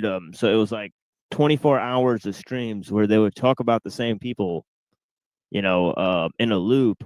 Like, you know, this happened for like an entire year and a half, pretty much. Yeah, I'm gonna be real. Yep. And I'm lucky that my show is usually boring enough that I don't get stuck into that loop, because I have a goal, and I just straight line went to that goal. And I'm not worried about grifting right now, so it's not. I don't really care. I don't need to do any grift breaks, so I can go for that goal. Right. but it was like these guys like Illuma Dummy, obviously a bunch of other people like some of the Cockboy Hotline crew and some of the other people, that like they just basically made their entire stream about this LARP that was going on for so long. So it's just like, it's stupefying. And did you see Illuma Dummies disappeared? So Good. So that's he's annoying. Good. Yeah, but he's they're pretending like he's like Custer's last stand in the panel verse and stuff, and he just like dude, you're just a blip. You're nothing. Right? Nobody will even remember you like 6 months from now. It's like crazy. Oh, I think I did something 6 months ago. January, I deposed him from his Panelverse president thing. I deposed him. There you go. Then YouTube caught up with my declaration and Right, removed the channel. That was hilarious. Just cursed him. Yep. Also found my way to the Think Institute, another channel on YouTube. They were having some debates, presenting some theory, some arguments for Christianity. Might be a great place to go. And so to go look at his interaction with Think Institute, because I think there's some brand they support Christian nationalism. So if you look at they will then be in support of the counter position to Jack Talcott. So he's actually having a live debate on that channel. So I think that will be much more relevant. Maybe. Let's see. It's in that today's description. Which one? The Think Institute.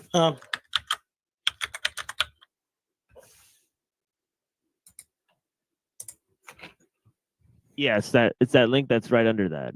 Yeah, it is.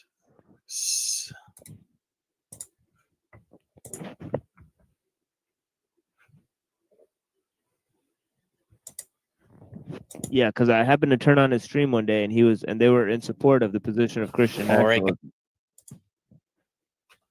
Yeah, and I'll speak on Christian nationalism real quick since I'm familiar with the topic.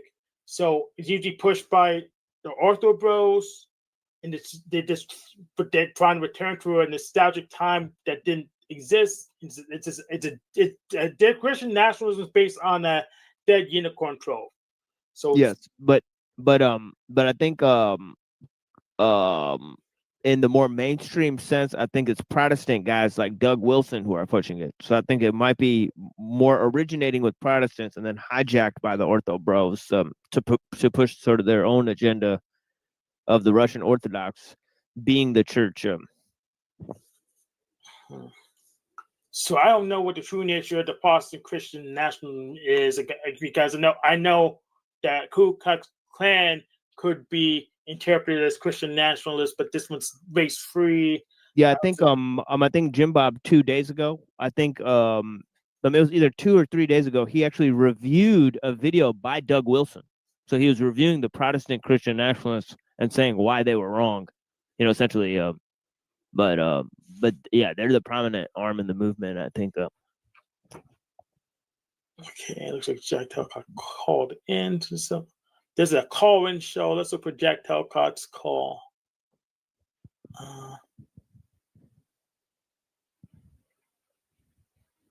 Duck. Yeah, I talked to him before on Breakfast Tacos. I bet he got stomped. Like this guy's. Okay, Jack came in later. Let's see what. No, let's go to Jack first. That's what I'm here for. This is Mr. Jack Talcott. All right, Jack, welcome to the live debate. And looks like you've got your own channel live with. It doesn't tell me the rest of it. Live without fear. Live without fear. Got it. Oh, that's a good motto. Nice to see you again, Jack. I'm gonna head back now. Hey, so live without fear is a Christian thing. Are you a Christian? I am now. Yes, I found my way to Jesus by the grace of God. Amen. Praise God, man. That's fantastic. Well, why are you on a debate stream? I don't have anything to debate with you unless you're like I don't know, unless you're lying, but I don't think you are. No, it's not as much of a debate as, honestly, I was hoping to introduce myself and to say hi. I just discovered you and I'm a fan. Oh, praise God. My greatest problems in my past were my anger and my inability to communicate properly. Wow. So I admire good communication skills, especially in the topic of God and Christianity, because I'm a new believer, but it's not a believer. I'm a new knower. So, Wow. Okay. If you don't mind me asking, how did you move? Strangeway says he's a new believer since he was an active believer since 2008. That's not. It's like down the rabbit hole. Not 2008, 2018. 2018. It's been the last decade, I guess. Like 2018. I'm not sure I would call that new, but that's just my opinion. Yeah, I guess he's old, so I think he means relatively new, or I guess you could be sort of new if you hadn't really looked into it that much since you converted or something like that. You know, which if we're honest, he doesn't read his Bible. So, at least in my opinion, he doesn't read his Bible. He doesn't know what's in there, which is why he got caught by the Galutians. Which I need to find the original Galutians meme thing, because it's, if you have two screens, it's easy enough to check if a book exists. It's trivially easy. So you shouldn't fall for something so asinine. But that's just my opinion. From unbelief to belief. Desperation. Really? Yeah. Yeah. My life.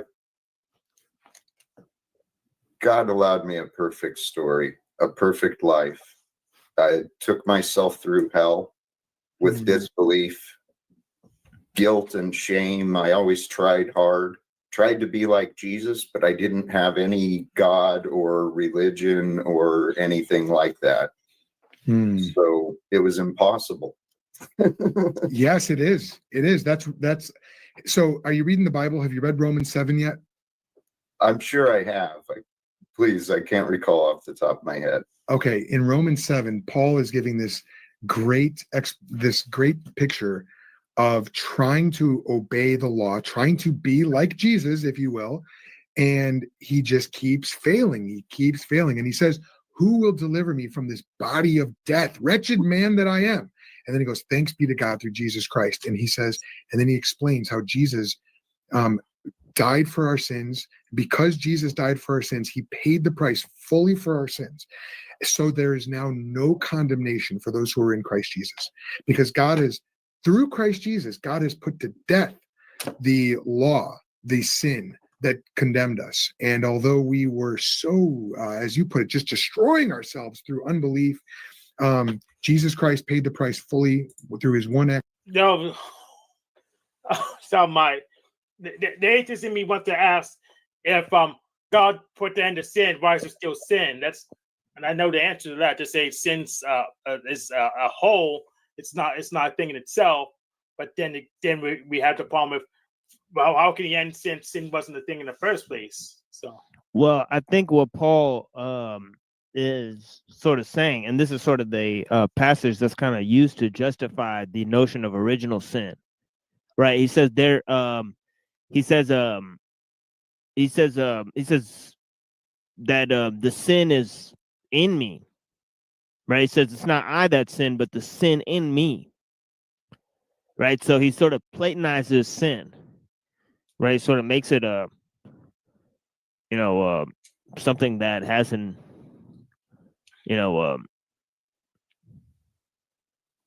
some type of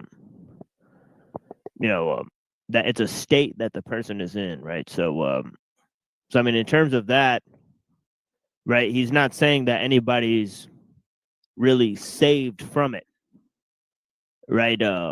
They're saved, in terms of their belief, right? They're made whole in Jesus, right? So that's the thing, is like, there's a question of what has to be done moving forward, right? Is it just faith or works? But that's part of a greater discussion, right? Yep. Unfortunately for me, I'm a nominalist and a determinist. Well, technically I'm an indeterminist because I say that there's effects without cause, so I have to be an indeterminist technically, but still there's a causal chain as far back as we can see. But I don't know where the free will is because as far as I can tell, there's determinism and there's indeterminism. Because determinism, this effect must have cause. Indeterminism is effect can happen without a cause, and free will is orthogonal. It's not in the discussion, in my opinion. But other people says that that's there. So, oh well, I'll just shrug my shoulders. Let's see what Joe has to say. Yeah, well, that goes from 7 to 9, and I know the favorite discussion that you then rehashed with Twilight Son of Lilith that last stream, right? Yes. The Romans 9, bringing that to the table. So 7 to 9 is where he's making this argument, right? Like I'm the guy Joel, he just quoted Romans 7, right? So Paul is moving into saying one vessel for destruction, one vessel for wrath, one vessel for glory, right? So you know what I'm saying, right? Yep. So it's interesting that he's moving into making a more stronger point about the discussion that you're leaning towards there. Yep. Let's just keep going. Act of obedience on the cross. He paid our sins. He paid for our sins. He was buried and he was raised to life on the third day. And now everybody who believes in him will have eternal life. Do you believe that, Jack? For me, what it helped me really do was believing in that story and in Jesus. It helped me really try to imagine and believe in God's love. And God's love shown through Jesus. I mean, holy cows, man. Praise God. Praise God. So are you tell me, are you involved in a church at all? Do you go to church? Brother, God has me on an incredible path. I was gifted with a taste of the Holy Spirit back in 2018, the end of 2017, and January 1st, 2018, my life began again. Yeah, you're right. And yep, I do my research. As you could see right in front of you, that I'm doing my research. Right. I've moved myself to Baltimore from Washington State to Baltimore because my purpose in life, I've discovered it, peace, ending wars. And if we're going to end wars, I think it'll happen. The best place to start is with the leadership in the United States government. So I'm hoping to speak with Donald Trump in Congress. And this is where I disagree with him. You want peace, start with yourself. Yeah, so I think this is what's gonna. So this is where it begins, right? This is where he's on the tip. So this is where the discussion we wanted. So Exactly. we're locked in here. Yep. And hey, the artist formerly known as Shift. How do you pronounce that? Nani. How do you pronounce that? You know how to pronounce that? Nyanos, I think I'll say something like that. No, okay. Nyanos. Yep. And he doesn't think we can end wars. Well, he makes money. I think he trades stock and stuff. So you guess I don't know how much he has in Raytheon or Halliburton or whatever. So maybe he just makes money off of war, or maybe he has another objection. I'll make sure he has a link so he can state his objection if he has any. Yeah, link's already there. Oh, okay. I'll put another one in there just in case. Maybe he may be on a phone or something, and I have some empathy. Right. I don't know him better than he knows himself. I have no clue what he has on the other side of the line. So soon. Okay. So are you involved in a local church? Do you have brothers and sisters who are around you who know the Lord? Do you have elders who are watching over your soul, as Scripture tells us to have? Not yet. Okay. I was separated from my family and my old life once I found God. once I started finding God and faith. Okay. It confused a lot of people around me, and I was confused. I didn't know how to explain it. You know But what he's thinking in his head I now. just relocated, and I just Joe or Jack? Who do you want me to start off? Joel is probably thinking this guy's a wacko because anytime somebody says that, like I found God and then I started, everybody stopped talking to me, and then Yes. so he's probably Yeah. thinking he's like, uh-oh, this Yes. guy's on some. Yeah, this guy's confused. That's what Joe's thinking. And Right, so you can see the look on his face. He's kind of like, uh-oh. yeah, and we know this is Jack Tucker's standard elevator pitch. This is what he will say to Trump. He says that to everybody. Because that's not a Christian national. Because in the Christian nationalist view, following Christ should bring order in your life and prosperity and wholeness, and you should have a better family life, all that stuff. So all that stuff should get better according to their position. Yes, and Jack's doing it wrong. He needs to have a church daddy and church family making sure he's staying on the straight and narrow instead of doing his lone monk thing. Right. And this is Jack's default elevator pitch. So he says this to everyone. Shift is here. Yo, you hear me well? Yo, what's up? Yo, Lake Assalam. Welcome. Yeah, man. I mean, Jack ending wars. I mean, it's just completely delusional, man. It's just What's with your disagreements? I mean, the proof is in the pudding. I mean, he's been on YouTube and nothing has happened. He has not spoken to Trump. I don't even think Trump knows he exists, and I don't think Trump will waste his time because like he had a big ball dinner for his inauguration. Yes. All the corporations gave him a private like basically donation, just to say, hey, let us have our deals, let us make the money, but here's some money here. Yes. Hey, we exist. Pay attention to us, Donald. Yes. Exactly. So unless Jack is a millionaire or has millions, I mean, Donald Trump doesn't give a fuck about him. I mean, he's like a waste of a carbon footprint for him, and that is just facts, man. Yes. Yeah. But I sent a message on X to Donald Trump to watch Jack Talcott. Oh, okay. I mean, it may be a small glimmer, but you got to think about the optics. I mean, Trump cares about his image a lot. He's a cult of personality. He doesn't want to hang out with a loser like Jack Talcott. Unfortunately, he is. I mean, compared to him, and compared to media presence, compared to actually actually having a following, Jack is very minuscule compared to Trump. Yes. If you look at so I agree with you on size, but there's so much alike. They're both cults of personality, and they both allegedly want peace. So there you go. I don't know about him, Trump wanting peace. I think he just wants the status quo and looking good.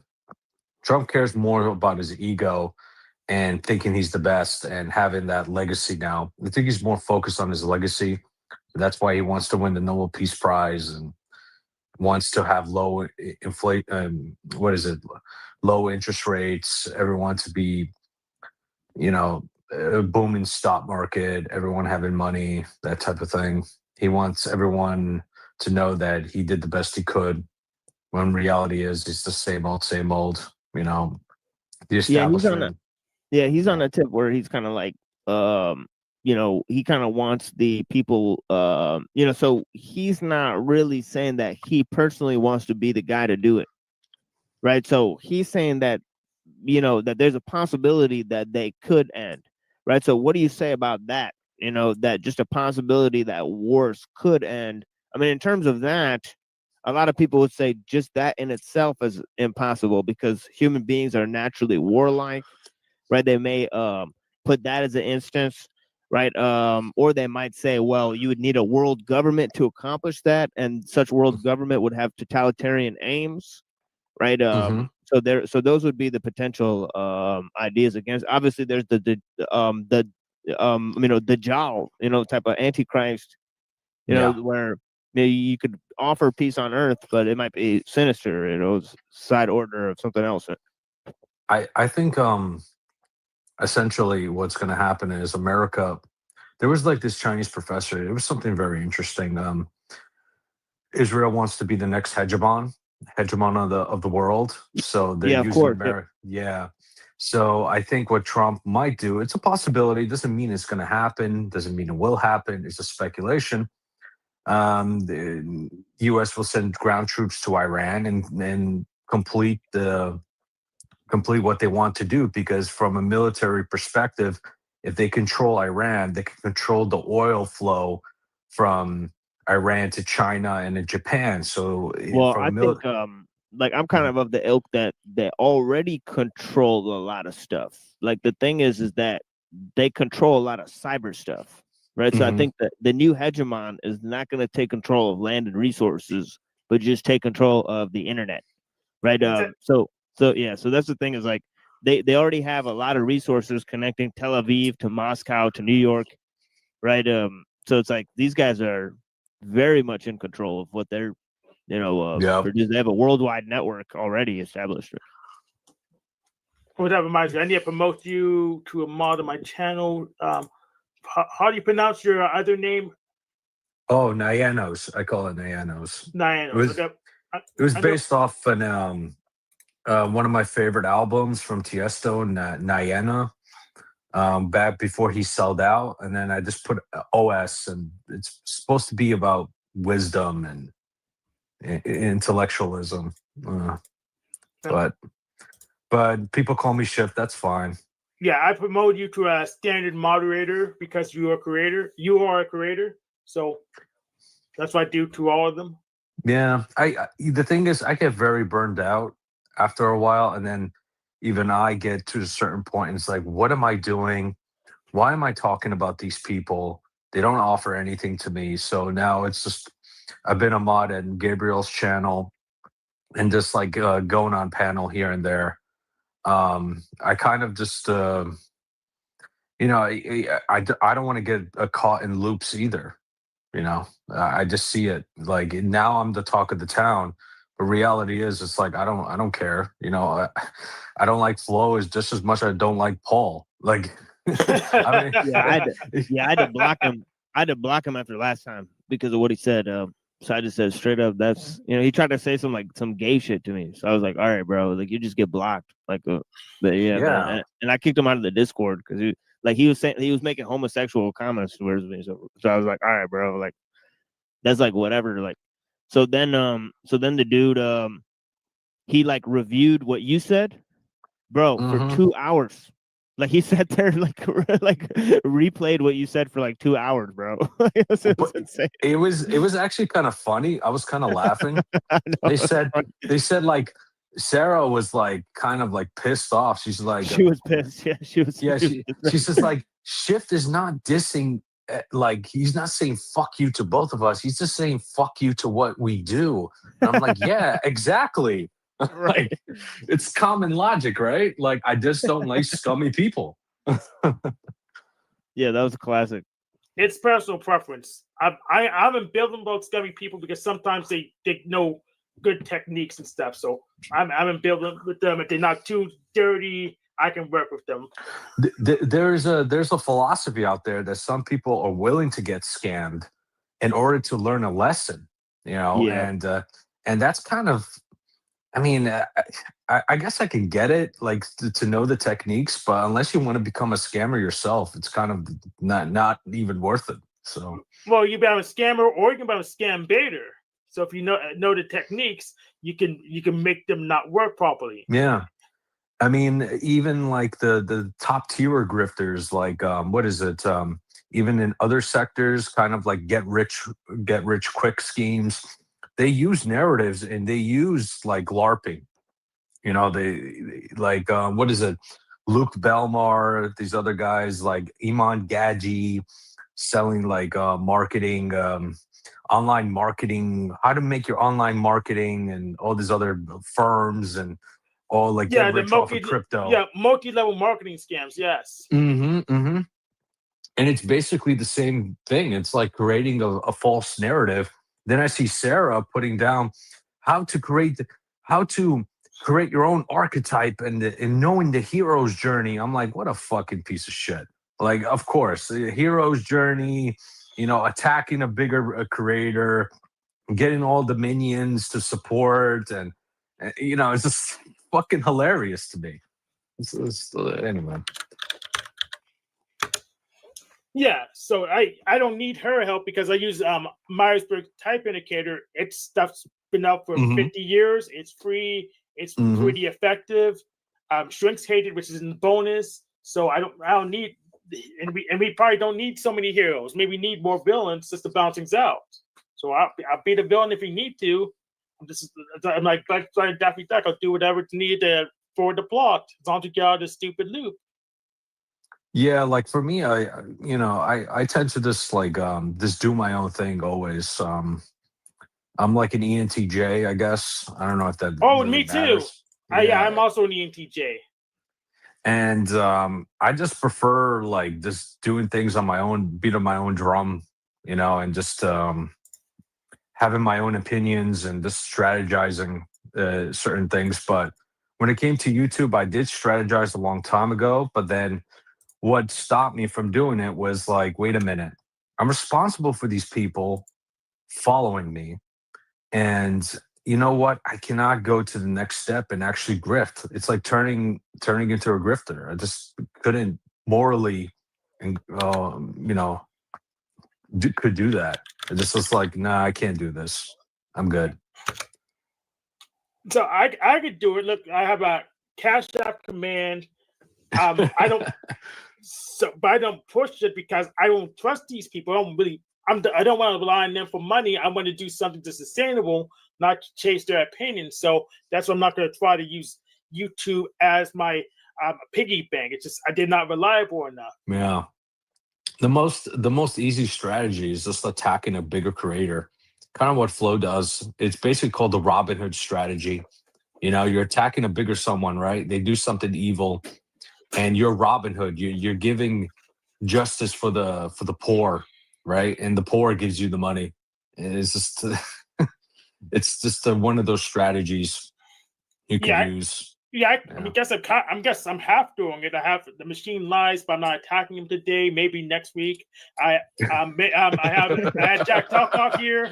I was attacking him, but I really just want him to actually study for this debate, so he actually doesn't embarrass himself too much. Yeah, me and Hank have had a few like impromptu things. Yeah. Speaking of impromptu, the Fox is very, very into debates and just going ham. Yeah. I'm here to help Hank prep. Ah, I see. Yeah, she's good at it. Well, lately I've actually just been kind of working on other things, if anything. So I feel like I'm not doing enough of it, and I owe somebody a debate on Israel-Palestine, but the situation keeps changing, and I'm still trying to learn the fucking history. Yeah, which one are you, pro or against Israel? Well, I wouldn't say I'm against Israel, right? I'm against what's happening to the Palestinian people. Right. So you're pro-Palestinian, right, or whatever. Yeah. Okay. Yeah, that's good. Yeah. Yeah. Same here. Yeah. Yeah, definitely pro-Palestine. Yes. I mean, what they're doing is just. I came from Bosnia, so I'm very, we had our genocide. So to me, when I see another genocide, it definitely irks me like in a very horrible way. Yeah. So as you said before, Jews control the media, and that includes this show. I might have a regular show on Tuesday. My co-host is Benjamin Sardik. He's a Jew, literally in the military. He broadcasts from his base, which keeps changing. Wait, the IDF? He's in the IDF. Wow. Yeah, he actually is. So wow. And he is my he called highest into my show like a bunch of times. Like, yes. Yeah, he even debated the freak on Christian Zionism. Yeah, and he is a managing model of my channel. So Jews control the media, and that includes this channel. I mean, it's a very smart strategy, right? Like what they have done, and they control pretty much the media in the United States, and they also control the banks. No, they don't. But yeah. here's one thing. I'll give you some credit on one thing, right? Like I can solve their need for a homeland crisis in just one sentence, right? America will take all of you. They love Jews. Well, we kind of here's the thing. Here's the secret thing. So the Israel's kind of like America's attack dog, so we're actually still in control, anyways. Right. Yeah, it's about dominance in the Middle East. That's a really good point, Hank. Yeah. I'm being partially facetious and just trying to dismantle that one talking point, so people can be like, okay, well, why don't you just go to America then? You know, like. Well, the thing is, like the really radical basically Zionists, they want all the Jews to come back to Israel in order to complete the Messiah to come back, and then the Holy Christians, Land. Right. yeah, and they use the Christian Zionists as puppets because they're like, if we build Israel up, then they can have their Messiah, but we're gonna have Jesus back, and Jesus is gonna fight the Messiah, and then the Muslims obviously we support having Jesus back, but we don't consider him as God. We just consider him as a prophet. So And it's kind Shift. of, yeah. There is one thing that Israel controls in America that is actually, in my opinion, a huge threat to democracy, and it's politics, right? It's through the Israeli Mhm. lobby. Right. Yes. But the politics and the media, right, they influence each other heavily. So there is just a crossover.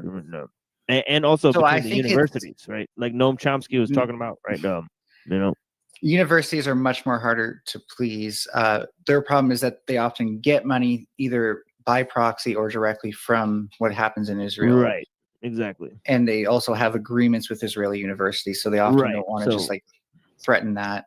And I'm not saying it makes it justified. I'm just saying for them, it's like, oh, we've got all this bureaucracy to worry about. There's a lot of spying in the universities, right? It's crazy. They're spying on the students. Mm-hmm. But like, for example, like Sheldon Adelson, I'm pretty sure he's Jewish. But anyways, Right. So is Haim Saban. If he Both happens, sides. if he Right, Haim happens to Saban be in and media, and Adelson, right? If he happens to be in media and also cares about Israel, that's different than him, systematically removing opponents to Israel in media so that way he can have hegemony for a propaganda tool, right? So I just don't believe the media thing as much as I see like the Israeli lobby actually lobbying politicians like Bernie Sanders to support Israel. Well, it's more just who physically owns the media companies, and then it's also how they've portrayed Islamic groups versus Israelis, and how White much they've people actually. own media companies more than Jews. Well, the big six. Right. Like that there's fractured ownership within those domains. It's not always just one single owner, so it gets complicated depending on how nuanced you want to be with it. Yeah. I mean Murdoch is just a Zionist, right? So the whole Fox, the whole News Corp thing, you have Jeff Zucker, right? You have Sherry Redstone, right? Who took over from her dad, right? I mean, these are all Sumner. Jays, right? Yes. Yep. Yeah, Sumner Redstone, right? So so they have a significant influence, and all these guys do fund and and give money to Israel, right? But as you may have noticed, like a lot of these media companies are also beholden to like the people who put money into that, right? So often be like rich shareholders and stuff like that, because they are private companies, and what that often means is that like Kuhn and Loeb, right? Like the Kuhn and Loeb group, like they run that they have a lot of okay, links with a black lot guys, of. right? It seems like you know a disproportionate amount of information on which groups are Jewish, but not the actual demographics. No, I'm just pointing out which ones are, and they are powerful groups. Well, this is how So you're not talking denying points. it. This is how talking points and mindlessly consumed propaganda works, right? You don't actually criticize yourself for kind of being overly obsessed with one thing, almost like it's a distraction from the Israeli lobby and how they actually threaten your vote. No, and the I've read meaningfulness of it. no, I've read Walton Mearsheimer and their study on the Israeli lobby, so I have significant information on that too. I'm just pointing out other facts. Doesn't mean I'm propagandized. I think you're propagandized to think that that there's not a significant amount of influence in the banking institutions and the media, right? This is what you've claimed, right? But the facts say otherwise. Again, they're more influenced through politics and access in the ways that rich people I'm not saying where they're more influential. I'm just saying they have influence in a certain area, right? So I'm not doubting. And what you Actually, Melanie, sorry, I just want to respond. And the agenda that you actually will see, by the way, is something called the Hasbara Handbook. That is a very fleshed out and detailed operations manual for communications and psychological operations that is directly released by a Zionist party that I'm pretty sure is also part of the IDF or something. They have complicated military structures. Yes, I've talked about it. Yes. But that is grounded, right? What you're doing is you're kind of gesturing at people who exist in positions of power and getting mad without actually knowing that the demographics are way more skewed towards white people than Jewish I'm not getting mad at all. I'm just saying that they have significant amount of influence. I didn't say that the demographics were stronger than white people. You inserted that into the conversation. It's not even a significant amount of influence. Yeah, but you're just inserting a point in that I never even talked about. You're comparing Jewish influence to white people, and I never made a claim about that at all. Well, white people would just have more. White Christian nationalists would have more influence on the media than Jewish people. Right. So what? Like, what does that have to do with the Jewish influence? Well, that would probably overpower them, right? Because usually that would start to no, it doesn't, because they're discounting Christian Zionists. I mean, come on now. Do you not understand the link? But they're not all Christian Zionists. In fact, it's kind of rare. They are a huge crossover between the two groups. There's a difference between support for Israel because you want America to eventually supersede the Jews there and have the Holy Land for Christians. Are you saying that white Christian interests go against the Jewish interests all the time? Ultimately, in the end game, yeah. No, they don't. That's a false statement because of the Christian Zionism. That's a false statement. But Christian Zionism is a minority compared to Christian nationalists. Citation needed. Yeah, right. Yeah. Oh, it's very clear. So again, support for Israel isn't always just because they're a Zionist, right? Sometimes it's because they believe that they'll achieve their end goal of having the Holy Land when God does his rapture. No, I'm as a neoliberal. Okay, sorry. Yeah. As a neoliberal, my end goal is to make sure Romans get to Israel. That's my end goal. Yeah, that's not always true. And Iran. Yeah, that's not always true, Melanie. Sometimes you should look into millennialism and some of their doctrines. Mostly all of the Christian Zionists claim that Jews are God's chosen people, and hence they deserve to, have a holy land, and they believe that that's a holy land. They also believe that it's Jewish land, right? So most Christian nationalists are amillennialists.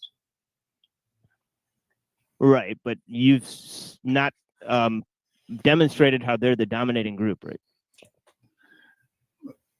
In America, first of all, right. Christian is the dominant religion, and nationalism is the dominant position on the right. Right, and Christians are often right wingers in America. Christian Zionism has a huge influence in American politics. Yeah, you keep saying that, but I'm telling you, the demographics are skewed away from them because they're a minority group in the media. Yeah, Jack, talk on our Christian globalist technically. I think again, you have to understand that first of all, America's foreign policy is way more influenced by Zionist lobby groups and Israeli lobby groups than it is by media.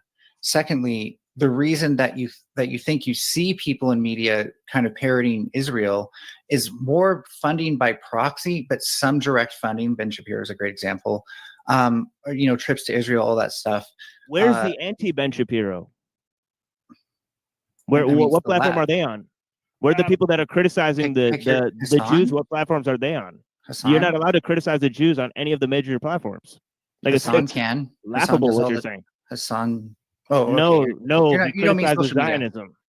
Piers Morgan's platform people who has, so for what it's worth. No, you're just not allowed to have free speech. Why is Adam Green and Nick Fuentes not allowed on the big media? I guarantee you, if you brought up a Piers Morgan video where he has a debate between a supporter of Palestine and someone who supports Israel, you'll hear someone criticize Israel. I don't know what you're talking about. And he's a major platform. The guy who is literally paid for by News Corp. You're talking about? That's interesting. That's an interesting example. Yeah, most people who are employed are paid for.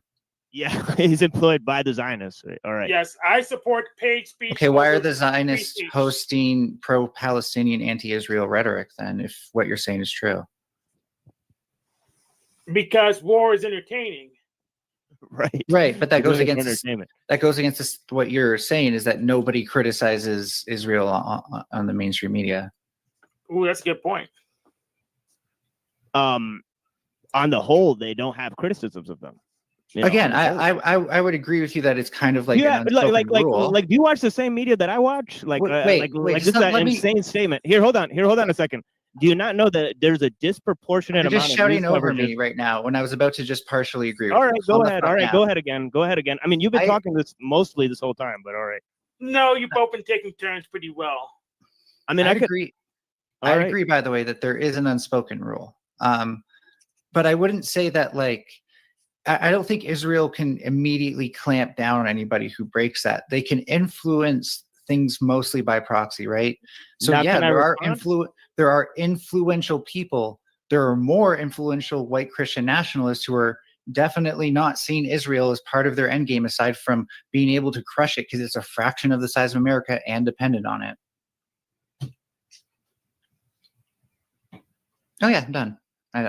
You don't need to wait for a super long pause. Yeah, there's big six media companies, right? You know, I know at least 4 out of the 6 are owned by Jays, right? They have a significant influence on both political parties, right? Sheldon Adelson and Haim Saban, right? They have a significant influence on the corporate interests, like the both at the BlackRock same companies, time? right? Wait. Also, Trump, right? He's had lots of Zionist actors. Notice how you can't let me finish, right? But yeah, he's Oh had no, I'll lots start of writing Zionist- it down. I just thought you might want me to interrupt you if you're losing me on something. No, go ahead. No, go ahead. You can go.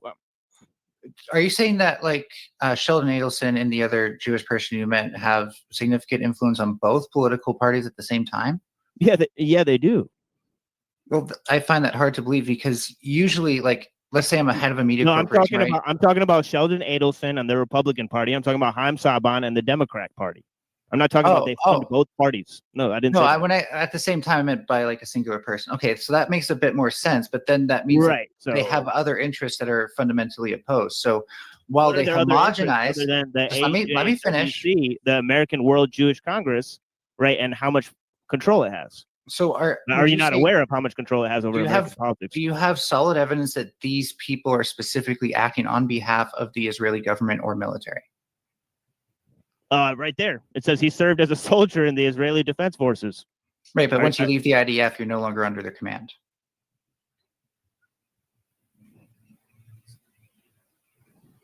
So you believe that Haim Saban is not connected to Zionist interests? This is your claim? Unless you have evidence of otherwise. But you're ready, but you're willing to make that claim here. What? Even though he funds Zionist interests worldwide. No, This is I'm your just claim being that you're making. skeptical of your claim that he is working for the military still. No, he funds Zionist interests So worldwide. I'd be willing to say something like his experiences in the military have influenced him such that Well, he's what about highly funding? sympathetic. Well, what about towards funding Israel and has Zionists? been brainwashed. Yeah, well, what about funding pro-Zionist? What about all that type of stuff, right? Funding See, the you cut me genocide. off before I got to the juicy bit, and I think if you heard me out more, you'd understand that we're really more on the same page. I'm just being a bit more. Go ahead and talk. Go ahead and talk. I mean, I'm not. Yeah, so I'd agree you're with not- you that like if you said something like his experiences in the military probably make him highly sympathetic towards Israel, and that's biased, but he's also probably brainwashed by the doctrine of the military, then I'd probably agree with you. But you're taking it to a whole Here's level. here's another you're fact. It says there, assuming a his default. citizenship, he lives in Israel. You're taking it to a whole new level where you're assuming a default where he's going to support. It's stupefying that you claim that a person who worked in the IDF, funds Zionist causes, and also lives in Israel that there's no way to prove that they support Israel. I think you're being a little obtuse, but all right. I'm not saying that they don't support Israel. I'm not. What I'm saying is that I mean that is a ridiculous claim. You're That's a assuming ridiculous claim. degree of radical Zionism. I don't think Sheldon Adelson actually. No, I didn't say radical Zionism. You that's injected what that it in would there. take. You injected that in there. I just said Zionism. But but there are plenty of Jewish people who criticize Israel. So them being Jewish alone isn't enough to tell us if they actually support didn't Israel. say anything about Jews. I said Yes, Zionism. you did. You said Jays multiple times owning things in media. So just Maybe keep track of your Yeah, own rhetoric. yeah, they do own. Yeah, I correctly pointed out what points in media they use, but I'm talking about the Zionist interest right now. So you're conflating two statements. You're the one who's conflating them being Jewish. No, I'm with not. Them No, I'm not. supporting Israel by default. No, I'm not. That was a previous statement I made because you were talking about the clearly walked Jewish back your influence. No, no, claims. no, no, no. No, you were talking about the Jewish influence in media. Now we're talking about Zionist influence in politics. These are two different things. You're conflating them. Hold it. Pause. So what's the difference between the politics and the media? Let's get that clear. Right. I mean, to me, there's not a significant difference, and she's making a huge deal of this. So the media is the fourth estate, right? And the first, second, and third estates are the government. So they're connected. No, you just said it. No, the fourth estate is inherently separate from the government. It needs to be to have unbiased journalism. So claims you. The government is public, and media is sometimes public, but is often private in America. So that definitely makes them different in how they operate and what their motivations are, for example. That doesn't mean, though, that things like lobbying hasn't heavily influenced government in ways that we can actually keep track of directly, and we have receipts for, unlike gesturing towards Jewish people existing in media, even though you don't actually know what their views on Israel are. No, you were saying that there's no Jewish influence. So I'm saying it's heavily outweighed. I'm not talking about that. I wasn't talking about their. I wasn't talking about their views in Israel. I wasn't talking about their views in Israel. You were saying that there was a backtrack. You can only misquote me. You can only misquote me. You can't admit when you backtrack. You've been a disingenuous debater this entire time. No, you backtracked. You were talking about Jewish influence in media. You were talking about Jewish influence in media, and now you're talking about something different. Let me substantiate those two things. You keep saying that I say that there's no Jewish anybody can influence. rewind the tape and see they're two different subjects. Take turns, please. Melanie first. Yeah, I think Melanie first. Take turns. His name's Melanie. No, it's fine. His name is Melanie. First of all, this isn't a debate. It's an argument. And the second of all, yes, it is. But it's on my channel. you claiming that you're debating people and they're being Sore loser disingenuous syndrome. when you switch the claims that they're making. I mean, You have massive sore loser syndrome. Okay, so right. But you switch the claims that people are making so you could win a fake debate. I did not. You did. That's exactly what you did. Just can't admit that I backtracked. Yeah, you can rewind the tape. You're a sore loser. You're bad at. So I requested you take turns, and I said Melanie first. The machine lies. You went ahead and talked. You haven't been able to prove a single point, Melanie. Yeah, and I want you to take turns. Melanie first. Go. So first of all, okay, now I've got 3 points. First of all, anyone who says that I haven't made any points this entire debate is clearly just saying that because they're a sore loser and isn't worth debating. Secondly, when I said that, when you said that I said that there's no Jewish influence media, that was straight up false. I said that there is some. But first of all, not all of it's Zionist. Secondly, it's heavily outweighed by white Christian nationalism. And I think you pretty much lost your grip on the debate from that point on. And thirdly, you won't admit when you backtrack, like when you said that it all has to do with how many J's are in the media. That's literally a quote from you. And then when I press you on that to be like, well, how do you know that they actually support Israel? Because there are plenty of Jewish people who don't. You backtrack and then accuse me of trying to do something with you because you can't keep track of the conversation. My only argument for you at this point is to do better. Okay. Now, am I allowed to respond, Hank? Or absolutely. Yeah. So Melanie here claimed that there's no connection between Christians and Jews, right?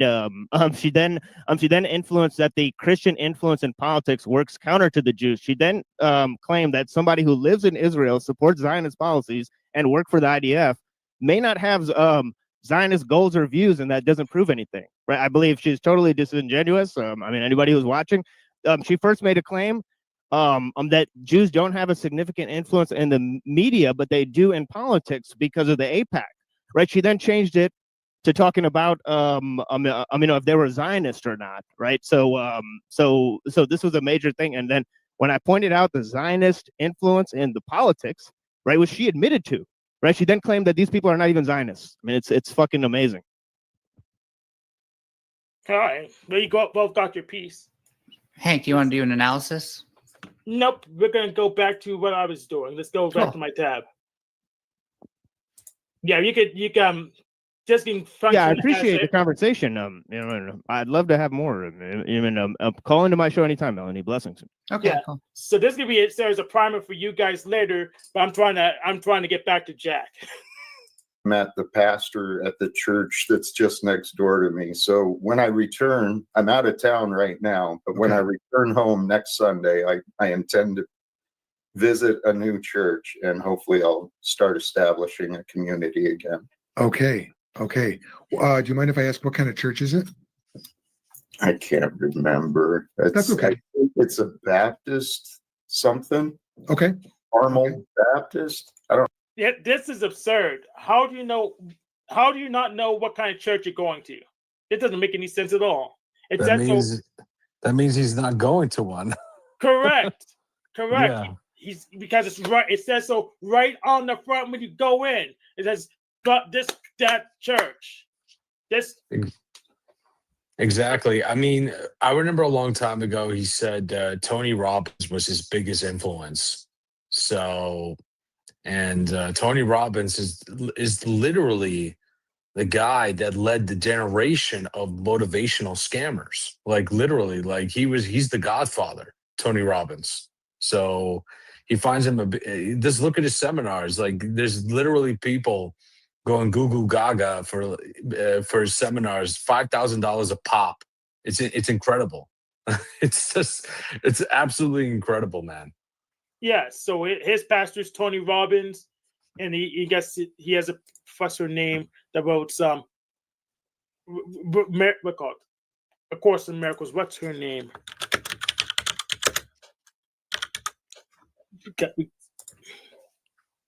Who wrote that? Helen Suchman, Suchuc, Sucherman. Yeah. So he has Helen as a priest. He has Tony Robbins as a priest. He's in the Church of Motivational Speaking. So I think that it is possible to be spiritual without needing a church, for one thing. Although I have a question for Jack, and I know he's not here, but if he sees this and wants to reach out with an answer, I'd be more than happy to see how he responds. And I mean more than happy, because I always enjoy. Jack is watching. Hopefully, he's studying for this debate. He needs to do so. Continue. Oh God, this is not going to help then. I woke up to a non-sexual orgasm, and I've just been dreaming about Jesus, and I just want Jack to tell me, is it possible that Jesus gave me that non-sexual orgasm? Because it felt like a big deal. Like huge. So you say this isn't going to help. I think he should take note. He really should take note of that, because this is circle it several times, underline it. Yes, because this is right. This is a wedge issue. If he's going on vibes should take Jack's vibes over Melanie's vibes, because I don't think Melanie may have a different conclusion, even though she had the same experience. So how do you pick on the vibes? I guess you could pick for the conclusion. Well, Jack's gonna end all wars, and Melanie's gonna end all, I guess, sexism, and that's different conclusions. But the thing is, I don't think that has anything to do with what I said. Though. I care about the mechanism. I want to know how we get from A to B, and if you answer trust God, He'll figure it out. I just say, no, He won't. I could be on the verge. I could be on the verge of becoming Christian. Like if Jesus is literally touching me, I want to know. Yeah, this would be a great time to cue the clip of Jack doing the the massage thing. Right? How he does the whole like I was like, the massage is great, right? Unfortunately, I didn't complete my soundboard yet. I just figured out how to do thumbnails properly. With my preferred application. I'll post. I have a feeling he'll just say "Holy cows, man!" That's what he would say. Yeah, because Melanie, he's got this funny thing about how he unleashes tension in his body, right, by giving himself massage, right? And he talks about how this is one of the things that is it not just to do Kegels? I don't know what Kegel is. What is that? It's like exercises, kind of for the groin. Oh, yeah. I know what you mean. Like those swinging, like those stones you swing around or whatever. Yeah.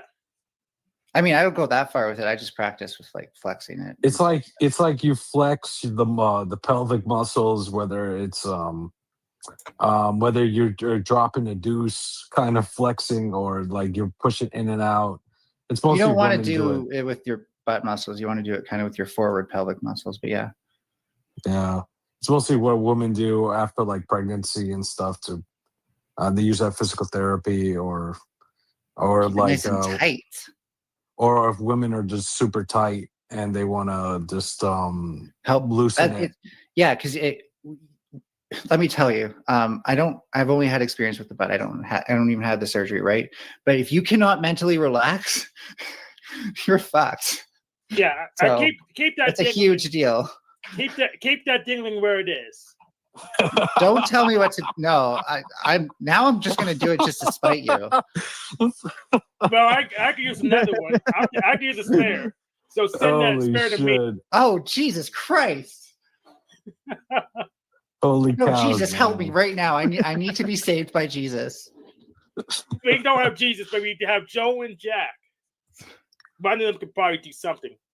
Jesus, come touch me again, please. That way I don't have to think about what Hank just said. I don't Actually, no, remember the name don't. of it. It's a weird progression of events. Anyways, go ahead. Okay. Well, listen, man. I tell you what, that is fantastic, and I would, as your, how long have you been a Christian, Jack? My whole life, but not a very good one. in the sense where you've been, as you described it, yeah, like just fully committed to the Lord, and Sorry, 1 sec.